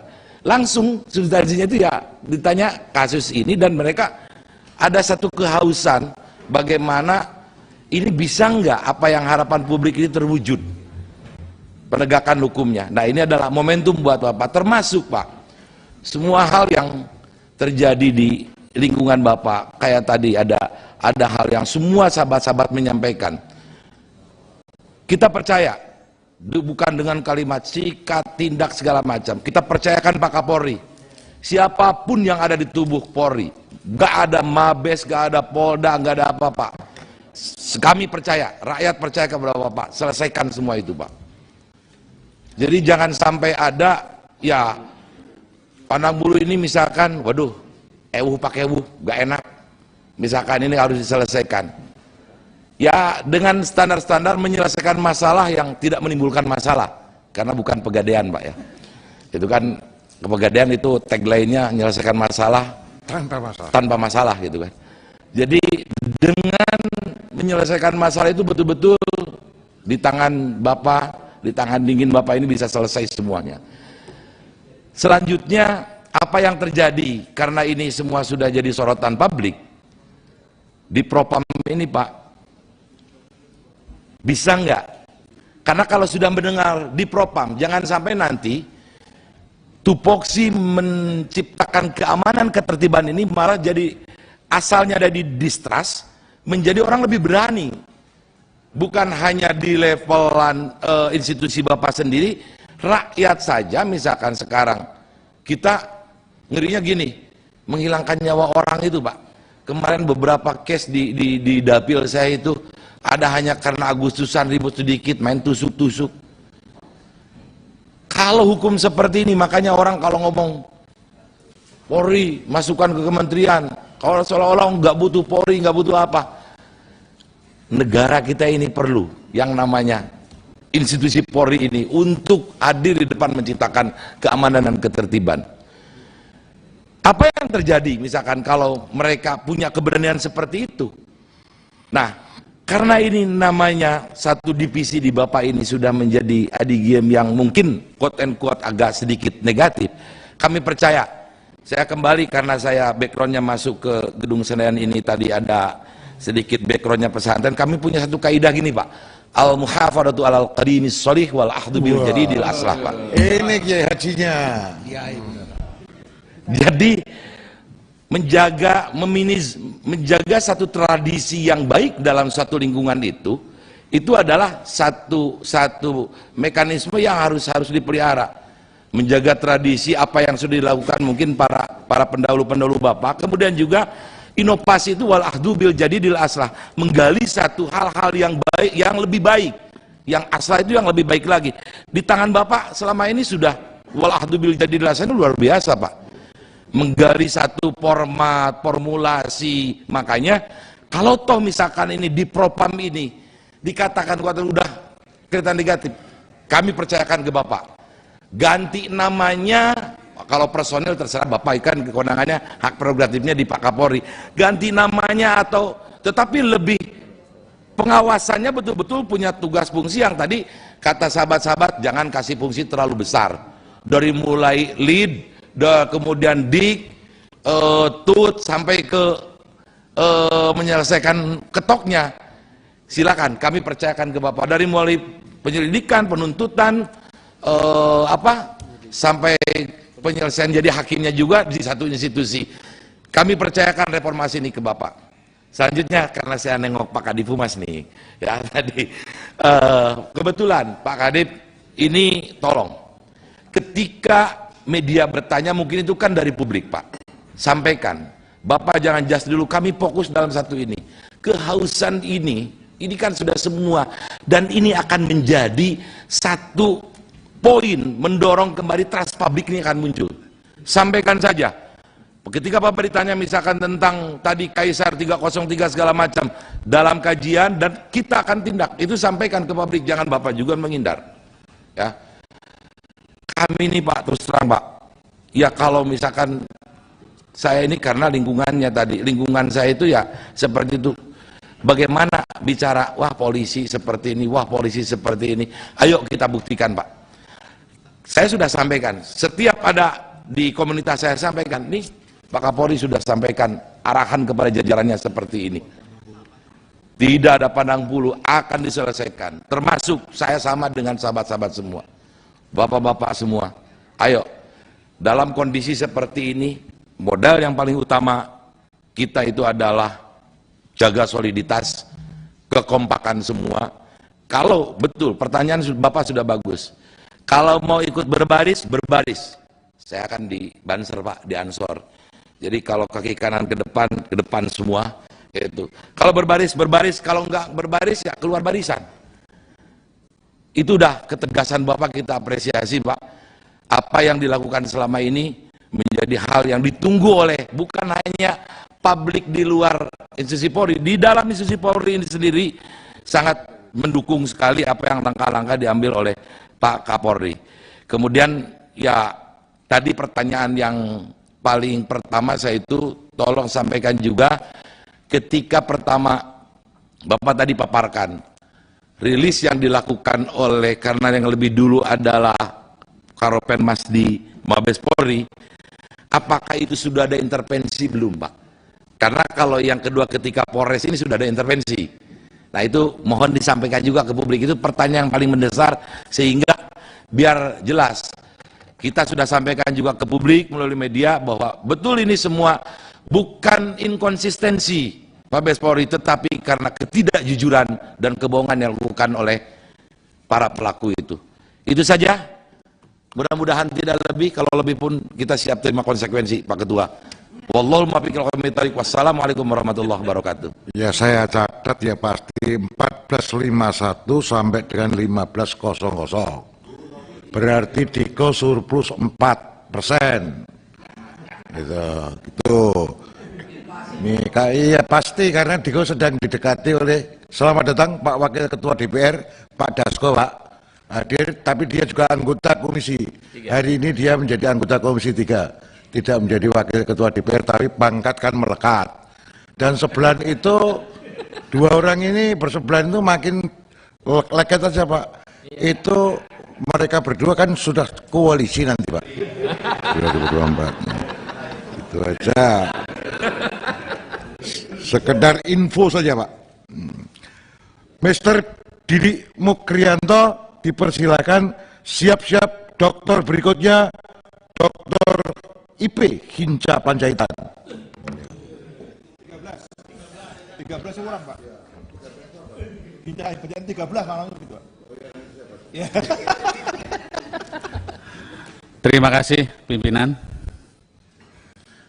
Bismillahirrahmanirrahim. Assalamualaikum warahmatullahi wabarakatuh. Selamat siang dan salam sejahtera untuk kita semuanya. Pimpinan Komisi 3 beserta segenap anggota Komisi 3 yang saya hormati, Bapak Kapolri beserta jajaran yang saya hormati. Saya tadi mencermati satu kalimat yang disampaikan Pak Kapolri, yaitu bahwa jika penanganan kasus ini tidak dilakukan secara tuntas dan terang benderang, maka ini akan menjadi pertaruhan Polri ke depan. Dan saya sangat setuju sekali, karena apa? Bahwa jika melihat tugas dan tanggung jawab, kewenangan serta peran Polri yang menjadi amanah konstitusi dan undang-undang ini sedemikian besar, maka wajar jika penanganan kasus ini harus dilakukan seserius mungkin, setransparan mungkin, dan seakuntabel mungkin. Seperti yang juga diatensi oleh Pak Presiden, di mana kita tahu bahwa dalam melakukan tugas dan tanggung jawab, tidak banyak kasus-kasus ataupun tugas dan tanggung jawab yang diatensi langsung oleh Pak Presiden, bahkan ini beberapa kali. Jika kita memahami itu, tentu logika kita harus juga memahami bahwa jika penanganan ini tidak dilakukan dengan baik, maka ini akan berpotensi melahirkan damage yang serius untuk kelembagaan Polri ini, karena bagaimanapun juga dukungan publik yang mengalir terhadap Polri di dalam pengentasan kasus ini sedemikian besarnya. Hampir mayoritas mata anak bangsa ini energinya tertuju kepada persoalan ini. Nah, untuk itu Pak Kapolri, tentu kami, saya dan fraksi kami mendukung sepenuhnya apa yang sudah dilakukan Pak Kapolri dan langkah-langkah strategis yang sudah diambil dalam penanganan kasus ini. Namun demikian, Karena kita melihat bahwa penanganan kasus ini sudah on the track, penanganan kasus ini semaksimal mungkin dilakukan secara transparan, akuntabel, dan profesional, tidak bisa kita hindarkan munculnya dukungan publik, munculnya harapan publik terkait dengan spekulasi-spekulasi yang menurut pengetahuan publik ini juga logik, masuk akal. Apa yang ingin saya sampaikan? Bahwa di tengah penanganan kasus ini kemudian berkembang spekulasi yang juga belum tentu bisa dipastikan kebenarannya. Namun, jika kita beranggapan bahwa itu spekulasi publik itu tidak benar, maka menjadi kewajiban Polri dan kita semuanya juga memberikan edukasi yang baik kepada masyarakat. Tidak mungkin kita kemudian part by part, case by case, seperti pemadam kebakaran kemudian merasionalkan satu persatu orang. Tentu kita harus menyelesaikan dari sumbernya. Sumbernya dari mana? Karena objeknya ini adalah saat ini adalah pengelolaan Polri, maka dari Polri lah yang harus memutus mata rantai spekulasi ini dengan memberikan penjelasan, meluruskan informasi yang seluruh-seluruhnya. Saat ini tidak bisa kita nafikan. Spekulasi publik yang terus berkembang, yang saya cermati ada beberapa hal.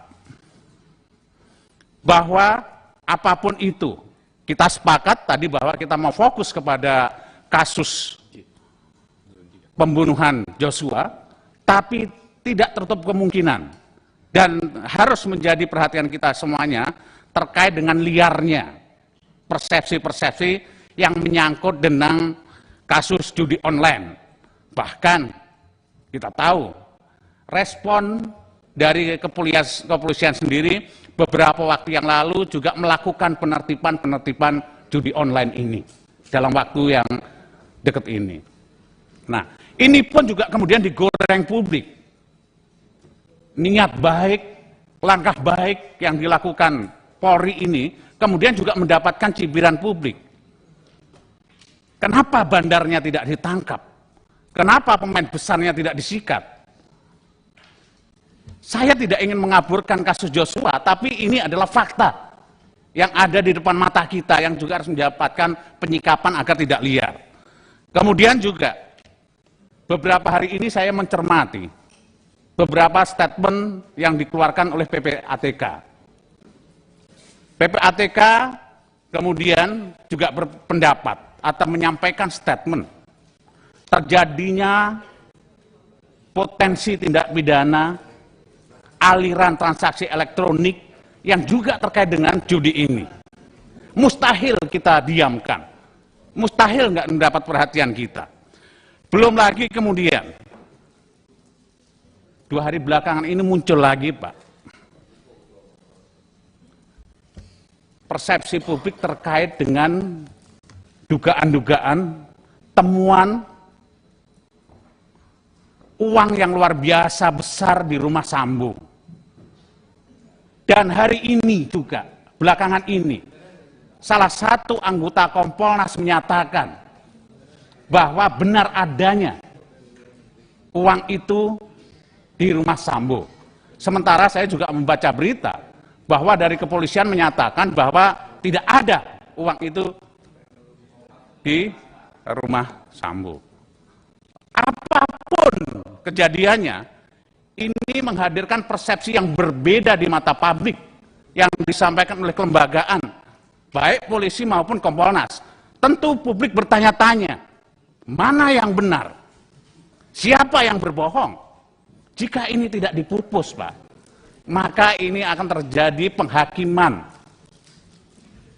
publik atau netizen terhadap salah satu kelembagaan kita ini. Padahal kita tujuannya adalah untuk mengusut tuntas apa yang menjadi kasus ini dan apa yang dibalik kasus ini termasuk motifnya. Jangan sampai karena motif ini juga belum disampaikan ke publik, maka spekulasi ini akan terus berkembang yang berpotensi merugikan Polri sendiri. Dan mohon maaf juga, di beberapa berita, Pak, kami juga membaca, bahkan bagaimana kemudian seorang anggota Polri, yang notabene sebagai penegak hukum, yang harus patuh kepada hukum, ada berita-berita yang menyatakan bahwa ada beberapa, atau bahkan disebut yang terlibat di sini, kemudian tidak patuh menyampaikan LKHPN. Saya tahu, saya paham bahwa Polri sudah membuat payung hukum Kapolri untuk melarang anggotanya bergaya hidup mewah. Tapi kita juga tidak bisa menutup mata kita, Pak, bahwa masih ada juga oknum-oknum polisi yang kemudian memamerkan gaya hidup mewah seperti yang disampaikan oleh kawan-kawan kami yang tadi. Nah, dalam kondisi ini, Pak, tentu ini ada persoalan dengan pengawasan internal Polri. Ada persoalan terkait dengan pembinaan SDM di polisi. Mungkin tidak banyak begitu. Saya yakin dan setuju dengan apa yang disampaikan Pak Kapolri ketika memberikan pembinaan kepada anggota Polri yang menyatakan bahwa masih banyak sekali anggota Polri yang punya dedikasi dan integritas yang baik. Saya percaya 100%. Tapi bukan itu justifikasinya. Karena Polri ini memang punya peranan tanggung jawab yang besar. Jika melakukan kesalahan yang disebut kawan-kawan nilai titik, ini juga tidak bisa kita abaikan karena akan berimplikasi membuat damage kelembagaan Polri ini. Nah, terkait dengan hal itu, Pak, tentu kami ingin meminta penjelasan Pak Kapolri dalam forum yang terhormat ini agar bisa memupus spekulasi publik yang sedang berkembang ini. Nah, kemudian, Pak, kita tidak bisa nafikan bahwa kejadian ini karena sudah menjadi perhatian kita besar, menjadi atensi bangsa dan Pak Kapolri maupun Pak Presiden, tentu kita bicara bagaimana kemudian dari kejadian ini, polisi harus juga melakukan pembenahan ke dalam, perbaikan ke dalam. Meskipun kami tahu, dari hari ke hari, dari waktu ke waktu, pembenahan perbaikan selalu terjadi. Namun, Pak, mungkin ini bisa juga menjadi evaluasi kita. Pembenahan perbaikan ini juga harus berbasis sistem. Tidak bisa kasus per kasus karena anggota Polri sedemikian banyak, tersebar dimanapun, dan penugasannya pun juga berada di setiap elemen masyarakat, baik di tingkat bawah dan tingkat atas. Tidak mungkin satu persatu kemudian kita bisa awasi itu. Namun, Pak, dengan membangun sistem perbaikan yang kemudian ramah terhadap kepolisian, ramah terhadap polisi yang baik, dengan harapan bahwa polisi yang baik ini masih berani untuk menginformasikan atau melaporkan ketika melihat penyimpangan dari oknum Polri, mungkin akan membantu itu. Dan memang terkesan dengan kejadian di Duren 3 ini, kemudian memupus kerja-kerja reformasi kultural Polri. Saat sekarang ini yang ada di mata publik adalah kejadian Sambo ini adalah menjadi potret lahirnya kultur loyalitas korps yang salah, loyalitas korps yang keliru. Padahal jika kita melihat bagaimana sumpah jabatan Polri, tujuan Polri menghadirkan seorang anggota Polri yang berkepribadian tribrata dan catur prastia ini menjadi harapan kita semua. Tapi faktanya yang tidak bisa kita nafikan saat ini ada dan terjadi. Bahkan ini melibatkan beberapa orang jika kita melihat apa yang disampaikan oleh Pak Kapolri dalam beberapa hal ini.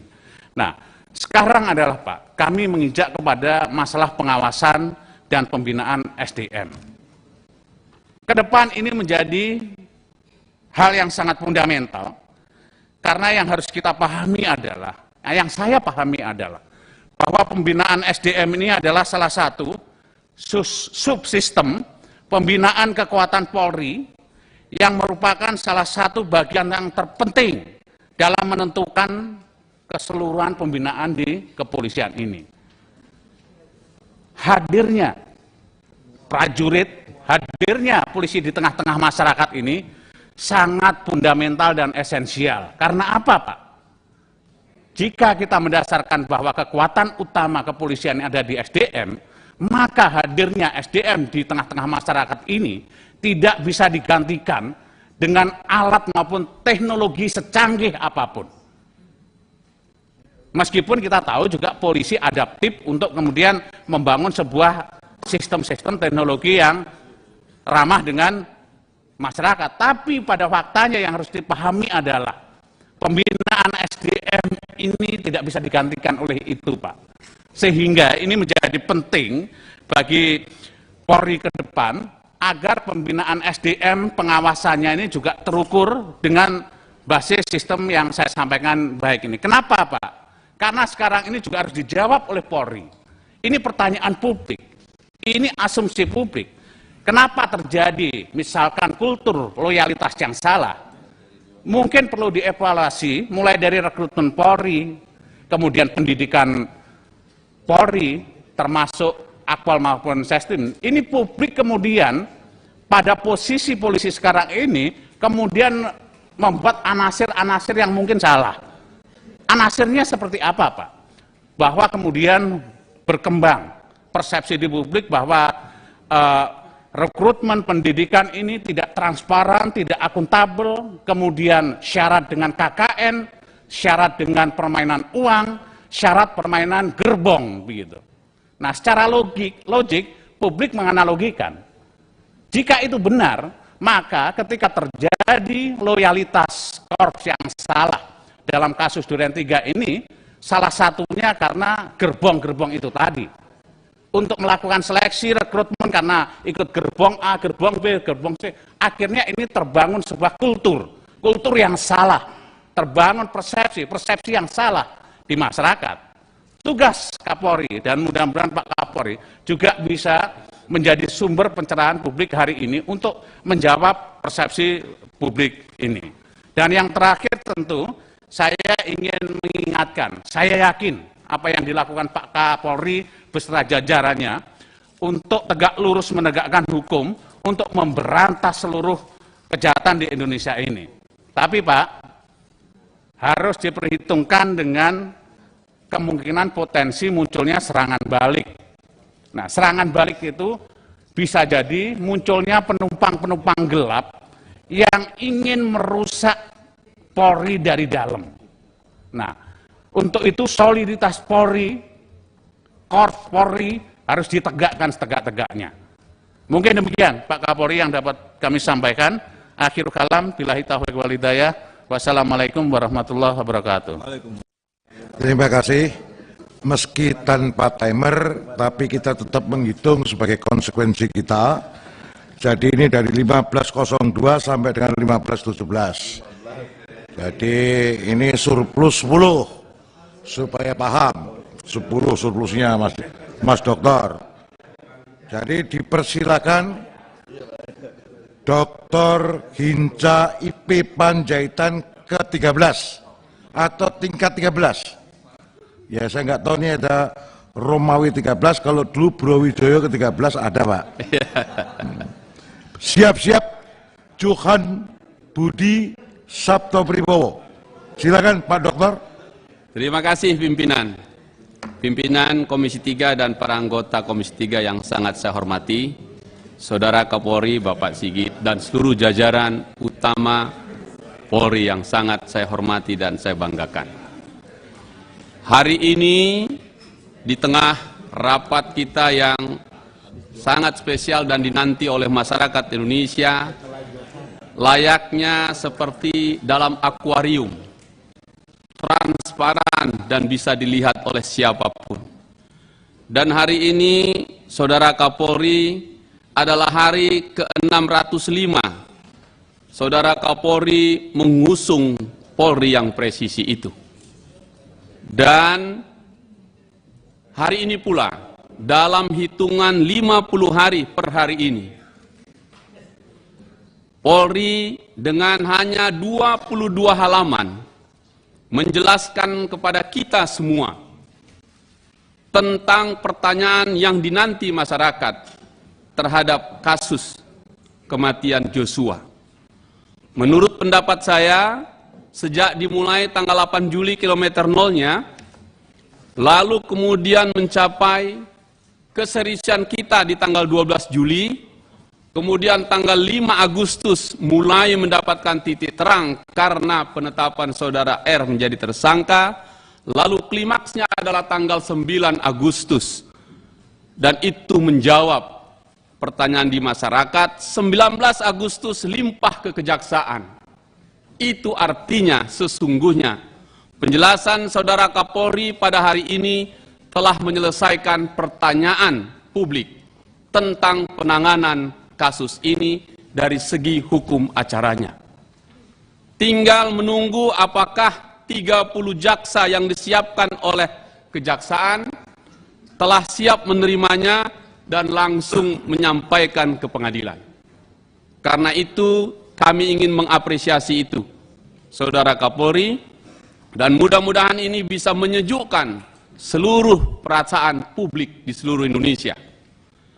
Namun demikian masih ada pertanyaan tersisa yang menurut saya sama disampaikan oleh teman-teman sekalian, saya sepakat dengan itu, ialah tentang motifnya. Karena hampir semua kasus yang dirilis oleh pihak penyidik selalulah diucapkan apa motifnya. Dan itu pula lah pertanyaan yang tersisa di tengah masyarakat. Kecuali tadi saya sepotong mencatat dengan tepat apa yang disampaikan Kapolri, karena marah dan emosi sejak dari lapangan mendapatkan laporan dari PC, istri saudara FS di Magelang, yang mengganggu harkat martabat keluarga. Tentu sekali lagi saya sepakat dengan saudara saya, Trimedia Panjaitan, hak Kapolri itu. Tetapi karena Polri presisi adalah Polri yang prediktif, responsibilitas, dan transparansi berkeadilan. Ini kata kuncinya, transparansi berkeadilan. Hari ini semua kita menunggu ini. Dan karena itu, Saudara Kapolri saya kira layak untuk menjawabnya di sini. Kedua, dengan penjelasan saya itu sekaligus pertanyaan saya, pertanyaan-pertanyaan sisa dari teman-teman banyak sekali beredar di masyarakat. Menurut saya tadi sudah disampaikan semua. Kesempatan Pak Kapolri menjawab di sini. Inilah ruangnya, inilah tempatnya. Kami ini adalah mewakili konstituen kami dari seluruh Indonesia. Karena itu jawablah Pak Kapolri pertanyaan-pertanyaan kami tadi. Soal tuduhan judi, soal tuduhan narkoba, soal tuduhan-tuduhan yang lain. Inilah kesempatan Pak Kapolri. Misalnya Pak Kapolri langsung menjelaskan dan memerintahkan untuk sikat habis soal judi beberapa waktu hari yang lalu. Di kampung kami sana di Sumatera Utara, Saudara Kapolda Panca Simanjuntak langsung melakukan aksinya dan menangkap bandar judi itu.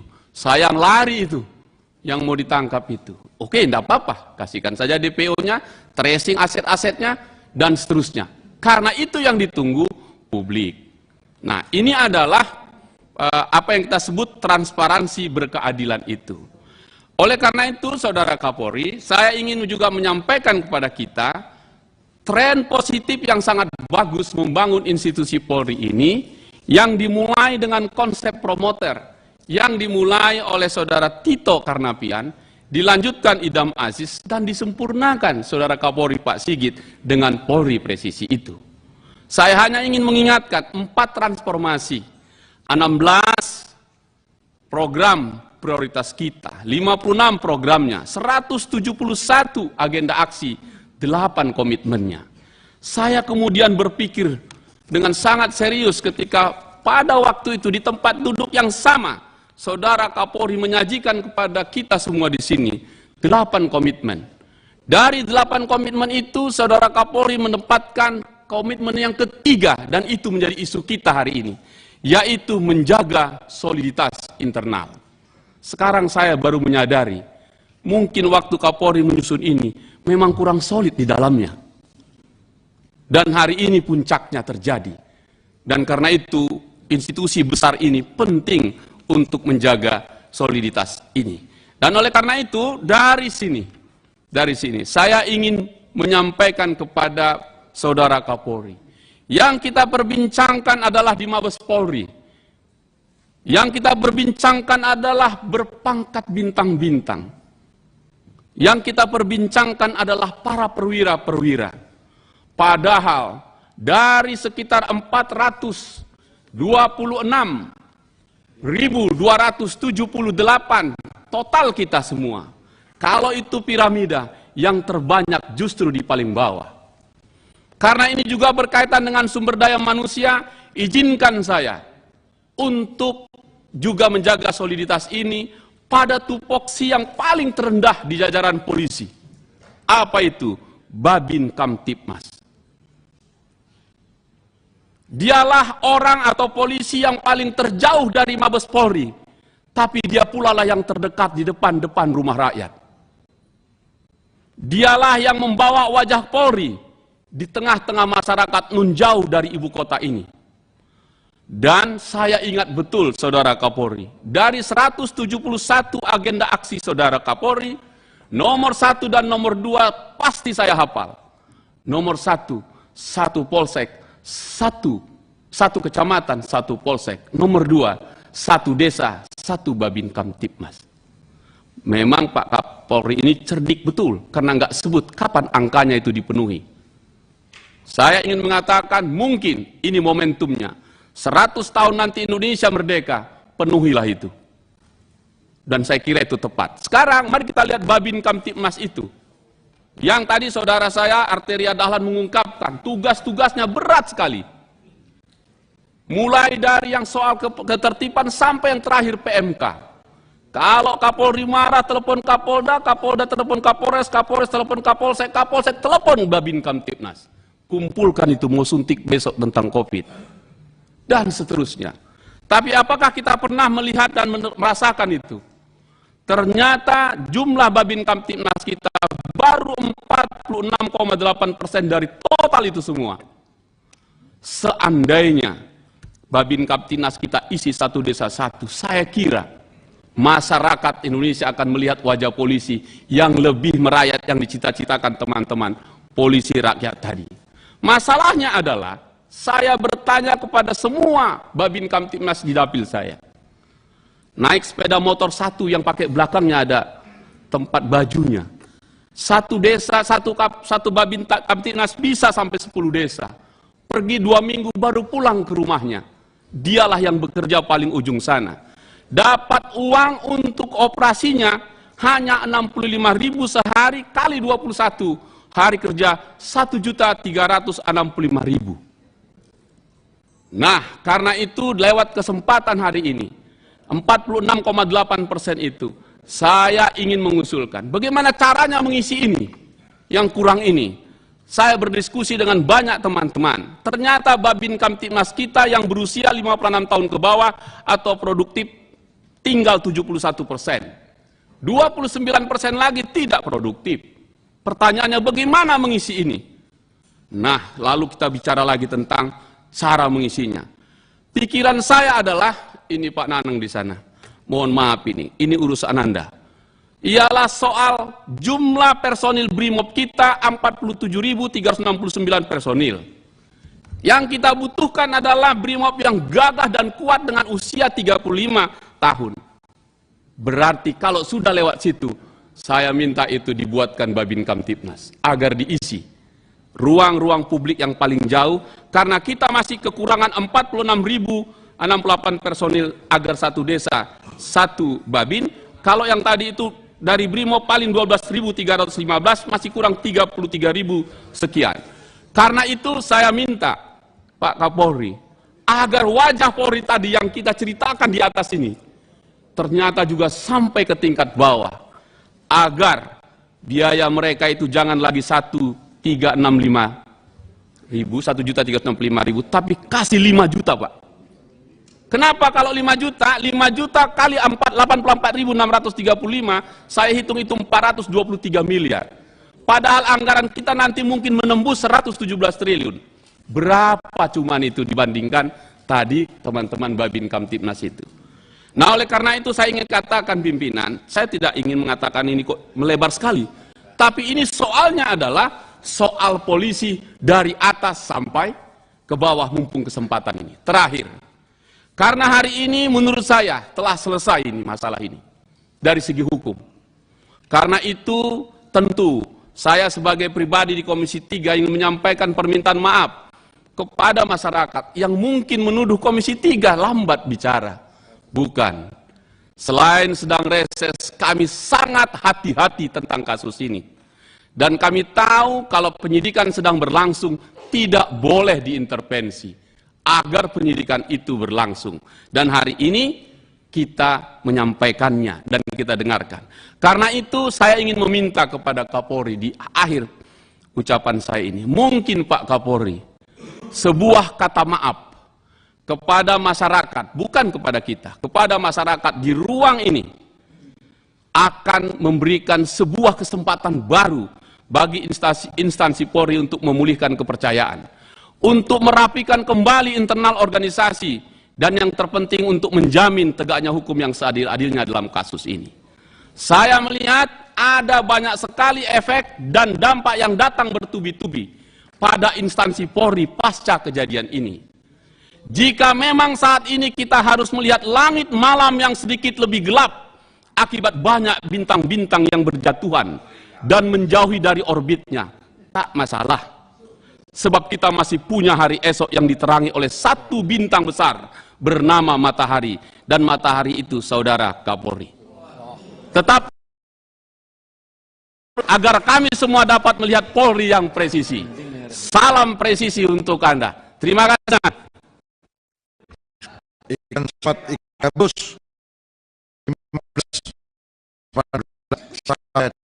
1531. Jadi Deko nanti saya masukkan dalam grup, dihitung sendiri gitu. Berikut Pak JB, siap-siap. Sarifudin Suding. Baik, terima kasih Ketua. Assalamualaikum warahmatullahi wabarakatuh. Di depan saya ini ada HP saya pakai stopwatch nih Pak Ketua. Sehingga saya yakin tidak lebih dari 5 menit. Ya.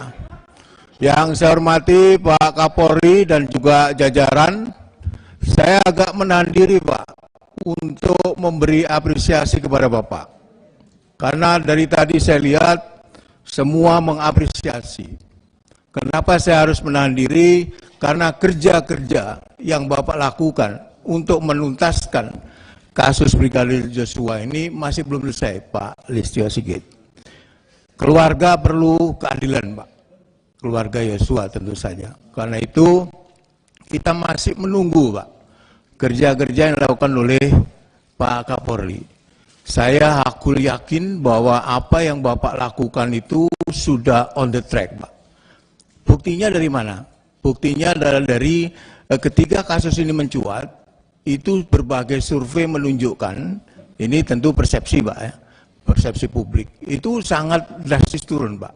Tapi begitu Pak Kapolri membentuk tim sus, kemudian melakukan beberapa hal ya, yang kemudian menetapkan FS sebagai tersangka, mulai Pak, kepercayaan publik mulai naik. Artinya apa? Publik itu melihat Pak Listio Sigit dan jajaran tentu saja itu bekerja secara sungguh-sungguh terhadap kasus yang sekarang menjadi trending topik gitu. Saya perlu terima kasih kepada Allah Subhanahu wa Ta'ala, Pak, Tuhan Yang Maha Esa, melalui tangan Pak Presiden Jokowi yang meminta secara terus-menerus, saya hitung 4 kali, Pak, meminta agar kasus ini dibuka secara transparan, jangan lagi ada yang tutup-tutupi, jangan lagi ada yang direkayasa, kemudian juga lewat tangan-tangan netizen, karena saya yakin Kalau itu tidak diramaikan, saya tidak tahu Pak, nasib kasus ini apakah akan lurus seperti yang sekarang ini. Termasuk juga kepada Pak Kapolri tentu saja. Kalau Pak Kapolri tidak tegas, tentu juga kasus ini tidak akan berjalan seperti semestinya. Saya tidak bicara kasus yang sudah diungkap oleh banyak orang. Ada dua hal Pak yang ingin saya sampaikan. Polisi ini era reformasi adalah institusi yang sangat powerful Pak. Dia mengurusi orang dari mulai orang lahir sampai orang mati diurusin oleh polisi. Bisa berurusan dengan polisi. Jadi benar-benar powerful ya. Sehingga seorang Kapolri tentu saja punya kekuasaan yang besar karena dia mengemban institusi yang sangat powerful. Ada yang mengingatkan Pak Listio Sigit bahwa power itu tentu korup, Pak. Apalagi kalau powernya itu tidak diawasi, Pak. Buktinya ya kasus ini, Kadipropam, polisinya polisi, bagaimana kalau nggak ada yang ngawasi, kalau Kadipropamnya yang melakukan itu. Karena itu menurut saya ini momentum Pak yang perlu juga di RDP pertama dulu saya sampaikan ke Pak Listio Sigit kalau masih ingat. Kalau ada Kapolda nakal, kalau ada Kapolres nakal, main proyek, meres, jangan dimutasi Pak, pidanakan. Saya nggak nyebut bintang 3 karena bintang 3-nya udah bagus-bagus saya lihat. Pak Doviri yang humble saya lihat, saya tahu betul ya. Kemudian Pak Agung yang komitmen dan tegas dalam bersikap. Pak Agus ini juga tegas saya lihat. Paling tidak tegasnya dari konferensi pers saya lihat Pak Agus tegas tuh kemarin. Kemudian ada Pak Anang yang sekarang udah bintang 3, Pak Anang. Pak Gatot yang mendampingi Pak Kapolri. Pak Listio Sigit, Bapak didukung oleh orang-orang yang punya komitmen, punya integritas. Jadi jangan ragu-ragu Pak. Apalagi saya dengar ASSDM-nya ini juga Adi Makayasa yang pinter juga Pak Wahyu Widada ini. Jadi Bapak didukung oleh orang-orang yang luar biasa. Karena itu Bapak harus benar-benar menjalankan tugas itu dengan sebenar-benarnya Pak. Yang kedua, ini yang menjadi keprihatinan saya Pak Listio Sigit. Saya beberapa kali ke Dapil Pak. Tadi juga sempat diungkap oleh Pak Adi, dan juga oleh beberapa rekan. Sekarang saya lihat polisi-polisi yang di bawah ini Pak, Kapolres, Kapolsek, mulai menikmati hidup hedon Pak. Jadi kalau bukan Kapolresnya atau Kapolseknya, istrinya Pak di medsos, pamer sepeda harga 300 juta dan lain sebagainya. Ini menyakitkan Pak. Saya bukan berarti banyak sekali polisi yang baik Pak. Saya kemarin nonton di tayangan televisi ada Kapolsek yang membagi tiap hari Jumat membagi makanan, itu kan bagus Pak. Jadi Polri ini benar, apalagi tadi disampaikan oleh Dr. Hinca yang Babin Kamtibmas itu luar biasa Pak kerjanya. Saya sering ke Dapil Pak Listio Sigit sehingga tahu beberapa anak buah Bapak itu juga bagus, ada juga yang nggak bagus Pak Listio Sigit. Nah, ini di tangan Pak Listio Sigit bagaimana kemudian menertibkan itu Pak. Jadi kalau ada, saya sekali lagi saya ulangi, kalau ada yang nakal-nakal jangan lagi dikasih toleransi Pak. Pak Listio Sigit, saya ini dulu kasihan Pak sama Pak Kapolri ini ya. Banyak sekali yang menuntut Pak Kapolri ini melaksanakan, menjalankan roda organisasi secara merit system. Jadi menempatkan orang itu jangan like and dislike. Tadi saya dengar banyak sekali. Karena itu teman-teman di sini juga, mari kita dukung Kapolri untuk tidak diintervensi. Apakah itu nitip apa ataupun yang lain gitu, kita dukung. Nah, kalau kita mendukung Pak Kapolri menjalankan fungsinya tanpa, saya yakin banyak intervensi Pak Listio Sigit, Meskipun saya kadang-kadang dengar juga, tapi tidak mesti dari sini Pak ya, maksud saya bisa juga dari luar. Nah kalau kita mengharapkan Pak Kapolri ini seperti tuntutan tadi harus merit system dan jangan meletakkan orang dalam jabatan itu like and dislike, ya mari kita dukung. Jadi kalau ada yang intervensi ya jangan berintervensi gitu Pak Sigit. Yang terakhir ini masih sudah lebih 7 menit nih. Aduh, mohon izin pimpinan, ini sudah lebih 2 menit. Jadi terakhir Pak Listio Sigit, jika Bapak lurus dan benar dalam menjalankan fungsi sebagai Kapolri Pak, saya Johan Budi SP nomor anggota A219 akan mendukung sepenuhnya.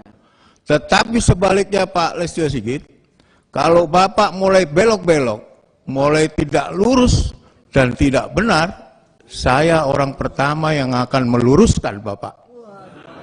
Paling tidak dengan tindakan, kalau tindakan Bapak cuek, dengan ucapan Pak.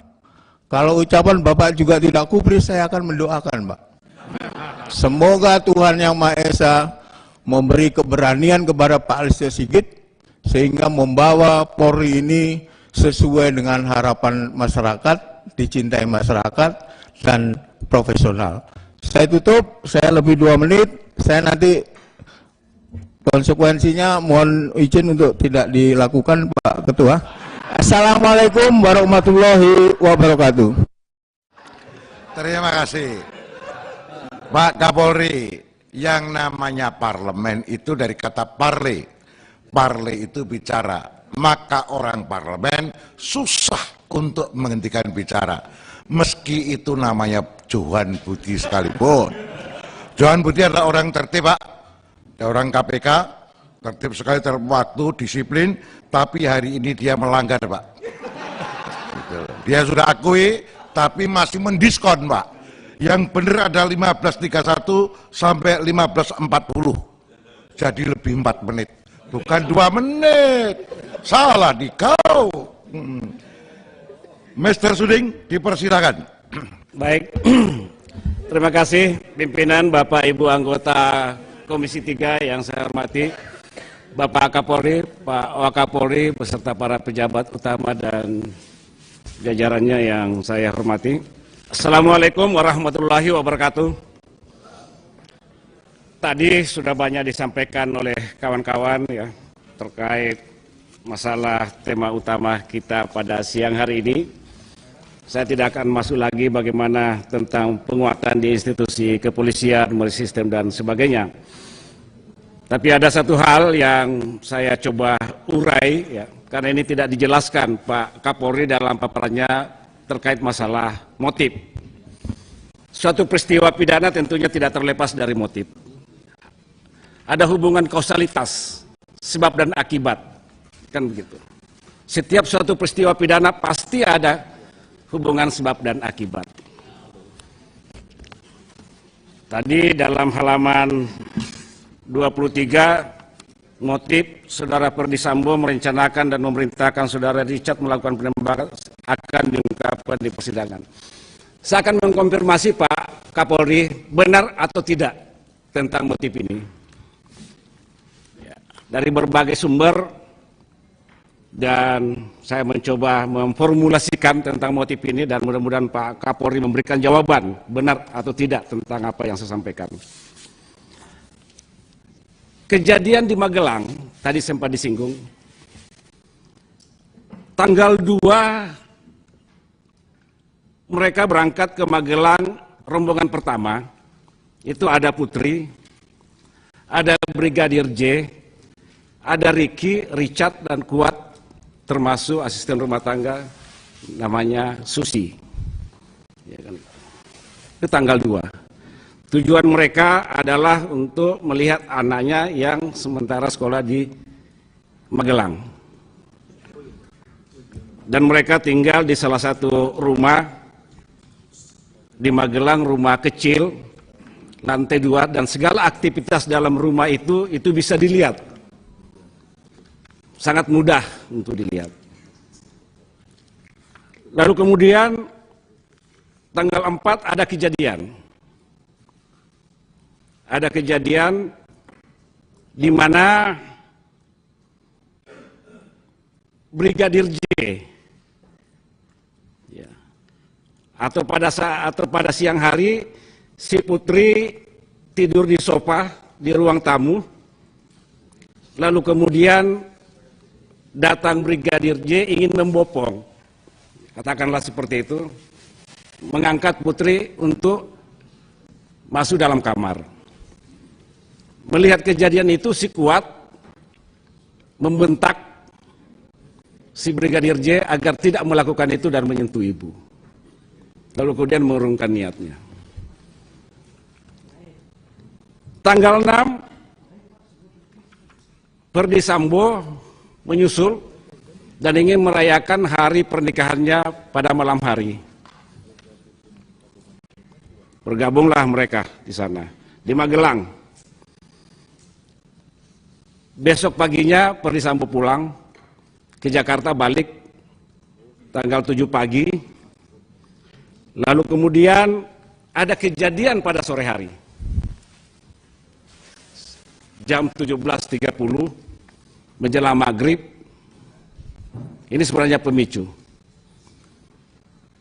Saat itu Brigadir J masuk dalam kamar, Putri di lantai 2. Dan keluar dari kamar dilihat oleh Kuat. Mengendap-endap, lalu kemudian ditegur. Kenapa masuk ke kamar ibu? Kemudian lari. Mendengar ada tangisan di dalam kamar oleh Putri, didengar oleh Kuat, didengar oleh Susi. Lalu kemudian ingin mengkonfirmasi apa yang sedang terjadi, apa yang sedang dialami oleh Putri.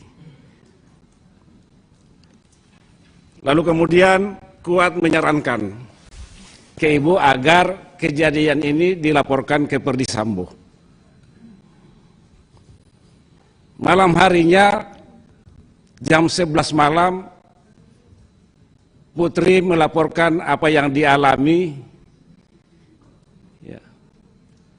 Pada sore hari itu ke Sambo lewat telepon. Karena pada jam 7.30 ya menjelang maghrib melihat ibu dalam kapal, Kuat melihat ibu dalam posisi nangis, pakaian acak-acakan dan sebagainya sambil menangis. Tolong saya disampaikan benar apa tidak tentang informasi ini, tentang motif ini.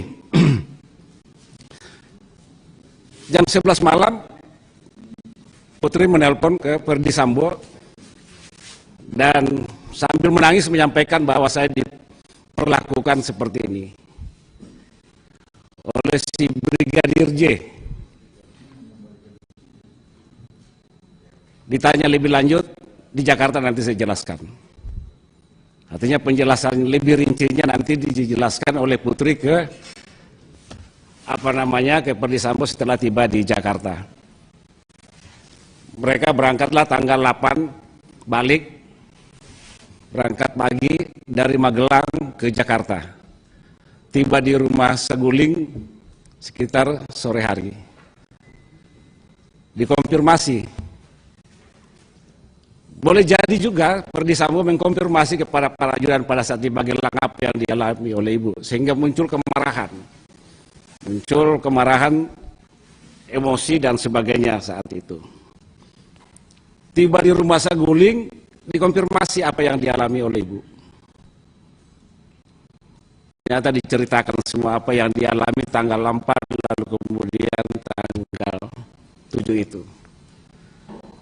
Marahlah si Ferdi Sambo, murka, hilang akal sehatnya sebagai bintang 2, yaitu di luar nalar kita. Diajaklah mereka ke Duren 3. Di Duren 3 terjadilah pembunuhan ini yang dilakukan oleh Richard dan juga oleh Sambo. Setelah merasa bahwa dia harkat dan martabat, kehormatan dan harga dirinya sebagai suami dilecehkan sedemikian rupa. Malam harinya Sambo melaporkan kejadian di Duren 3. Pada titik ini saya ingin mengkonfirmasi benar apa tidak tentang kronologi ini. Itu satu. Lebih rincinya bisa saya jelaskan. Tapi secara garis besarnya begini Pak Kapolri. Supaya berita di luar tidak simpang siur. Ini harus dijelaskan Pak. Karena peristiwa pidana tidak bisa dikatakan, oh ya nanti di sana dijelaskan dan sebagainya. Ini ada hubungan kausalitas, sebab dan akibat. Dan dalam hukum pidana kita kenal itu. Bisa Pak? Bisa. Saya langsung konfirmasi. Benar apa tidak tentang kronologi ini? Kalau bertanya pada mitra, lewat sini dulu Pak. Oke, lewat pimpinan. Ya. Diizinkan. Jadi begini Pak, ini Bapak endapkan dulu, tidak usah langsung karena ini bukan pansus. Jadi, enggak, pimpinan, ini akan ada pertanyaan lanjutan. Pertanyaannya apa tadi Pak? Oh enggak, setelah dijawab. Bagaimana Pak Kapolri? Mau dijawab enggak? Silakan Pak. Interupsi pimpinan. Interupsi pimpinan. Jangan interupsi dulu. Jangan interupsi. Ini ruang silakan saya. Pak Kapolri. Silakan Pak Kapolri. Baik, terima kasih. Mungkin saya akan jawab terkait beberapa penyampaian yang disampaikan oleh Pak Suding. Dari yang disampaikan beliau ada banyak hal yang memang sesuai Pak. Namun, mohon izin, terkait motif ini, kami sementara sudah mendapatkan keterangan dari Saudara FS. Namun kami juga ingin memastikan sekali lagi untuk memeriksa Ibu PC. Oke. Sehingga nanti yang kami dapat, apalagi pada saat posisi beliau sebagai tersangka, apakah berubah atau tidak. Oke. Dengan demikian kami bisa mendapatkan satu kebulatan terkait dengan masalah motif. Terima kasih. Baik. Jadi pada intinya, sorry, cukup kronologi mengandung kebenaran, tapi untuk lebih diperdalam setelah diperiksa Ibu PC. Baik. Terima kasih Pak Kapolri. Karena ini perlu penjelasan Pak, supaya ini berita di luar tidak simpang siur, ada LGBT lah, ada inilah. Masyarakat kita sangat mudah mengkonsumsi berita-berita hoax gitu loh. Seperti ada temuan uang 900M di rumah Verdi Sambo, apa betul itu terjadi? Apa benar ada penemuan seperti itu? Apa benar polisi melakukan penyitaan? Apa benar ada angka seperti itu? Mohon dijawab Pak Kapolri. Interupsi pimpinan. Interupsi pimpinan. Sebentar Ketua. Interupsi pimpinan. Sebentar Pak. Enggak. Sebentar. Pimpinan. Ada tata tertib dalam MD3. Ketika seorang anggota menanyakan terhadap sesuatu mitra, itu tidak bisa diinterupsi oleh anggota. Ingat itu. Silakan. Pertanyaan dilewatkan di sini, jangan diinterupsi. Jadi kita sama-sama tahu tata tertib. Sebentar pimpinan, saya hanya meluruskan yang disampaikan. Tidak bisa diluruskan ketika ada pertanyaan sebuah anggota. Bukan, saya tidak meluruskan Pak Suding. Saya interupsi pimpinan tadi. Ya. Saya tidak menginterupsi Pak Suding. Ketika ketua bicara, saya interupsi. Jadi saya tidak menginterupsi anggota. Saya menginterupsi pimpinan. Kalau tidak diperbolehkan interupsi pimpinan, apa dasarnya? Terima kasih. Saudara Johan Budi, mekanisme rapat kita, rapat dengar pendapat itu dipimpin oleh pimpinan. Pimpinan mengatur jalannya rapat. Oleh karena itu setiap mitra ketika sedang berita harus lewat sini. Prosesnya Pak Suding sedang bertanya sama Pak Kapolri. Pertanyaan langsung kayak begini juga lewat di sini. Nggak bisa langsung juga. Kecuali kalau itu pansus angket. Yang sudah disumpah, ini enggak. Baik. Jadi ini izin. Lewat Apakah pimpinan. Pak, sebentar dulu Pak. Bapak masih mau melanjutkan pertanyaan pada Pak Saya akan Kapolri? lanjutkan. Ya? Lewat pimpinan. Yes, oke. Makasih. terkait dengan berita yang viral. Ini menurut saya ini perlu ada kejelasan, Pak. Ya. Ini perlu ada kejelasan, Pak Ketua, supaya masyarakat kita tidak lalu kemudian disuguhi dengan berita-berita hoax yang memang sengaja di-framing dan tujuannya memang seperti apa yang dikatakan oleh Pak Desmond tadi atau siapa tadi. Agendanya adalah untuk merusak institusi kepolisian. Pintu masuknya lewat kasus Sambo, seperti kata Pak Arteria. Ada agenda seperti itu. Jadi kita jangan melihat hanya sekilas bahwa kasus ini, tapi ada agenda besar di balik ini. Nah itu kita tidak inginkan. Institusi kepolisian ini dirusak sedemikian rupa oleh pihak-pihak luar yang tidak bertanggung jawab. Nah, makanya kita minta dari tim cyber supaya proaktif melacak pihak-pihak yang tidak bertanggung jawab ini untuk merusak institusi negara seperti institusi kepolisian. Itu terkait menyangkut masalah temuan uang, bunker dan sebagainya. Saya minta juga penjelasan dari Pak Kapolri tentang hal ini, karena ini menyangkut ini viral dan ini juga merusak institusi. Seakan-akan ini institusi kepolisian pengumpul duit haram segala macam. Ini kan arahnya ke sana, Pak Ketua. Berita-berita seperti itu, ya kan. Itu selanjutnya Pak Kapolri, dalam proses penanganan kasus ini ya, memang kita juga tidak bisa melepaskan ada satu kesan yang muncul di masyarakat. Padahal kita inginkan bahwa institusi kepolisian ini ada satu garis komando. Tidak boleh ada faksi-faksi dalam satu institusi. Ya kan begitu. Oke lah, kalau kemarin ada mengatakan ada Kaisar Sambo yang membangun kekuatan yang begitu besar di dalamnya. Begitu. Tapi sedapat mungkin ini tidak terjadi gitu. Ini akhirnya hanya ada satu matahari di institusi kepolisian, Pak Kapolri yang dipimpin oleh Pak Listio Sigit. Sehingga kesan bahwa ini tidak solid di institusi kepolisian dalam hal penanganan suatu kasus dan sebagainya tidak terjadi lagi. Ini yang kita harapkan seperti itu, Pak. Ya. Saya kira ini yang sudah berapa menit, Pak? Jangan sampai enggak.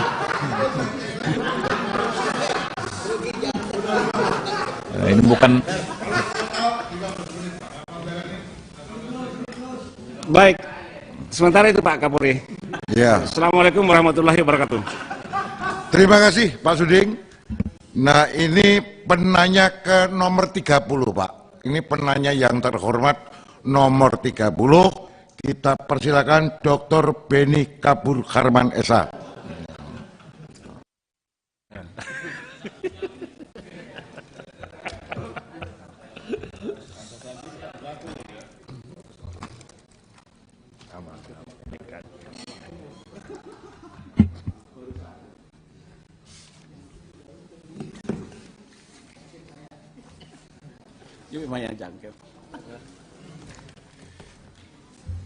Saya menyampaikan terima kasih pada pimpinan sidang, Mas Bambang, yang terhormat Wakil Ketua DPR Bidang Politik, Hukum, dan Keamanan, Dr. Dasko. Bapak Ibu anggota Komisi 3 yang saya hormati,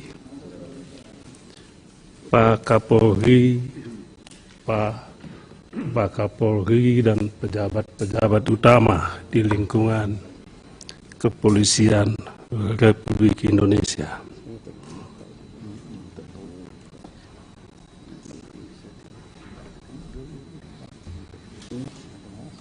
Kami menyampaikan rasa duka mendalam, ikut berduka atas meninggalnya Brigadir Yosua.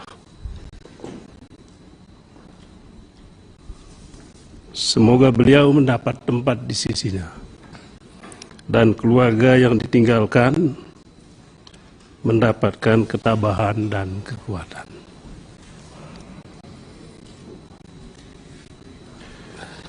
Kami juga ikut prihatin dengan apa yang dialami oleh lihat dan meyakini bahwa langkah-langkah yang selama ini telah diambil oleh Kapolri sudah tepat, sudah on the track, sehingga tidak ada lagi alasan bagi kami untuk tidak mendukung penuh Kapolri. Kami juga sangat yakin bahwa masyarakat saat ini mendukung penuh Pak Kapolri. Satu hal Pak, saya mewakili aspirasi dari masyarakat yang menanyakan apa motif dari Bapak FS sehingga begitu kejam untuk menghabisi nyawa almarhum. Kalau Pak Mahfud mengatakan motifnya itu hanya dikonsumsi untuk orang dewasa. Saya kira semua yang hadir di sini sudah cukup dewasa untuk bisa mengetahui informasi tersebut. Dan Polri juga pernah konferensi pers dan mengatakan bahwa motif yang diungkapkan itu motifnya biarkan pengadilan yang mengungkap karena untuk menjaga perasaan. Saya kira perasaan seluruh rakyat Indonesia sudah hancur, Pak. Perasaan kami yang ada di sini juga sudah hancur atas musibah itu. Jadi sebaiknya diungkap saja motif tersebut agar tidak ada spekulasi atau asumsi-asumsi liar yang berkembang di masyarakat. Dan juga jangan sampai ada prasangka terhadap Polri bahwa Polri melakukan cipta kondisi agar masyarakat menjadi blur tentang motif yang sesungguhnya, sehingga polisi bisa mengungkap, sehingga polisi bisa memberikan motif yang tidak sebenarnya. Itu prasangka yang beredar di masyarakat, Pak. Jadi sekali lagi saya minta Polri untuk mengungkap motif itu dengan sejelas-jelasnya. Dan yang kedua, Pak, terkait dengan isu dugaan yang saat ini beredar luas di tengah masyarakat mengenai adanya mafia di tubuh kepolisian. Saya lihat Kamus Besar Bahasa Indonesia, Pak, mafia itu artinya perkumpulan rahasia yang bergerak di bidang kejahatan atau kriminal. Sementara tadi Pak Trimet sudah mengungkapkan bahwa tugas polisi menurut undang-undang adalah melindungi, mengayomi, dan menegakkan hukum. Nah, mafia ini kejahatan di dalamnya itu meliputi persoalan narkotika, judi, dan lain-lain. Dan juga berkembang isu dugaan bahwa terdapat lebih dari satu kelompok semacam itu di dalam tubuh kepolisian. Jadi seperti kita ketahui, Pak, di media sosial beredar bagan-bagan atau diagram-diagram yang mengelompokkan kelompok-kelompok organisasi yang tidak sepatutnya ada di dalam kepolisian. Oleh sebab itu, Pak, saya ingin Bapak menjelaskan secara terang benderang atau mengklarifikasi isu dugaan tersebut. Karena akhir-akhir ini, Pak, jadi semakin banyak spekulasi, asumsi liar yang dapat mendiskreditkan kepolisian dan menguntungkan bagi pihak-pihak yang mengembangkan isu yang mungkin memang ingin membuat pecah soliditas di dalam kepolisian, atau barangkali ada seperti yang Pak Beni bilang dan rekan-rekan saya lain bilang tadi bahwa ada rencana-rencana atau hidden agenda bagi pengembang-pengembang isu tersebut. Dan yang terakhir, Pak, ada soal dugaan adanya jumlah uang di kediaman saudara FS. Nah, kami sangat ingin mengetahui dan memastikan hal tersebut. Kenapa? saya harus menanyakan ini, sebab salah satu media TV nasional menayangkan hal tersebut secara eksklusif dan dengan sangat meyakinkan, sang presenter mengatakan mendapatkan informasi mengenai keberadaan uang tersebut. Artinya jangan disalahkan apabila masyarakat semakin hari semakin berspekulasi tentang ketidakbaikan di dalam tubuh Polri. Mungkin itu aja pimpinan dari saya. Wabillahi taufiq wal hidayah. Wassalamualaikum warahmatullahi wabarakatuh. Terima kasih Mbak AI. 16.13 sampai dengan 16.20, 7 menit. Ya paham. Berikutnya Dr. Mowaria Rahab, SHMH, yang siap-siap Ari Ikhani. Silakan Pak Dokter. Terima kasih Mas Bambang, Ketua Komisi 3 yang memimpin rapat kita pada sore hari ini. Pimpinan, Bapak Ibu anggota Komisi 3 yang saya hormati, kemudian Pak Kapolri beserta pejabat utama Mabes Polri yang hadir pada rapat kita dari pagi hingga sore hari ini.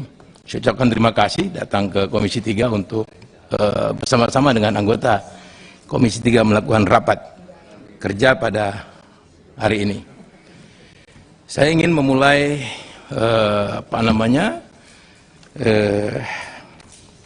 pandangan saya dari apa yang disampaikan Pak Kapolri tadi di ujung statement Pak Kapolri, closing statement Pak Kapolri tadi di kesempatan pertama mengatakan bahwa kasus terbunuhnya Brigadir J ini harus menjadi momentum. Pak Kapolri juga mengatakan bahwa ini pertaruhan, kemudian disambut oleh pimpinan Komisi 3 bahwa rapat kerja kita pada pagi hingga sore hari ini diikuti oleh atau ditonton oleh masyarakat luas, diliput secara luas, dan mereka yang menonton rapat kita pada pagi hingga sore hari ini sekaligus juga menjadi saksi. Apakah rapat kita ini sama dengan rapat-rapat kita sebelumnya? Atau rapat kita ini menjadi pembeda bagi rapat-rapat kita sebelumnya? Saya kira saya sepakat dengan Pak Kapolri tadi bahwa ini harus menjadi momentum. Jadi ini bukan cuma sekedar pengungkapan kasus terbunuhnya Brigadir J, tetapi seyogianya kita bisa melihat lebih mendalam lagi terhadap berbagai persoalan yang ada di tubuh kepolisian kita. Kalau saya nanti dalam pandangannya menyampaikan beberapa hal yang kedengarannya tidak enak, sungguh tidak ada hal yang personal dari saya terhadap kepolisian. Sekali lagi, apa yang saya sampaikan merupakan refleksi dari perhatian dan rasa cinta kami kepada Kepolisian Republik Indonesia. Yang pertama, saya ingin memberikan beberapa catatan. Yang pertama, saya ingin menyampaikan catatan-catatan yang saya lakukan terkait dengan atau yang muncul kemudian setelah terbunuhnya Brigadir J. Yang pertama soal kasus penembakan. Kita sepakat bahwa kejahatan yang dilakukan oleh Sambo dan kawan-kawan adalah kejahatan yang puncak, karena setiap kejahatan yang menyebabkan hilangnya nyawa orang termasuk kejahatan yang puncak, kejahatan yang besar. Jadi ini bukan kejahatan biasa-biasa saja, apalagi dilakukan secara berencana oleh perwira tinggi polisi. Tapi dari sisi pengungkapan, saya ingin mengatakan bahwa ini sebetulnya kasus sederhana. Jadi agak buat saya agak janggal kalau diperlukan waktu yang begitu lama untuk bisa membuktikan siapa pelaku yang mengakibatkan matinya Brigadir J di rumah dinas Kadif Propam Polri. Saya mengikuti berbagai pemberitaan terkait dengan soal ini, paling tidak ada beberapa mantan petinggi Polri, backgroundnya Reskrim, menyampaikan pandangan tentang hal-hal yang terkait dengan pengungkapan kasus ini. Ada Pak Ito kira-kira, kalau saya boleh menyebut nama, kemudian ada Pak Susno, ada Pak Arianto Sutaji. Dalam pandangannya, beliau yang memang punya pengalaman panjang di reserse mengatakan bahwa ini kasus sederhana. Kapolsek saja atau penyidik di Polsek saja bisa mengungkapkan dalam waktu yang tidak terlalu lama untuk kasus seperti ini. Menjadi aneh ketika Bareskrim Polri atau Mabes Polri perlu waktu yang kurang lebih hampir 1 bulan untuk mengungkapkan kasus ini. Saya memahami prinsip kehati-hatian, tetapi saya kira waktu yang dibutuhkan lebih satu bulan, tanggal 8 tertembak, kemudian tanggal 7 baru ada tersangka lain, 7 Agustus baru ada tersangka lain di luar Brigadir E, menurut saya terlalu lama. Jadi kalau tadi teman-teman mengapresiasi, buat saya pengungkapan kasus ini bukanlah sebuah prestasi.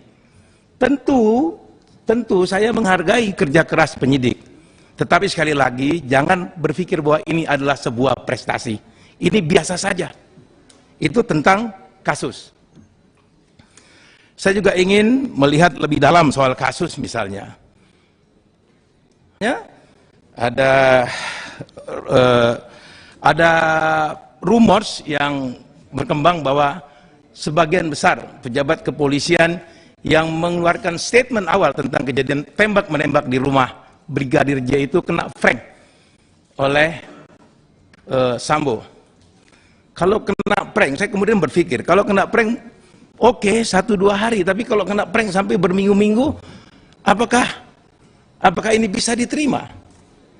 Saya kemudian membuat analogi misalnya ya, kalau saya menjadi Sambo, saya ingin melaporkan bahwa telah terjadi tembak-menembak di rumah saya. Yang harus saya lakukan adalah saya akan mengamankan tempat terjadinya perkara. Saya akan mengamankan semua barang bukti yang ada di situ, bila perlu 1 debu pun tidak boleh keluar dari tempat kejadian perkara.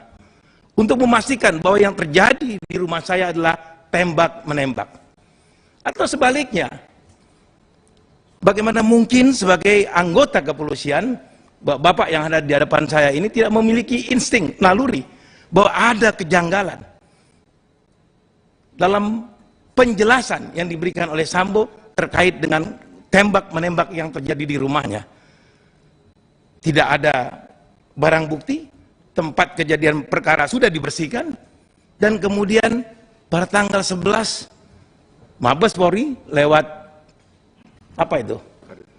Kadif Humas atau Kapus Pennya menyampaikan press conference dengan hanya bermodalkan 1 lembar surat visum.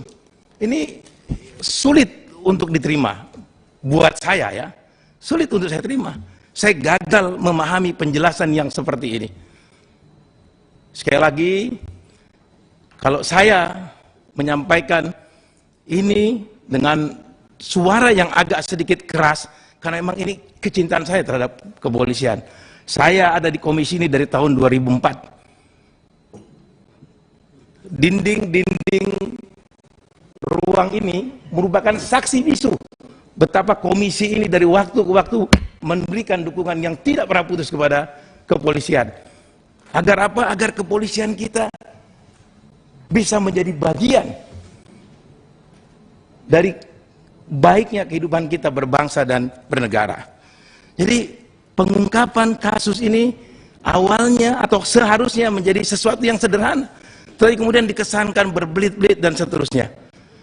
Itu soal kasus. Jadi menurut saya ini bukan prestasi pengungkapan kasus ini, walaupun saya menghargai kerja keras penyidik, tentu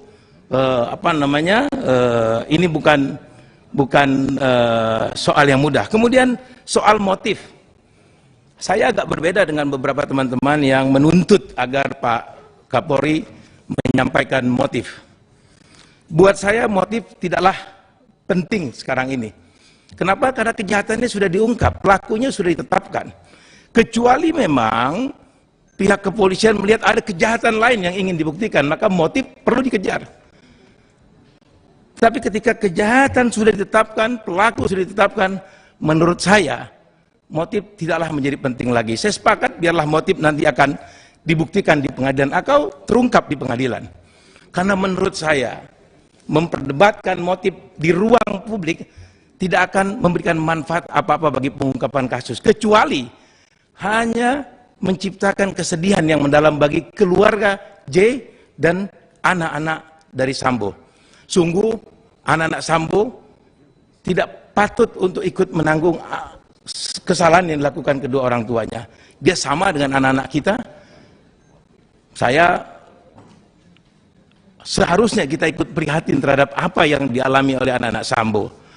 Mereka hari-hari ini tentu hidup dalam keadaan yang sulit kita bayangkan. Coba bayangkan kalau mereka itu adalah anak-anak kita. Itu soal motif. Jadi sekali lagi saya ingin menyampaikan bahwa motif menjadi sesuatu yang tidak penting lagi. Biar nanti di pengadilan terungkap apa yang menjadi motif. Tetapi itu tadi apabila memang ada kejahatan lain yang ingin dibuktikan, mungkin motif masih bisa kita kejar, masih bisa kita perdebatkan. Kemudian hal yang muncul juga setelah kejadian penembakan Sambo ini adalah soal perjudian. Ada sejumlah grafis diagram yang beredar di masyarakat. Kita juga melihat itu. Sekalipun diagram itu tidaklah menggambarkan keadaan yang sesungguhnya, tetapi saya ingin mengatakan bahwa diagram itu mengkonfirmasi satu hal, bahwa memang ada keterlibatan polisi, oknum maksud saya ya, saya tarik, ada keterlibatan oknum dalam praktek perjudian, khususnya judi online. Saya berani mengatakan bahwa ada, memang, baik secara individu maupun kelompok. Saya mengapresiasi respon cepat yang dilakukan oleh Pak Kapolri dengan mengeluarkan statement bahwa tidak ada toleransi terhadap praktek-praktek perjudian. Dalam pandangan saya, apa yang dilakukan Pak Kapolri itu sama dengan membakar lumbung beras. Jadi di masyarakat juga beredar bahwa ketika Sambo ditangkap, kemudian beberapa anggota kepolisian lainnya ikut juga terseret dalam kasus ini, ada individu, oknum lagi-lagi ya, oknum, individu dan kelompok yang mencoba ingin mengambil alih kontrol terhadap kegiatan ini. Ini udahlah, kita buka saja. Saya sepakat, Pak Kapolri, ini momentum, kita harus berani untuk melihat secara objektif apa yang menjadi persoalan polisi hari ini, dan kemudian sama-sama kita diskusikan secara jujur dan terbuka. Pak Sigit tidak perlu kecil hati, karena memang keadaan hari ini bukan Anda yang menyebabkan. Ini akumulasi dari sejumlah masalah yang dibiarkan dari waktu ke waktu. Dan hari ini Pak Sigit kebagian mencuci piringnya, kira-kira begitu. Jadi beberapa teman-teman tadi sudah menyampaikan dukungan, saya kira juga saya menyampaikan dukungan. Sepanjang kita bisa bersepakat tentang agenda perbaikan polisi ke depan. Jadi itu soal perjudian tadi. Saya ingat ke belakang, tahun 2005 ketika Pak Tanto menjadi Kapolri. Pak Tanto adalah mungkin salah satu, saya berani mengatakan mungkin salah satu Kapolri yang paling tegas melakukan penindakan terhadap perjudian. Waktu itu Pak Tanto tidak memberikan toleransi sama sekali terhadap praktek-praktek perjudian dalam bentuk apapun. Tahun 2005, ketika itu dukungan anggaran dari negara terhadap polisi jumlahnya sekitar 15, kurang dari 20 triliun ketika itu. Tetapi dengan anggaran yang sebesar itu, polisi bisa melaksanakan semua tupoksinya secara penuh. Saya katakan ini Saya katakan ini karena kerap kita mendengar bahwa dukungan logistik dari bandar-bandar judi ini diperlukan untuk mendukung operasi khusus yang dilakukan oleh kepolisian, dan ini tidak boleh terjadi lagi. Saya kira negara punya komitmen untuk memberikan dukungan terhadap semua tupoksi polisi. Semua kegiatan yang dilakukan oleh polisi harus akuntabel. Akuntabel dari pendanaan dan akuntabel juga dari sisi pertanggungjawaban kegiatannya. Oleh sebab itu alasan seperti yang saya sampaikan tadi itu sudah tidak bisa diterima lagi. Saya yakin negara masih mampu membiayai semua kegiatan polisi sepanjang penggunaan anggaran itu bisa dilakukan secara efektif dan efisien. Jadi tidak ada operasi-operasi khusus yang perlu bantuan logistik di luar yang disiapkan oleh APBN. Itu hal yang mungkin teman-teman tahu tapi takut untuk menyampaikannya, dan saya menyampaikan karena memang lagi-lagi kecintaan saya terhadap Polri dan dukungan saya kepada Pak Sigit untuk melakukan perbaikan. Kemudian soal Satgasus, saya juga menyambut positif keputusan Pak Kapolri untuk membubarkan semua Satgasus, Merah Putih, Nusantara atau apapun lah namanya, karena memang saya tidak melihat ada urgensinya Satgasus itu dibentuk. Kecuali untuk satu hal mungkin ya, Satgasus itu dibentuk agar semua yang dikerjakan oleh Satgasus itu tidak bisa dimintai pertanggungjawabannya kepada Polri sebagai institusi. Saya tidak melihat ada hal lain kecuali itu. Kenapa? Karena semua organ dan struktur yang ada di kepolisian sudah menyerap dan membagi habis semua tupoksi yang ada di kepolisian. Soal narkoba ada, soal teroris ada, strukturnya ada, organnya. Jadi untuk apa Satgasus itu? Kecuali itu tadi. Kecuali Satgasus itu didirikan untuk operasi-operasi yang tidak bisa dimintai pertanggungjawabannya kepada Polri sebagai sebuah institusi. Ini organisasi gelap. Pendanaannya tidak jelas. Jadi kalau orang minta itu diaudit, saya kira itu muskil untuk dilakukan audit karena memang ini tidak jelas barang ini. Satgasus dalam kenyataannya hanya melahirkan kelompok elit darah biru. Ini saya mewakili perasaan sebagian besar anggota kepolisian yang tidak menikmati kemewahan yang dinikmati oleh anggota Satgasus. Satgasus menikmati promosi di tempat-tempat yang bagus, menikmati kemudahan untuk sekolah, mendapatkan akses langsung ke elit di kepolisian, bahkan beberapa di antara mereka menikmati imunitas atas pelanggaran profesi yang mereka lakukan. Jadi mempertahankan Satgasus sama artinya memelihara kebobrokan di dalam tubuh Polri itu sendiri. Saya nggak melihat ada urgensi lain dari beliau. Saya nggak melihat ada manfaat lain. Misalnya ada penemuan 5 ton narkoba. Kalau dukungan penuh diberikan kepada BNN misalnya, kepada Dir Narkoba yang ada di Bareskrim, saya kira prestasi yang sama juga bisa mereka dapat. Jadi ini sesuatu yang harus kita buat terang benderang, Pak Sigit. Jadi saya menyambut baik itu soal pembubaran Satgasus, dan lupakanlah keinginan untuk melakukan audit karena memang barang ini dari awal disetting untuk tidak bisa diaudit. Ini nggak akuntabel, tidak akuntabel dari aspek pembiayaannya, tidak akuntabel juga dari aspek operasi dan kegiatan-kegiatannya. Kemudian yang berikutnya Pak Kapolri, saya ingin juga menyampaikan pandangan saya terkait dengan soal proses pemeriksaan internal yang sedang berlangsung di kepolisian. Ada hampir 100 anggota kepolisian yang diperiksa sejauh ini. Beberapa di antaranya sudah dinyatakan bersalah, melanggar kode etik, malah seperti itu.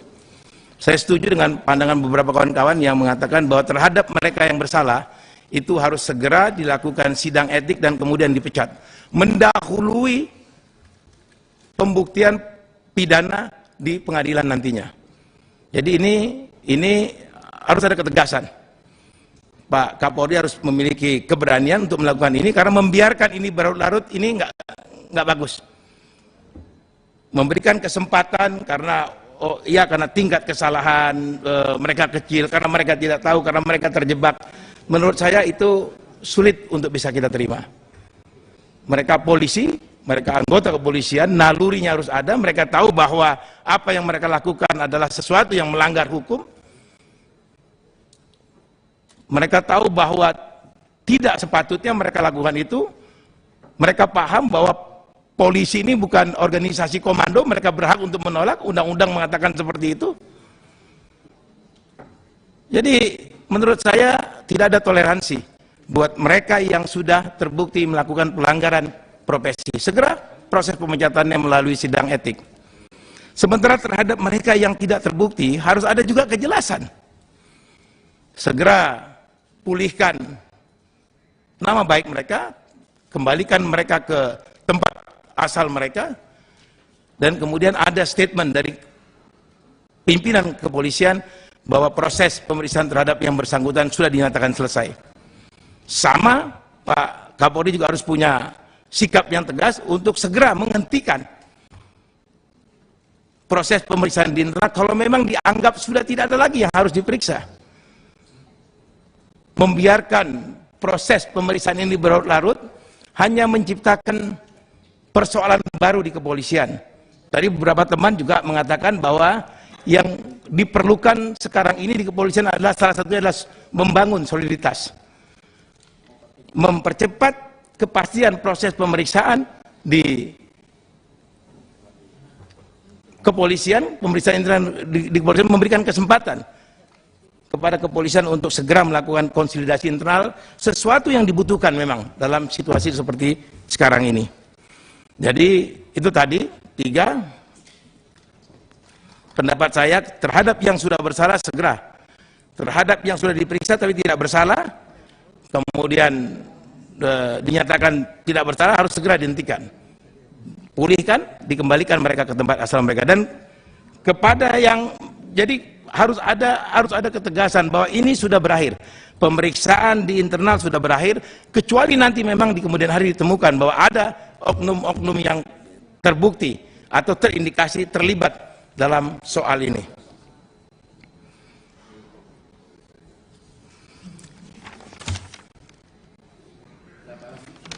Dikit lagi.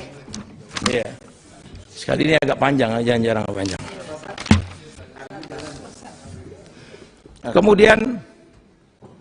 Kemudian soal reformasi di kepolisian. Saya bangga punya koleha di Komisi 3 Purnawirawan Polisi, ada Pak Jeki, ada Pak Saprudin, ada Pak Adang. Tadi ketiga jenderal ini memberikan pandangan clear. Menurut saya, Pak Jeki misalnya dan Pak Saprudin bicara tentang reformasi di kepolisian, kemudian Pak Adang juga bicara tentang apa yang akan dilakukan Pak Kapolri nanti setelah kasus ini. Menurut saya ketika jenderal ini memberikan pengayaan terhadap kita di Komisi 3, saya ingin mengatakan bahwa pasca reformasi polisi mendapat posisi penting dalam konfigurasi ketatanegaraan kita.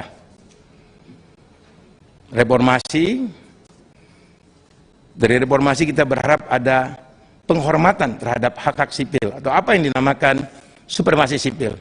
Pada saat yang bersamaan kita juga memutuskan bahwa demokrasi adalah sistem politik yang kita pilih dalam kehidupan berbangsa dan bernegara.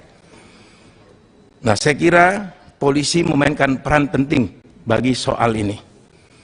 Dalam hal supremasi sipil, saya kira polisi adalah pihak yang bisa memberikan jaminan bahwa tertib sipil bisa tegak, bahwa Kamtibmas di bawah kepolisian bisa tegak. Demikian pula hukum memiliki kepastian. Prinsip-prinsip equal before the law haruslah menjadi pegangan bagi proses penegakan hukum yang dilakukan oleh kepolisian. Pak Beni tadi cerita soal tajam ke atas, tajam ke samping atau tajam ke bawah. Saya kira itulah yang menjadi tugas polisi dalam konteks supremasi sipil. Dalam soal demokrasi, seharusnya polisi juga bisa menjadi wasit yang adil bagi semua pertarungan politik yang terjadi di negeri ini dalam rangka melaksanakan demokrasi.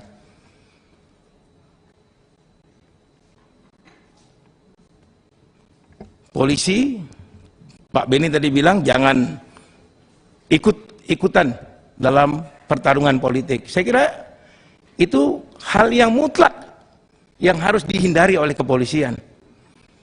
Apalagi menarik terlalu dalam kepolisian dalam pertarungan politik.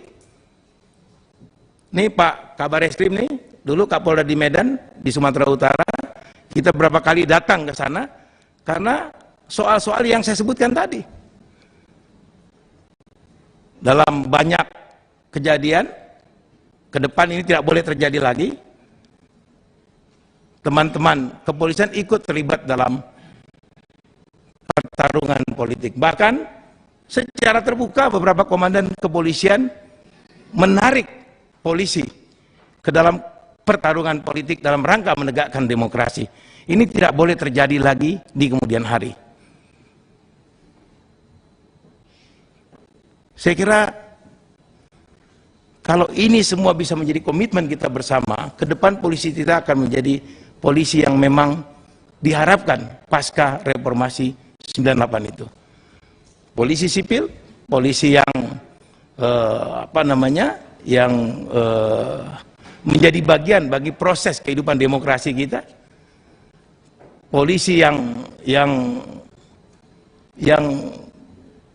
bukan militeristik misalnya, karena memang pada prinsipnya polisi adalah organisasi sipil, Pak. Polisi sipil, saya kemarin rapat dengan Pak Mahfud, saya mengatakan bahwa sepanjang yang saya tahu polisi itu dulu ya, ketika setelah reformasi itu ada dua aja tuh. Ada polisi berseragam, ada polisi yang tidak berseragam. Dulu Pak Makbul tuh kalau datang ke Komisi 3 rapat sangat jarang menggunakan pakaian dinas. Dia pakaian sipil. Karena memang reskrim termasuk rumpun polisi yang tidak berseragam. Reskrim dan intelijen itu masuk dalam rumpun polisi yang tidak berseragam. Sementara semua polisi yang berseragam ada dalam rumpun Baharkam. Kalau saya salah tolong dikoreksi. Nah hari ini saya tidak melihat itu lagi. Ini soal culture tadi Pak Syab bicara soal culture. Ini culture yang ingin kita bangun. Coba dengan segala hormat nih, pakaian yang Bapak pakai dalam rapat hari ini yang menurut saya ini bukan pakaian polisi, Pak, ini lebih militer. Dengan segala hormat, ini juga sesuatu yang perlu kita pikirkan karena ini culture. Kalau ini pakaian taktis, rapat di komisi ini tidak ada urusan dengan soal-soal taktis. Jadi ini sesuatu yang perlu menjadi renungan kita bersama. Agar apa? Agar ke depan kita bisa mengidentifikasi secara benar apa yang menjadi persoalan kita. Dan kemudian dengan itu kita berharap kita bisa mencari solusi terhadap berbagai persoalan yang ada di sekitar kita sekarang ini. Saya kira itu, sekali lagi saya mohon maaf apabila ada hal-hal yang saya sampaikan dirasa kurang berkenan, tetapi yakinlah bahwa apa yang saya sampaikan berangkat dari kecintaan saya kepada kepolisian kita. Dan Pak Sigit yang paling terakhir, saya kira kemarin Pak Beni di depan Pak Mahfud meminta agar penonaktifan Kapolri. Saya kira itu hanya sekedar pandangan politik yang itu tidak sesungguhnya. Hari ini Pak Beni sudah mengatakan bahwa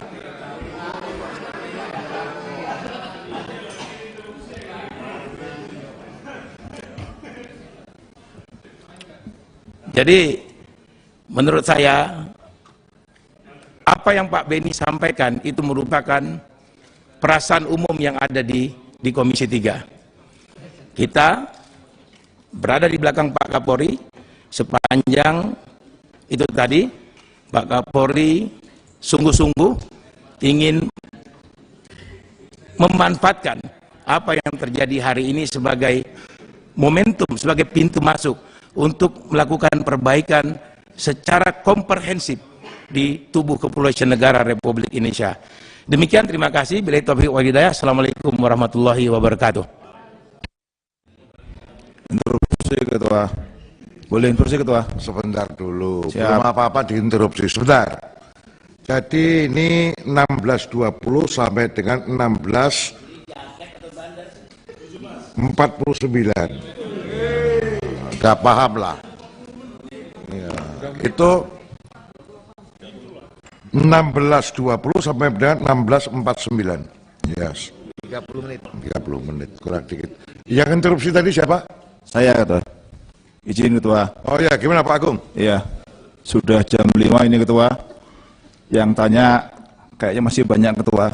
Saya kira kita perlu memberikan kesempatan sedikit skors untuk sholat asar Ketua. Sebentar dulu Pak. Nih, makasih Ketua. Sebentar dulu, kita tanya ke forum. Ya, ini kalau sholat asar bisa dijamak, bisa gantian ini. Gantian. Ya, gantian. Boleh gantian. Boleh gantian, sorry. Ini masih ada penanya 7. Jadi gimana? Ini kalau nanti ditunda-tunda bisa jam 12 malam, Pak. Kita go terus ya. Kita terusin aja. Kemudian teman-teman yang harus sholat dulu. Ya, saya juga sebentar lagi sholat. Ya, mari. Oke. Ari Ekhani, siap-siap. Ade Rosi ya. Namanya susah. Oke.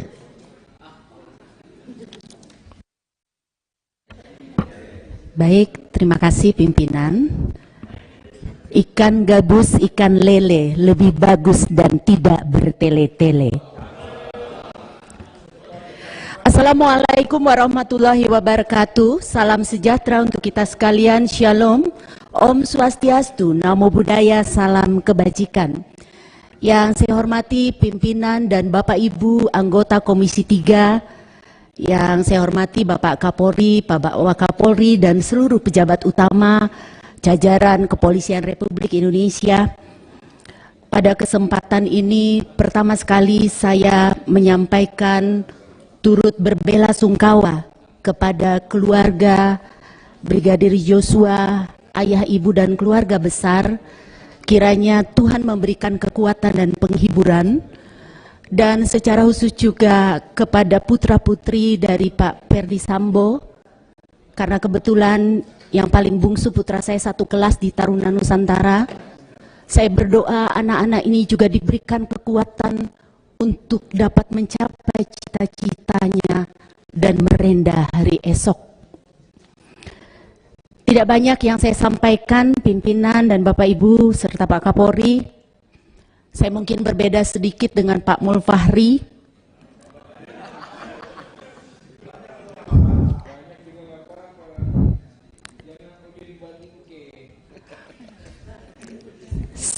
Seorang filsuf mengatakan begini, seorang pilot yang handal adalah ketika mampu untuk mengatasi turbulensi yang harus dihadapinya.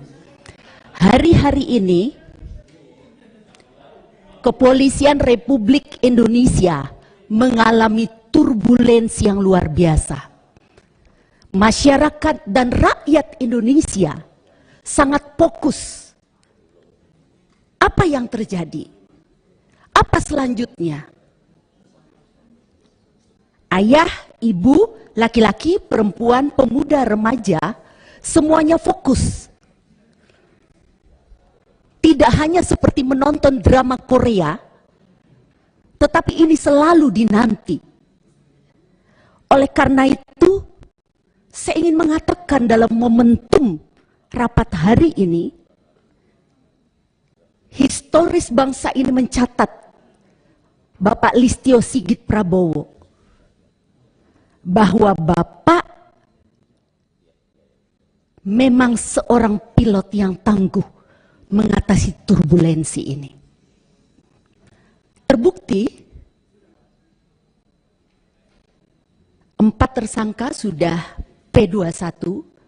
Saya tidak bicara lagi motif, saya tidak bicara lagi perjalanan kasus ini, tetapi ini membuktikan kinerja Bapak dan seluruh jajaran. Kalau lidi sepotong tidak akan mampu menyapu sampah. Tapi ketika lidi itu bersatu dan menjadi sebuah sapu yang besar, dia akan mampu menggeser semuanya. Dan inilah institusi Polri yang kita cintai dan banggakan.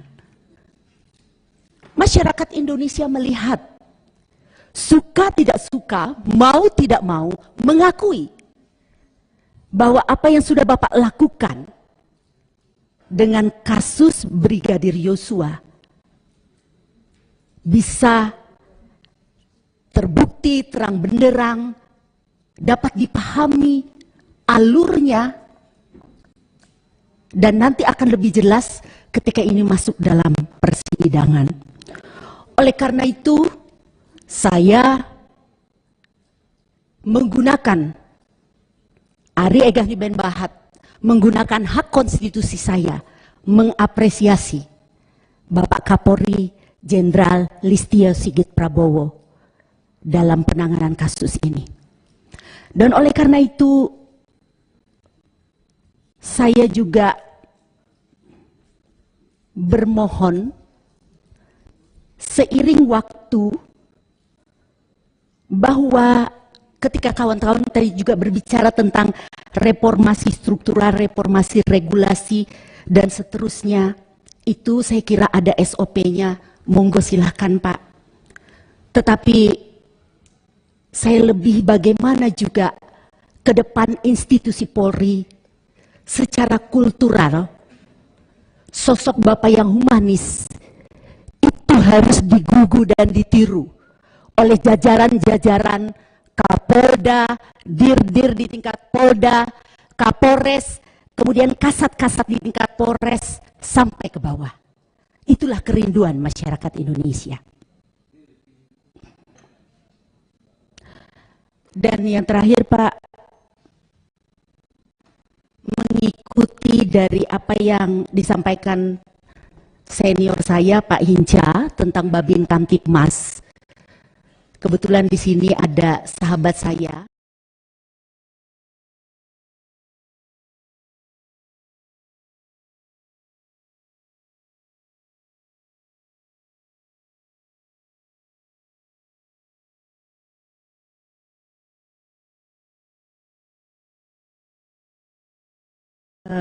Kebetulan suami saya Pak Bupati di salah satu kabupaten di Provinsi Kalimantan Tengah, tepatnya Bupati Kapuas. Ya 2014 beliau mengeluarkan Perbup memberikan dana operasional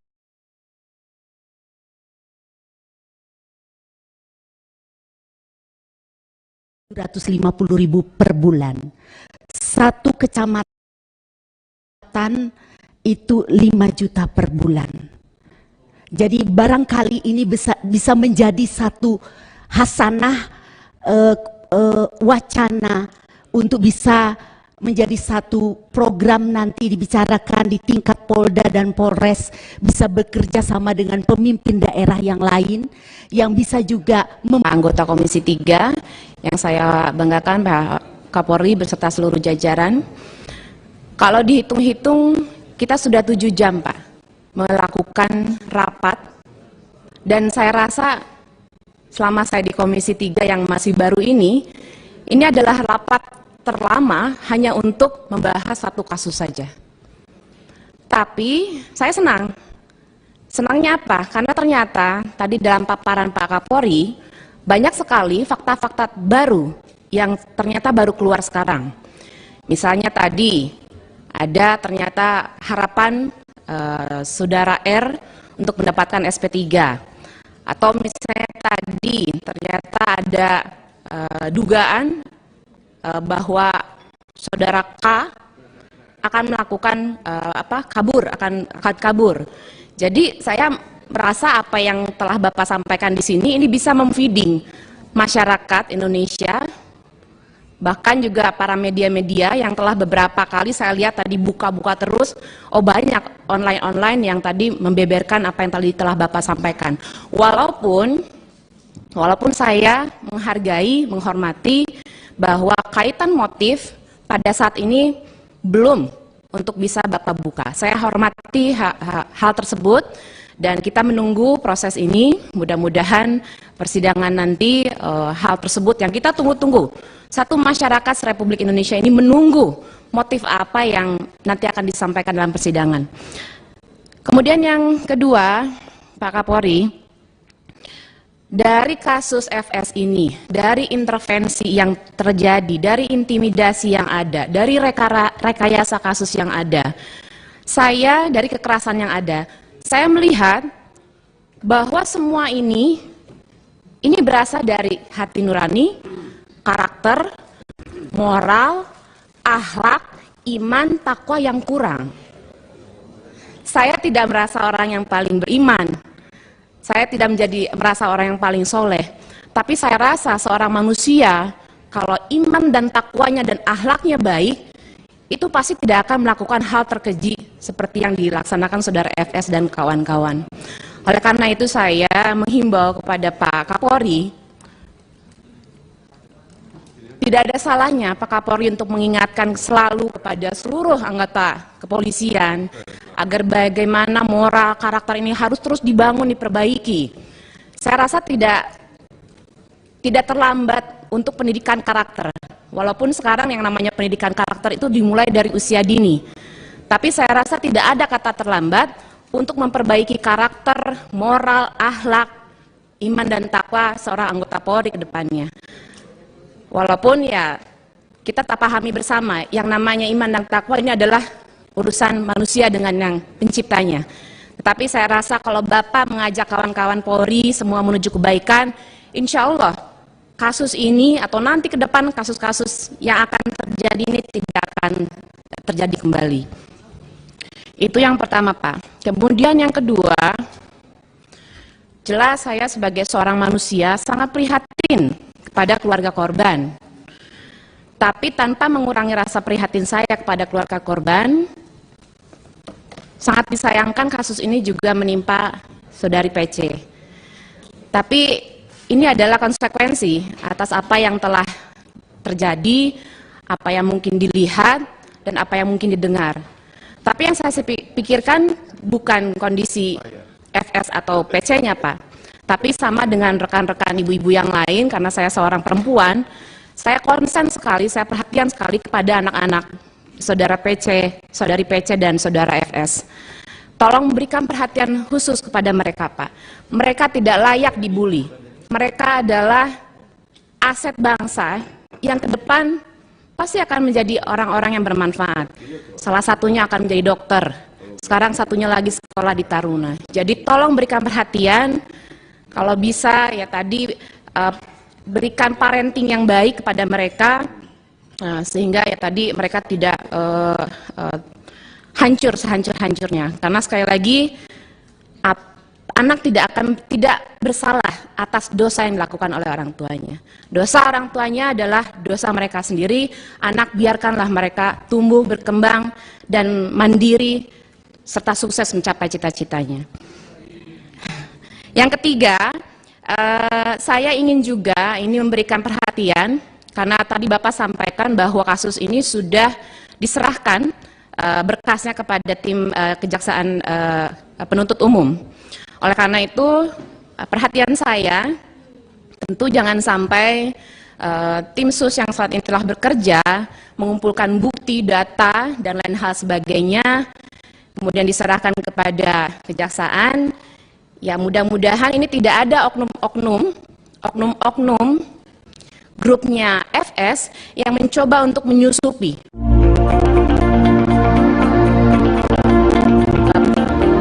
pengawasan kita bersama, baik saya sebagai anggota Komisi 3, kawan-kawan, masyarakat, Polri pun juga mempunyai kewajiban untuk mengawasi hal tersebut. Karena kembali lagi sayang sekali apa yang telah tim sus lakukan, apa yang telah Bapak kerjakan, sehingga bukti-bukti ini terkumpulkan dan sudah diserahkan. Kemudian yang terakhir yang ingin saya sampaikan, tentu tidak salah kalau saya sebagai anggota Komisi 3, sebagai mitra Bapak, kemarin saya lihat Bapak 17 Agustus walaupun Bapak tersenyum, tapi saya lihat kekosongan, saya lihat tekanan dalam muka Bapak. Tapi sepertinya hari ini sudah bisa tersenyum agak lebih lebar ini Pak Kapolri ya. Jadi Pak, Bapak kemarin joget senyum tapi kayaknya kosong itu Pak. Tapi sekarang saya lihat mudah-mudahan ini suatu hal yang positif, yang baik. Dan ya oleh karena itu ya saya sebagai anggota Komisi 3 yang pertama ya mendukung apa yang telah Bapak lakukan. Langkah-langkah ini sudah on the track, sudah sesuai dengan harapan masyarakat. Tinggal kita percaya mudah-mudahan endingnya ini juga tidak rancu.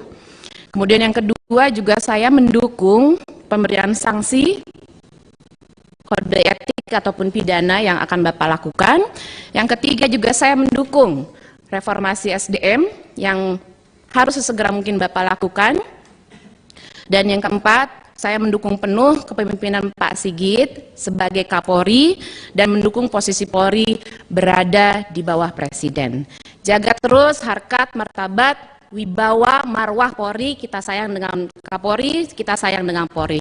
Terima kasih, billahi taufiq wal hidayah. Wassalamualaikum warahmatullahi wabarakatuh.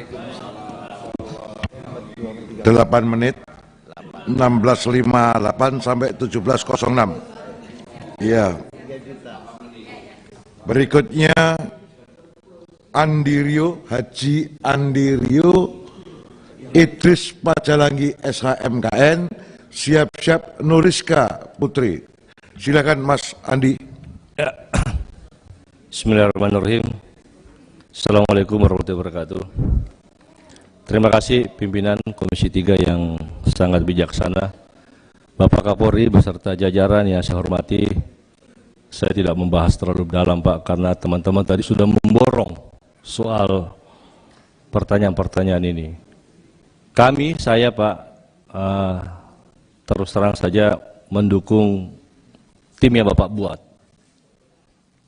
Tapi saya berharap tim ini harus memiliki tolak ukur. Tolak ukur dalam menyelesaikan penyelesaian kasus tersebut. Di mana kasus ini sudah menjadi tontonan. Sudah hampir 2 bulan kasus ini berputar. Ini menguras tenaga dan pikiran bangsa ini, ya kan, dengan berbagai macam prank atau hoax semua. Oleh karenanya, jangan sampai permasalahan-permasalahan yang lain itu dilupakan. Saya secara pribadi kemarin apresiasi full Pak kepada Bapak soal narkoba dan judi, di mana memang yang melibatkan adanya oknum kepolisian. Itu luar biasa Pak, dan memang ini merusak generasi, terutama di dapil-dapil kami ini,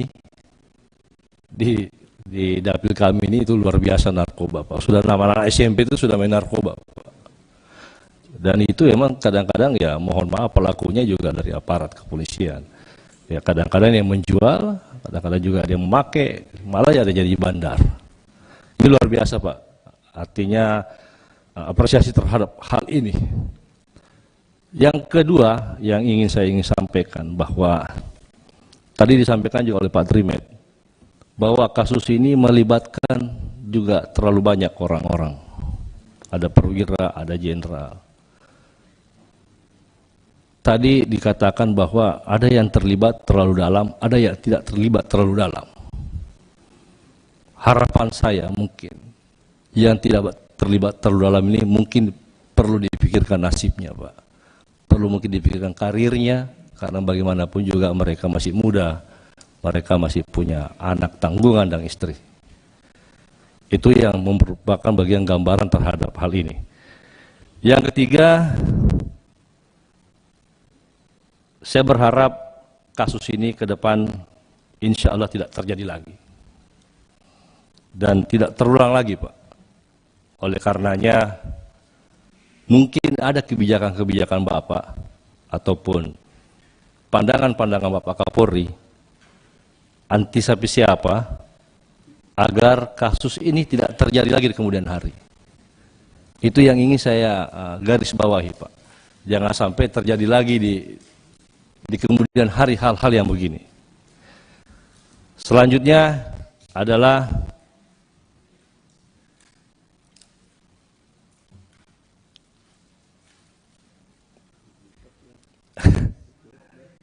jangan dulu, kita punya contekan belum keluar ini.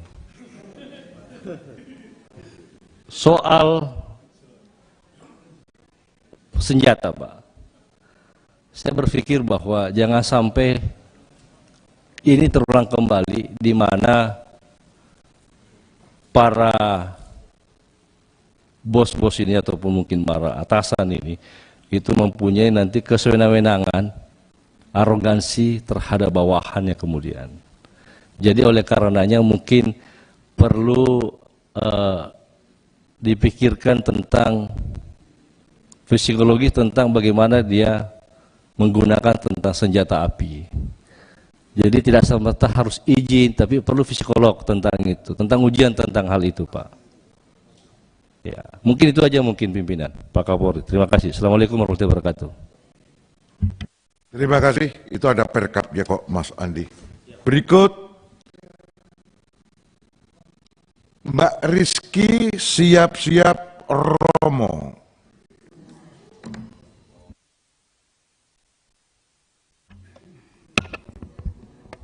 Terima kasih pimpinan. Sedikit revisi pimpinan, Rizka pimpinan. Assalamualaikum warahmatullahi wabarakatuh. Oh iya Rizka. Selamat sore, salam sejahtera untuk kita semua. Yang saya hormati pimpinan Komisi 3 beserta seluruh rekan-rekan dari Komisi 3. Yang saya hormati Bapak Kapolri, Pak Wakapolri beserta seluruh jajarannya. Yang saya hormati juga telah hadir dari awal mungkin rekan-rekan dari media dan seluruh masyarakat Indonesia. Belum munculnya motif dari pembunuhan Brigadir J, Pak Kapolri, ini membuat spekulasi masyarakat yang begitu luas dan menjadi bola liar. Mungkin kita flashback ke awal, Pak. Di pertama, adanya pelecehan, Pak, yang semua masyarakat Indonesia terkena pranknya begitu, Pak. Lalu muncul lagi terkait cinta segi empat, Pak, atau ada lagi muncul LGBT, lalu berlabuh ke kasus perjudian, dan mungkin bahkan sampai kasus KM50 dipertanyakan kembali, Pak. Di sini saya ingin selaku anggota DPR, Pak, mewakili masyarakat Indonesia, Pak, ingin kejelasan motif yang sesungguhnya diberikan kepada masyarakat untuk di-statementkan oleh Bapak Kapolri, Pak. Publik sangat wajar berspekulasi, dikarenakan belum ada motif yang jelas, Pak.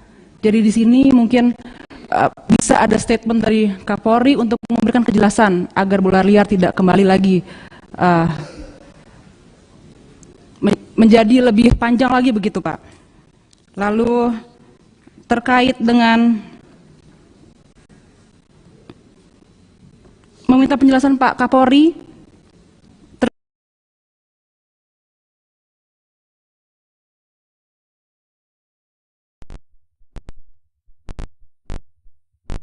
sebelahnya Polri, Pak.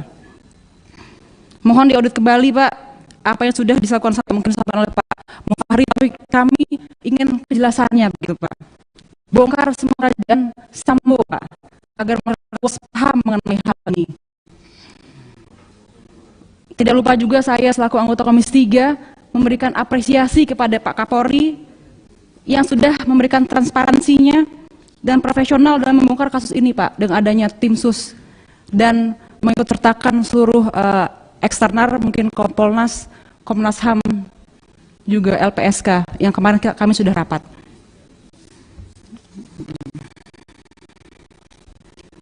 Lalu saya ingin menanyakan juga, Pak, terkait adanya isu yang liar yang sudah ada di publik, Pak, terkait masalah diagram aliran setoran dana perjudian, Pak. Mungkin ada 3 diagram yang saya sendiri juga tidak paham itu, Pak. Apakah itu betul atau tidak begitu, Pak? Ditemukan di bunker di bawah rumah Sambo sebesar 900 miliar, Pak. Kami minta untuk penjelasan kepada publik begitu, Pak, agar ini tidak menjadi ambigu begitu, Pak. Saya Komisi 3 akan terus menanyakan, Pak, mengawal Bapak Kapolri dengan mengembalikan kembali, Pak, nama baik Kapolri, Pak.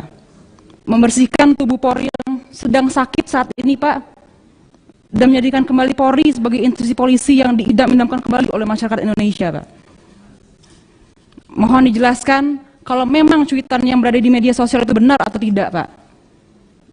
Apakah benar terkait pelecehan seksual, perjudian, ataupun narkoba? Publik hanya ingin kejelasannya, Pak. Karena jujur saja, ini seperti film series nih, Pak, yang kita juga butuh endingnya nih, Pak. Mungkin dengan ending yang terang, jawaban dari ketegasan Pak Kapolri untuk memberantas habis masalah ini. Yang terakhir juga, Pak, saya juga mendengar info terkait aliran dana pada tanggal 11 Juli, Pak, ke rekening almarhum Brigadir J, ke rekening tersangka, Pak. Bagaimana tanggapan Pak Kapolri? Dan juga saya ingin menanyakan terakhir, Pak, apakah Bapak Kapolri sudah bekerjasama dengan PPATK mengenai aliran dana tersangka Sambo beserta beberapa tersangka lainnya, Pak? Mungkin nggak banyak lagi yang saya akan tanyakan, Pak. Saya akhiri juga dengan pantun, izin pimpinan.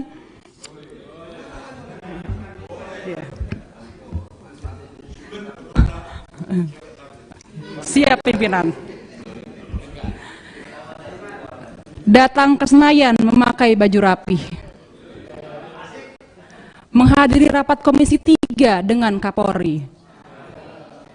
Masyarakat ingin Polri yang jujur dan bersih, agar masyarakat kembali percaya dengan cara presisi.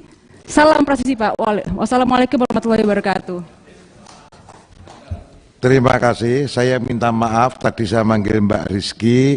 Nama yang benar adalah Siti Nuriska Putri Jaya SHMH. Mohon kesalahan dimaafkan. Ya. Berikut Romo, kami persilahkan untuk siap-siap Habib. Ya. Terima kasih pimpinan dan anggota Komisi 3 yang saya hormati, Pak Kapolri, Pak Wakapolri, PJU dan seluruh jajaran yang saya hormati. Bismillahirrahmanirrahim. Ta'awanu 'alal birri wat taqwa wa la ta'awanu 'alal itsmi wal 'udwan. Al-Baqarah. Maaf. Kata Allah, bertolong-tolonganlah kamu dalam kebaikan dan takwa, dan jangan kamu bertolong-tolongan dalam kejahatan dan dosa. Pak Kapolri, saya langsung poin saja karena sudah sore ya Pak Kapolri, dan kita salut nih Pak Kapolri masih nampak semangat dan lebih sering senyum ketimbang merengut. Ini luar biasa. Pertama, saya ingin memastikan bahwa apa yang sedang dilakukan oleh jajaran kepolisian ini adalah pure penegakan hukum. Kenapa? Karena meskipun kita berterima kasih kepada Presiden yang konon sampai 4 kali memberikan instruksi untuk membuka kasus ini secara transparan apa adanya, plus desakan publik yang luar biasa, justru itu menjadi kekhawatiran kita apabila yang dikerjakan saat ini oleh jajaran kepolisian dengan sebab apa yang disampaikan Presiden dan desakan publik. Karena tupoksi kepolisian itu bukan desakan publik, bukan pula perintah presiden, tetapi adalah amanat dari undang-undang. Dalam hal ini Undang-Undang Nomor 2 Tahun 2002. Kalau ini tidak bisa dengan berwibawa ditegakkan oleh jajaran kepolisian, kita khawatir inilah celah yang sesungguhnya selama ini dipakai untuk masuknya pesanan-pesanan sehingga independensi kepolisian itu tidak lagi bisa ditegakkan. Indikasinya saya melihat bahkan ada artikel hati-hati pembalasan Sambo. Bahwa kesulitan pembuktian, dikatakan adanya gangguan dalam pembuktian, ini kan indikasi-indikasi bahwa ada persoalan dalam mengungkap kasus terbunuhnya saudara tercinta kita Joshua. Istilah tadi Panjaitan 13, biarlah bintang jatuh karena besok ada satu bintang terang, Pak Sigit. Saya setuju itu. Tapi saya mungkin ingin mengatakan, terjadi perang bintang. Star Wars. Ya. Karena itu, kita ingin ketegasan dari Pak Kapolri ke depan terhadap indikasi-indikasi ini, apa program yang jelas sehingga apapun yang dilakukan oleh jajaran kepolisian benar-benar sesuai tupoksi yang diamanatkan oleh undang-undang, bukan desakan presiden, bukan desakan publik. Apalagi ada statement Pak Kapolri yang mendapat apresiasi, buang kepala busuknya, copot Kapolda, copot Kapolres yang terlibat kejahatan. Pertanyaannya, ini nunggu desakan atau memang sebuah program yang harus dilaksanakan meski tidak ada desakan? Kami berharap yang kedua. Itu yang saya maksud dengan pure penegakan hukum. Kemudian yang kedua, tentang pembubaran Satgasus Merah Putih. Tadi senior saya di Komisi 3, kalau di umur senior saya lebih senior, tapi di Komisi 3 dia senior saya. Karena itu saya untuk membahas ini pun tanya dia dulu, masih boleh atau tidak? Yang menjadi pertanyaan publik, ini yang dibubarkan pengurus dari Satgasusnya atau pencabutan SK, tidak akan ada lagi Satgasus di tubuh kepolisian. Saya kira ini perlu tegas. Kalau keinginan publik, tidak perlu ada lagi Satgasus apapun namanya itu. Karena terbukti lebih besar mudaratnya ketimbang manfaatnya. Kemudian perlu ada audit juga. Tadi saya tanya ke Pak Mulfahri, kenapa tidak bisa kita minta audit the money? Karena uangnya nggak jelas. Istilah kami di Medan, rezeki hantu dimakan setan. Tapi saya kira itu kan digunakan. Itu kan digunakan. Saya kira itu masih perlu ada audit. Untuk mengetahui uangnya dari mana. Berasal dari bisnis apa. Kemudian audit program. Ya, audit program. Ada rumors, ya, mobil yang berada di KM 50 itu terindikasi. Hari ini mobil yang ada dalam peristiwa tertembaknya saudara kita tercinta Joshua. Dan misteri di KM 50 itu saya kira lebih hebat ketimbang misteri kematian Brigadir Joshua. CCTV rusak tapi nggak ada penjelasan. Lokasi dihilangkan, sekarang saya lihat kemarin udah di beko semuanya. Ini semuanya penghilangan alat bukti, saya kira ini sesuatu yang bertentangan dengan tata cara penanganan kasus di tubuh kepolisian. Mungkin dengan audit program ini, kita masih bisa melihat benang merah dari Satgasus ini dengan peristiwa di kilometer 50 itu. Yang ketiga, yang terakhir, luar biasa tadi statement Pak Kapolri yang diamini oleh kawan-kawan Komisi 3 tentang reformasi di tubuh kepolisian. Pak Kapolri, dari tadi Bapak dan sampai sekarang Bapak mendapat dukungan. Artinya tidak ada kekhawatiran Bapak melakukan tindakan hukum sesuai aturan, karena kami semua mendukung Bapak. Saya cuma ingin menyampaikan bahwa reformasi di tubuh polisi itu sudah dimulai dengan TAP MPR nomor 6 tahun 2000. Pertama, pemisahan TNI dengan Polri. Karena ketika Polri bergabung dengan TNI dengan nama ABRI, terkesan polisi itu juga seperti tentara. Ini menjadi rancu, maka dipisahkan.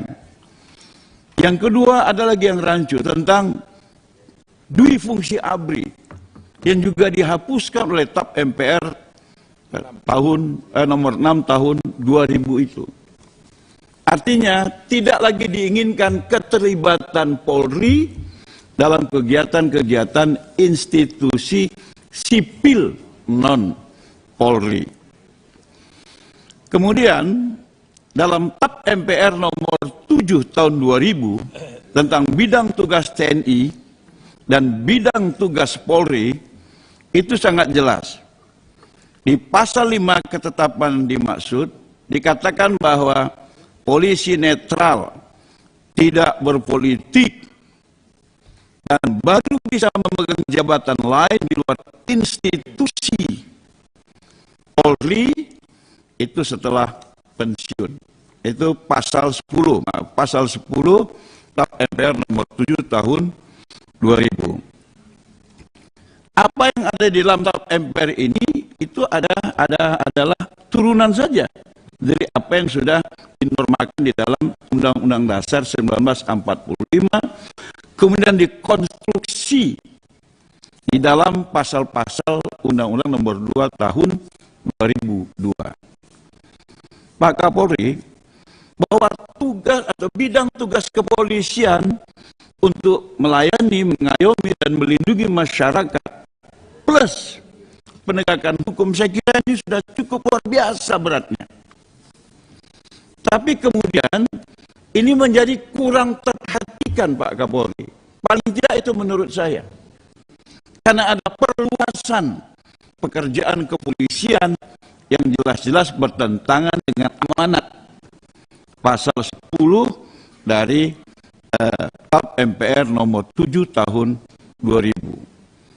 Di luar ada istilah NKRI itu menjadi Negara Kepolisian Republik Indonesia. Ada lagi istilah parpol.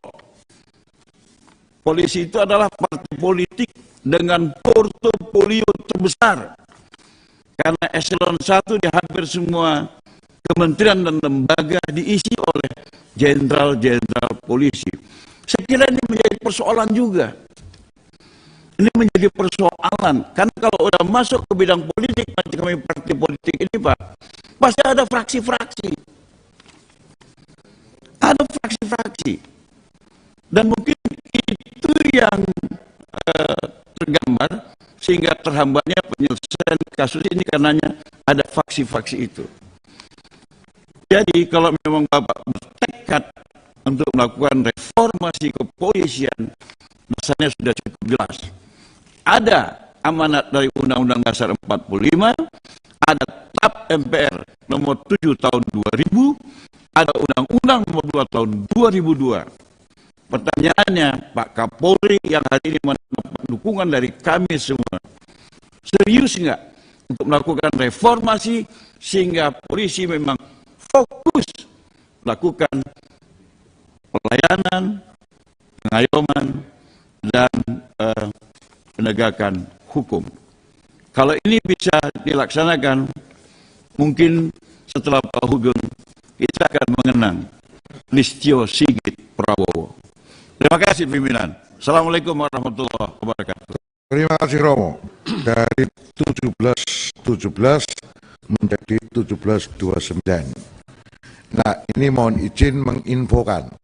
Sholat maghrib dilaksanakan 18.00 sampai 18.45. Masih ada 2 penanya senior semua. Yang satu Habib, Sekjen PKS, yang satu lagi Pak Dimyati. Sekjennya yang disebut. Sekjen juga ya? Jadi ini kita atur aja dulu ya. Yo. Tolong ini dibatasi supaya pada saat jam 6 sudah selesai pertanyaan. Oke. Yes, silakan Pak Habib.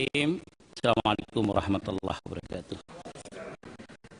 Pertama, puji syukur hatillahi Rabbi, kita berjumpa dari pagi sampai sore pada bersabar semua. Pak Kapolri mukanya tetap fresh dan segar. Para pejabat utama juga fresh, yang di belakang-belakang segar. Pak, ngantuk-ngantuk masih ada kopi dan makanan Pak, jangan kaku-kaku. Ya. Selanjutnya, memang memancing ikan dapatnya teri Pak. Teri dimakan dengan asinan. Senangnya pagi ini sampai sore bisa ketemu Kapolri. Karena sudah banyak wartawan dan anggota yang menunggu jawaban. Oke.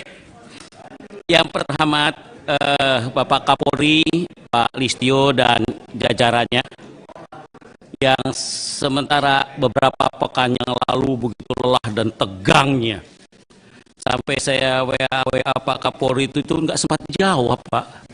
Saya maklumi itu Pak. Harus malu. Harus malu, Tetapi saya akhirnya karena nggak dapat, saya keliling Pak. Saya keliling ke Waka, ke telepon-telepon Kabai. Sebenarnya saya nggak mau di media munculnya. Saya mau main face to face sebagai anggota senior. Wah. Pertama, izinkan saya Pak, ya, menyampaikan keprihatinan yang dalam atas terjadinya perkara pembunuhan terhadap Brigadir J. Ya. Satu perkara ini ternyata melibatkan puluhan orang dan beberapa jenjang dan kepangkatan di tubuh institusi Polri, Pak. Bukan main ini cerita ini. Jadi saya sadar sekali kalau bapak-bapak di atas lambat ngambil keputusan karena memang terlalu dekat dan terlalu inti pemainnya. Itu saya lihat. Saya ngikuti Pak detik per detiknya Pak. Saya ikuti benar dan saya dialog benar dan saya paham bagaimana situasinya. Oleh karena itu saya merasakan ruh ini. Dan saya bangga dengan segala ketegangan yang ada. Kapolri nampaknya punya chemistry yang sama dengan Presiden dan Presiden punya chemistry yang besar. Ini jarang-jarang ini. Mungkin bisa jadi Kapolri pada saat itu kalau kata masih bingung harus apa ini ambil keputusan dengan situasi seberat ini. Tapi ternyata Presiden kita membackup dengan penuh. 1 kali, 2 kali, 3 kali, 4 kali. Malam itu diputuskan dengan indah Pak. Dan saya tidak pernah berhenti, langsung saya kasih apresiasi di media. Cuma saya apresiasi dulu sifatnya. Yang kritik buat saya melelahkan. Kritik dari saya 2 mata saja. Ya. Selanjutnya Pak, peristiwa Presiden dengan memberikan semangat begini ini, kadang-kadang kita teringat Pak. Kenapa peristiwa J saja yang terperhatikan? Yang kemarin tuh KM 50 tuh gimana? Jangan-jangan sama lagi. Jangan-jangan ulama-ulama saya di Kalimantan dapil saya Pak. Pasti tahu ya dapil saya dari mulai dari Tabalong sampai Batola. Banyak ulama besar di sana. Tiap saya ketemu nanya itu. Saya jawab itu Polri Pak yang bisa jawab, saya bilang. Saya sebagai anggota nggak punya data apa-apa. Paling bisa bertanya dan bertanya. Jadi kalau memang Presiden ada kesempatan membuka KM 50 dengan cara bagaimana Tuan Novum baru, ya boleh-boleh aja lah. Kita lihat nanti. Semoga bisa terperhatikan juga. Ya. Kasihan Pak, ulama-ulama pada nanya, ini 1 aja ribut begini, yang 6 dicuekin aja. Sama nggak dia sama manusianya? Sama. Kalau kasusnya hampir sama, gaya-gaya tembak-menembaknya di CCTV diulang, sama. modelnya. Ya, moga-moga ulama Kalimantan Selatan mendengar, sudah saya sampaikan. Ya. Jangan lupa Pak, pilih saya lagi nanti kesempatan akan datang. Pak Agung paham benar tuh Kalimantan Selatan ya, Gong. Jenderal kita. Oke. Pak Kapolri yang terhormat, HUT RI yang ke-77 seharusnya kita dapat membanggakan hasil kerja Polri, Pak. Pak, Bapak ini lagi cakep-cakepnya mulai dari COVID, Pak.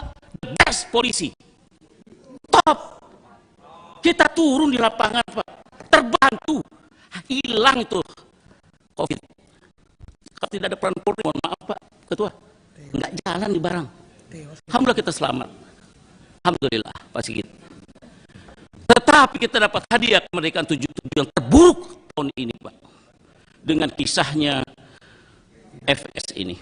Ya. Jadi kado pahit lah untuk masyarakat dalam merayakan kemerdekaan. Sungguh pun harus joget-joget. Susah payah joget itu.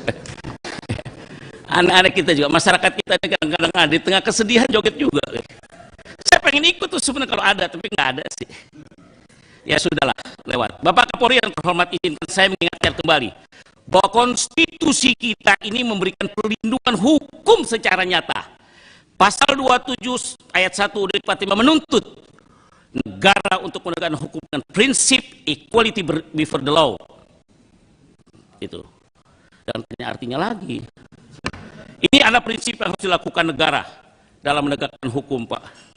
Bahkan dalam ada gium hukum yang kita kenal istilah, ini yang sering dipakai Adis ya, bajunya itu. Suka ada kalimat di samping-samping sini. Ya. Kalimatnya juga mengerikan itu. Baca juga sulit itu. Fiat justitia fat kailum. Waduh. Saya suruh lagi nggak bisa tuh, Pak. Ya. Jadi bahkan dalam ada gium hukum itu kita kenal istilah tegaklah hukum walau langit akan runtuh. Wah.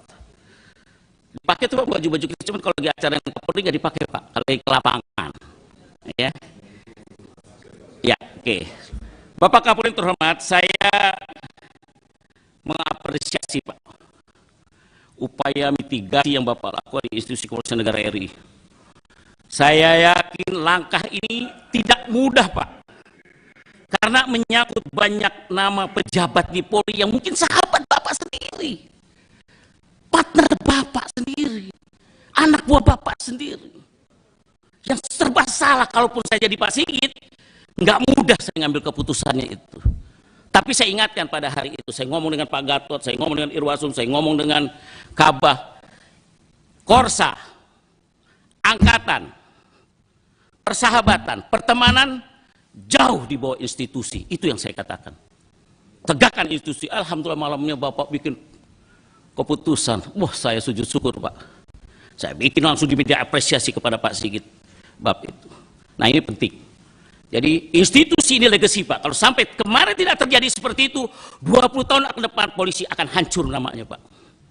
Tapi berkat kemarin, chemistry Presiden, Kapolri dan jajaran para pejabat utama, alhamdulillah selesai. Kalau nggak begini belum tentu nih Pak, hancur Pak.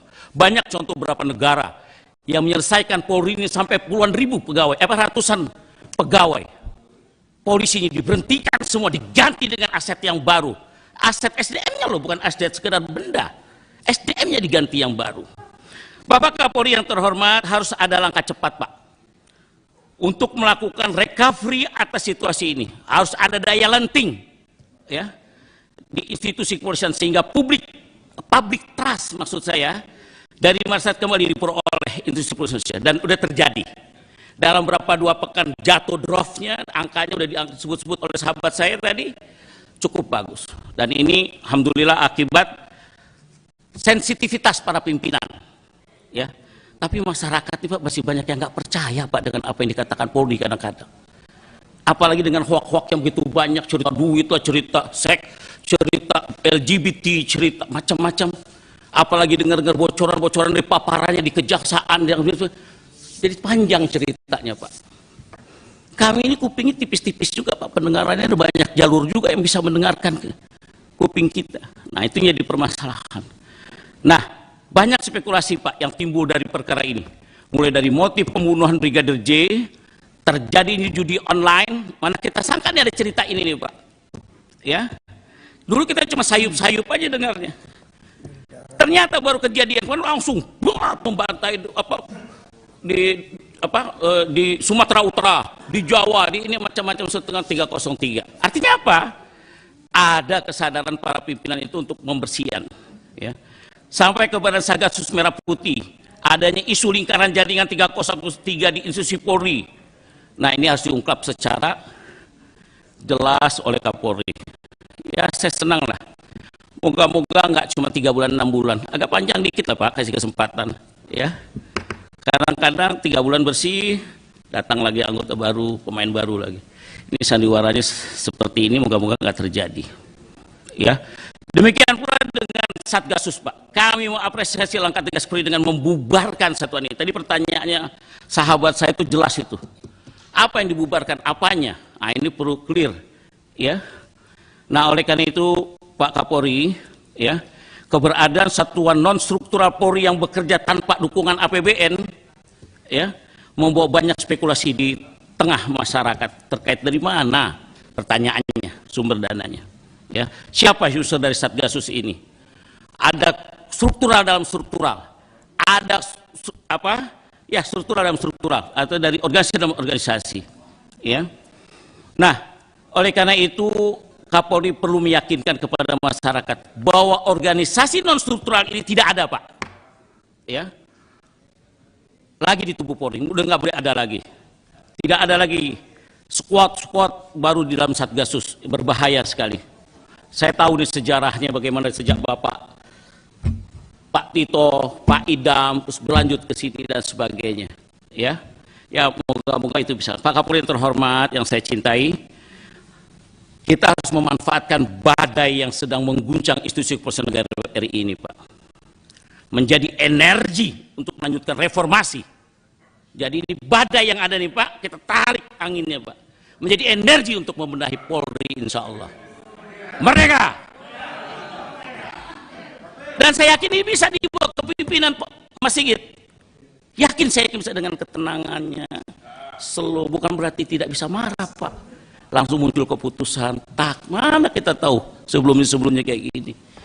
Yang begini perlu diperbanyak nih Pak. Ya, apalagi sahabatnya Pak Agus, Pak ini, Pak Dovir, Pak Gatot, oh satu lagi komandan perang, Pak Anang, ngeri nih. Jadi staf ini Bapak ini berkelas semua Pak. Ada yang berani ngambil tegas, kalau enggak saya mengundurkan diri. Oh itu cakep, itu berkelas. Pak siapa, udah semua mantap-mantap ya. Nah, oleh karena itu Pak, saya melihat ya, energi ini untuk melanjutkan reformasi Pak di dalam tubuh Polri. Jika seluruh penanganan perkara ya Brigadir J dilakukan tegak lurus saja, ya, dimitigasi dampaknya secara baik dan struktur, Polri memiliki daya lanting yang kuat, insya Allah Polri akan semakin baik tumbuh kembangnya untuk 20 tahun ke depan Pak, saya yakin itu Pak. Apalagi Bapak muncul di situasi persiapan politik Pak, orang lupa Pak persiapan Pilek Presiden, sampai lupa tiap hari sambo aja. Di jalan tuh Pak, sambo, orang paling nggak lihat polisi sambo ini. Apa urusannya? Sampai kota sambo di Medan keluar tuh kota sambo. Ada aja tuh yang aneh. Ya. Jalan tol sambo. Ada jalan tol sambo, ada desa sambo. Nanti kita punya anak namanya banyak yang bikin nama sambo Pak. Ya. Baik Kapolri yang terhormat, yang kemudian menjadi pertanyaan Pak. Satu, sudahkah ada rancangan mitigasi Pak? Ya. Risiko atas dampak yang timbul dari perkara Brigadir J ini, khususnya dalam upaya menjaga public trust. Selain itu, sudah adakah penguatan daya lenting organisasi Polri? Itu pertama. Yang kedua, bagaimana Pak SDM yang ada bisa diajak untuk bangkit pasca tanpa kasus Brigadir J? Pak, sekarang ini polisi banyak yang nggak nyaman Pak. Sesama polisi ada yang mendoakan, biarin aja tuh, hilang tuh angkatan. Saya ketemu gitu Pak. Hajar aja Bib, hajar Bib. Sesama polisi itu Pak. Tapi ada yang ngomong, Bib kesempatan bersihkan Bib. Ente tanggung jawab komisi, ditanya sama Tuhan ente. Tanya mau kalau ente di komisi 3 nggak bisa bicara. Ah, kita kira-kira kayak gitulah. Ini momentum kesempatan. Dan saya ketemu sahabat saya, Pak Listio, Pak Agus, Pak ini semua lah, Pak Gatot. Ini enak untuk dialog. Jarang-jarang saya dapat kayak begini. Kadang-kadang bukan hanya dialog, saja bisa dapat air minum yang dingin gitu kan, enak gitu kan. Fresh kita. Nah, selanjutnya bagaimana Pak SDM yang bisa diajak untuk bangkit pasca ini? Artinya Kapolri perlu memilah dan memilih orang yang tepat, Pak. Sehingga seluruh proses hukum bisa dilakukan secara tegak. Ya. Maksudnya tegak lurus pastinya. Dengan penempatan personil yang berintegritas, jujur, ya, disiplin dan memiliki monoloyalitas, Pak. Akan dapat diajak untuk menguatkan daya lenting Polri. Saya pikir Pak Ketua, nggak apa-apa bertambah waktu, punya tanggung jawab. Cukuplah rasanya saya, ya. Dan kita bayar biasa, ya. Rasa ini yang dapat saya sampaikan Pak Kapolri. Mohon maaf kalau bahasa saya agak saking cintanya Pak sama Bapak, Pak. Iya. Maksudnya Kapolrinya gitu, Pak Anang jangan kaget-kaget nanti Pak Anang ketawa-tawa. Oke. Pak Taufir, selamat sukses membuka peta-peta lapangannya. Pak Agung, Pak Taufiri, ya, Pak Taufiri. Ya, Pak Gatot, saya datang pagi Pak, sama pikirannya dengan saya. Waduh cocok saya. Pak Agus juga sama. Jadi saya merasa selevel sama bintang 3, Pak. Terasa gitu. Cuman karena Pak Sigit lagi sedang tidak mau diganggu dulu dia, ya. Pergi ke pasar membeli bayam. Jangan lupa sekalian membeli tomat. Jangan biarkan perkara Brigadir membuat Polri tenggelam. Polri bangkit tetap melayani dan mengayomi masyarakat. Merdeka! Terima kasih.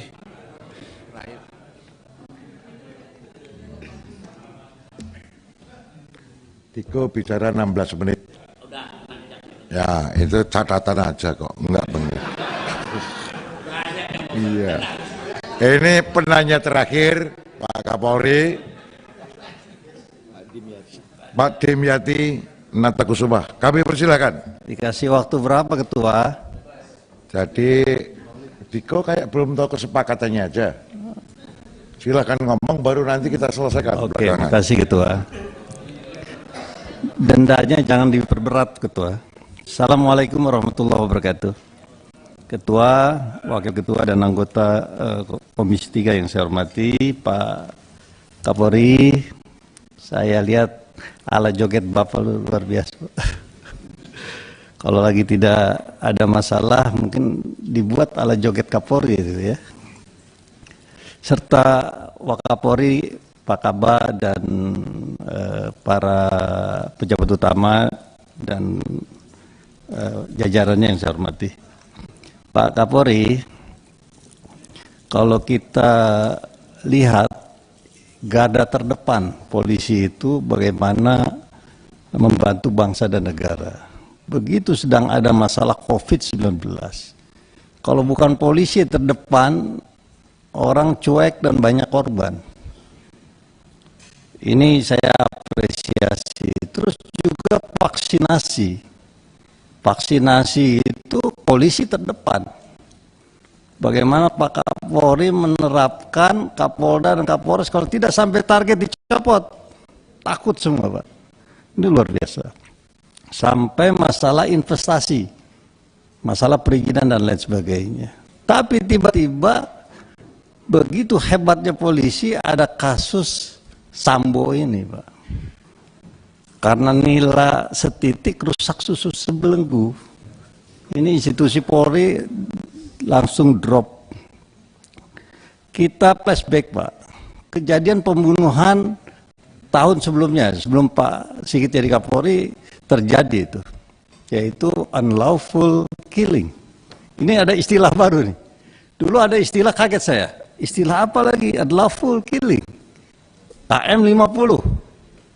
Yang sudah kita lihat bagaimana persoalan itu terjadi pembunuhan yang dilakukan oleh petugas. Sekarang ada artikel baru lagi, yaitu obstruction of justice. Itu luar biasa. Ada istilah-istilah baru yang muncul yang menjadi pemikiran kita bahwa terjadilah rekayasa, atau menghalang-halangi penyidikan. Itu adalah obstruction of justice. Nah, ini yang kita minta, hal-hal seperti ini jangan sampai terjadi lagi. Ini persoalannya di mana? Polisi, Pak Kapolri, polisi itu basarutlah basari. Manusia bukan manusia biasa berdasarkan undang-undang.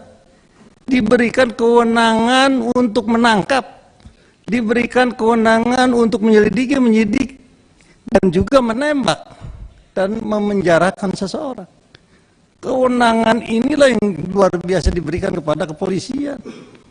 Tapi kalau tidak dibarengi dengan intelligence question, kecerdasan intelektual atau emotional question, maka main tembak aja itu yang terjadi. Maka unlawful killing akan terus terjadi oleh petugas anak buah Bapak itu. Punya Kapolrinya humanis, baik, persoalannya ini kan udah mendarah daging. Tidak gampang memang mereformasi birokrasi. Nah, tugasnya Wahyu Widada ini. Wahyu Widada orang psikologi dan ahli di bidang ini. Nah, inilah bantu Kapolri untuk bagaimana mereformasi bersih-bersih, Pak, jajaran kepolisian. Saya yakin ke depannya akan renaissance. Renaissance itu adalah lahir kembali polisi yang bagus, yang baik. Ini waktunya, Pak. Mungkin momen Bapak untuk bersih-bersih sekarang waktunya. Karena kejadian Sambo ini ada hikmahnya, ambil hikmahnya. Tapi itu tadi harus diusut secara total, Pak. Problem negara ini adalah karena 3 kaki. Sehingga sendi-sendi perekonomian negara, masalah-masalah negara, masalah keuangan negara, kerugian negara, karena 3 kaki ini. Dan ini terbuka karena Sambo. Ada Satgasus, merah putih, dan lain sebagainya. Coba kalau kita lihat, siapa 3 kaki itu? Satu adalah white collar crime. Dia berdasi, bos besar, cukong, mafia judi, dan lain sebagainya. Terus siapa lagi? Kaki kedua, birokrasinya. Yang ketiga, oknum APH-nya. Kalau APH-nya polisinya tajam, nggak berani itu 2 orang itu. Si penjahat-penjahat itu nggak akan berani bermain-main. Maka ke depan Pak Kapolri, dengan hikmah Sambo ini, bersihkan daerah-daerah itu dari narkoba, Pak. Judi. Bapak targetkan untuk Kapolda, Kapolres. Ada judi di tempatmu, tak copot.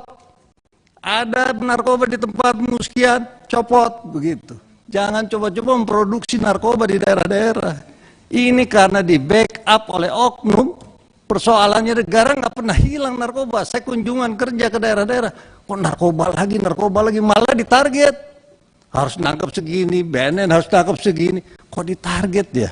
Yang tertangkap ya cecere-cecere itu, bos-bos besar. Kita tahulah bos-bos besar itu dia.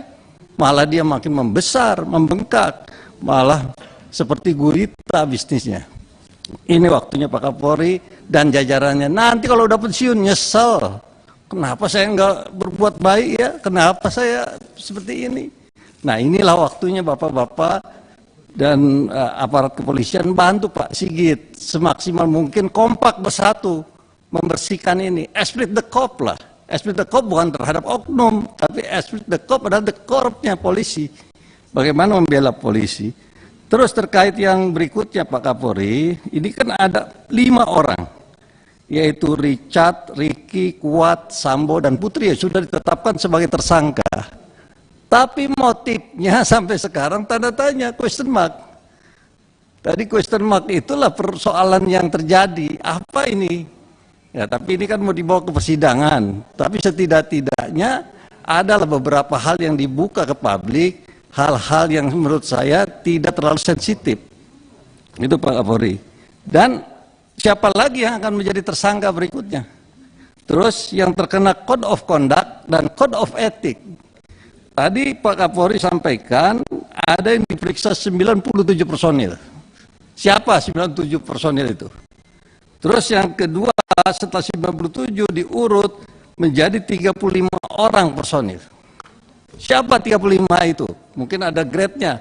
97, wah ini akhir. 35 Sekarang yang ditahan khusus adalah 16. Siapa yang 16 orang itu? Dan siapa lagi yang akan terjadi yang melanggar Code of Ethics atau Code of Conduct? Bersih-bersih Pak, gak usah takut Pak. Kalau menurut saya, apalagi sudah di backup oleh Pak Presiden. Nah ini waktunya reformasi birokrasi dan juga rekrutmen. Saya lihat banyak polisi yang baik Pak, banyak polisi yang bagus. 95% saya yakin polisi itu baik-baik Pak, bagus-bagus. Hanya mungkin oknum-oknum saja yang merusak citra nama baik kepolisian. Nah itulah beberapa hal yang saya sampaikan Pak Kapolri, dan mudah-mudahan ke depan bagaimana dibangun tadi emotional quotient, kecerdasan emosional dibangun Pak, dengan teknik apa, dengan teknik ya Bapak lakukan outbound atau pelatihan-pelatihan supaya mereka polisi-polisi itu betul-betul memiliki iman dan takwa, sehingga spiritual quotient-nya, kecerdasan spiritualnya terbangun. Itu yang harus dibangun bersama-sama. Mungkin itu pimpinan, karena sudah jam 6 maghrib, saya yakin di TV udah maghrib ini. Mohon maaf, wassalamualaikum warahmatullahi wabarakatuh. Terima kasih Pak Dimyati Natakusuma. Rekan-rekan sekalian, Pak Kapolri dan beserta seluruh jajaran, pertanyaan sudah berakhir. Pendapat anggota Dewan sudah berakhir. Jadi sudah di-close. Kita tinggal menunggu satu sisi dari Pak Kapolri. Hanya saja ini jam sudah menunjukkan pukul 17.55. 5 menit lagi masuk sholat maghrib sampai dengan 18.45 itu waktu maghribnya. Apakah bisa kita tunda sampai 18.45 atau jam 19? Pak Kapolri, kita tunda sampai jam 19 ya? Yakin? Ya. Pimpinan. Sampai 21. Pimpinan. Kita mulai lagi jam 19 mendengarkan Pak Kapolri memberikan jawaban-jawabannya dan pendapat-pendapatnya atas pendapat kita, atas pertanyaan kita. Oke? Jadi, clear ya? Mohon izin Pak Kapolri beserta seluruh jajaran, sekali lagi kita mohon maaf, rapat kita skor sampai jam 7 malam.